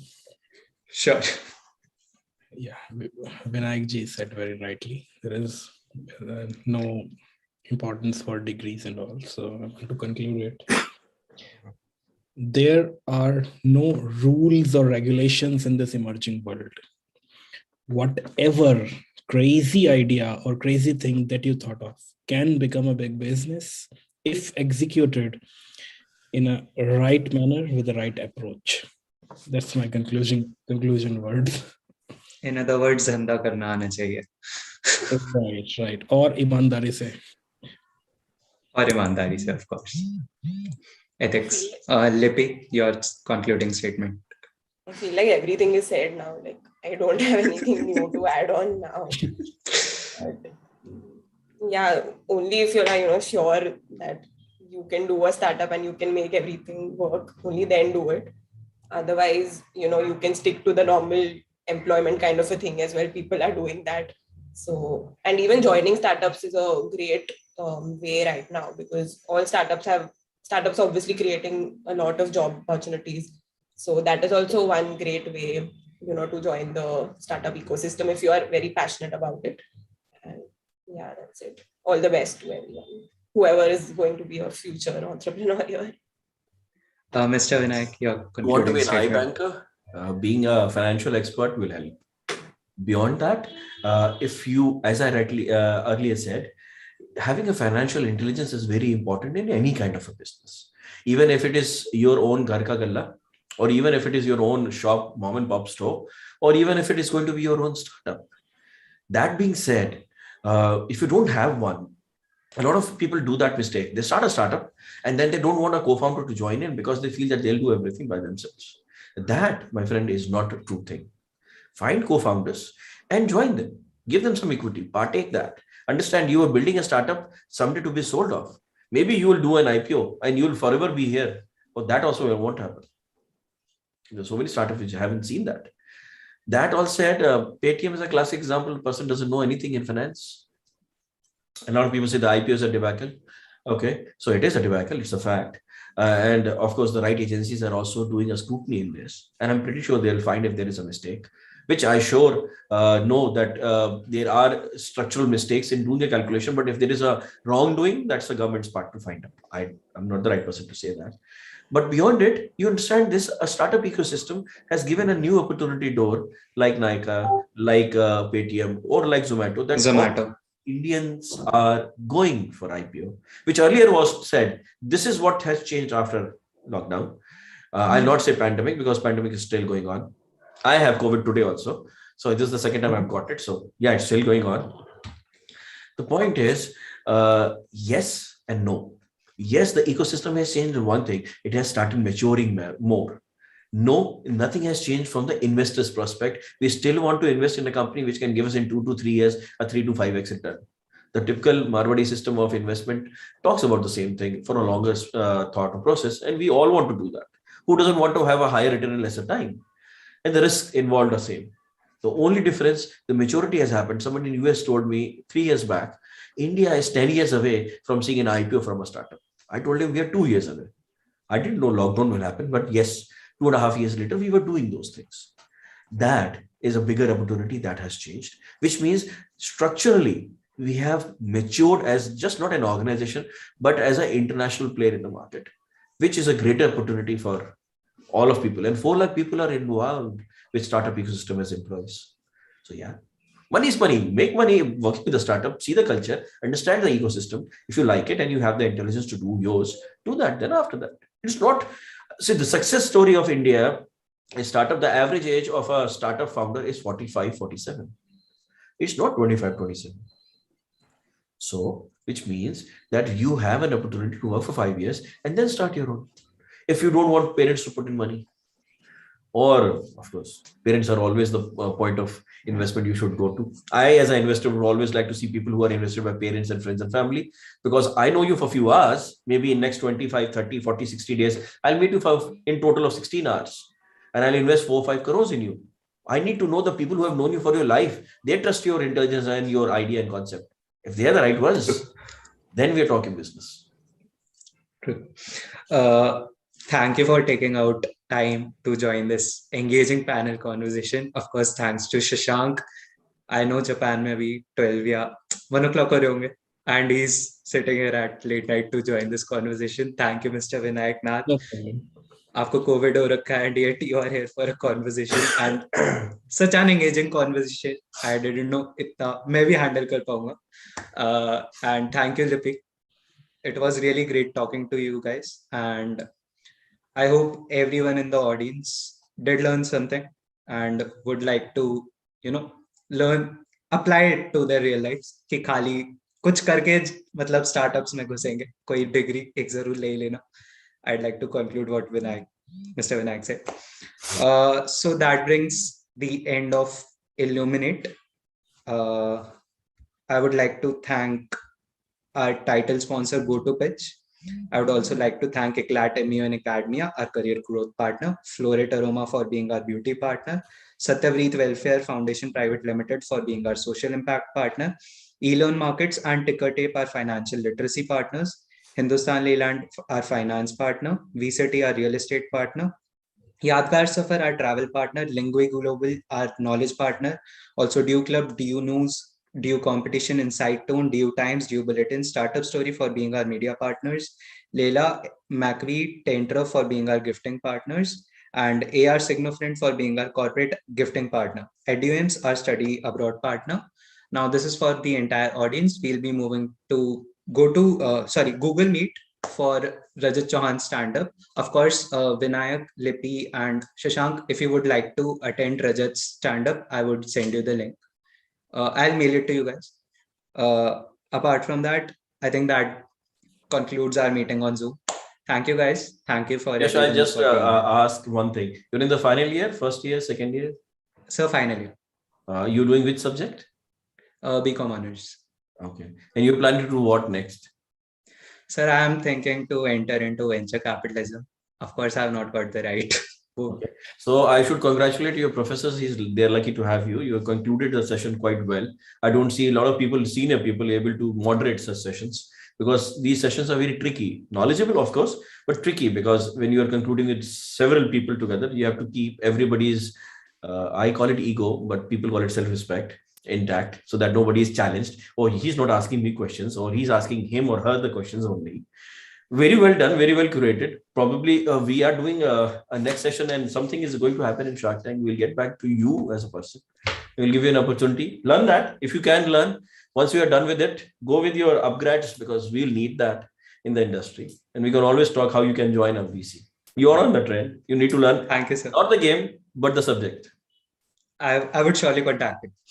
And I mean, I should also thank my team. They were also sending me questions WhatsApp पे. You might have seen my phone पे बहुत लगा हुआ था. They were helping me out कि हाँ ये वाले question one of my cousins, he is now a DRI, Director of Revenue Intelligence. He is a gold medalist of your campus, 2003 batch. Sajan Niranjan. And he sent me a message saying that, okay, ask the kids something about the hostel. I said, no, this is not that session. Don't ask that. Because of course, he's from that. Another cousin of mine, she's studying right now there, Anushka Sahai, in English honors. So yes, we are connected to that campus. We're doing something, and I would love to do something with the eCell. We'd like to adopt your eCell for all the startups that you have, so we can look at them. If we can So find we a good have a one, lot we'll of fund them. startups. I think we can have this conversation soon. Can we Sure. schedule a meet? Sure. Let's do that. Do that after 2-3 days. I'm still in that. I'm going to have some lessons now. Sure. I'm there in Delhi on 24th. So probably we can do that conversation then. And Okay, we can figure out let's something. meet offline only then. Sure. Thank you. Thank you, sir. Thanks a lot. Let's end this meet. Thank you, guys. Thank you. Bye.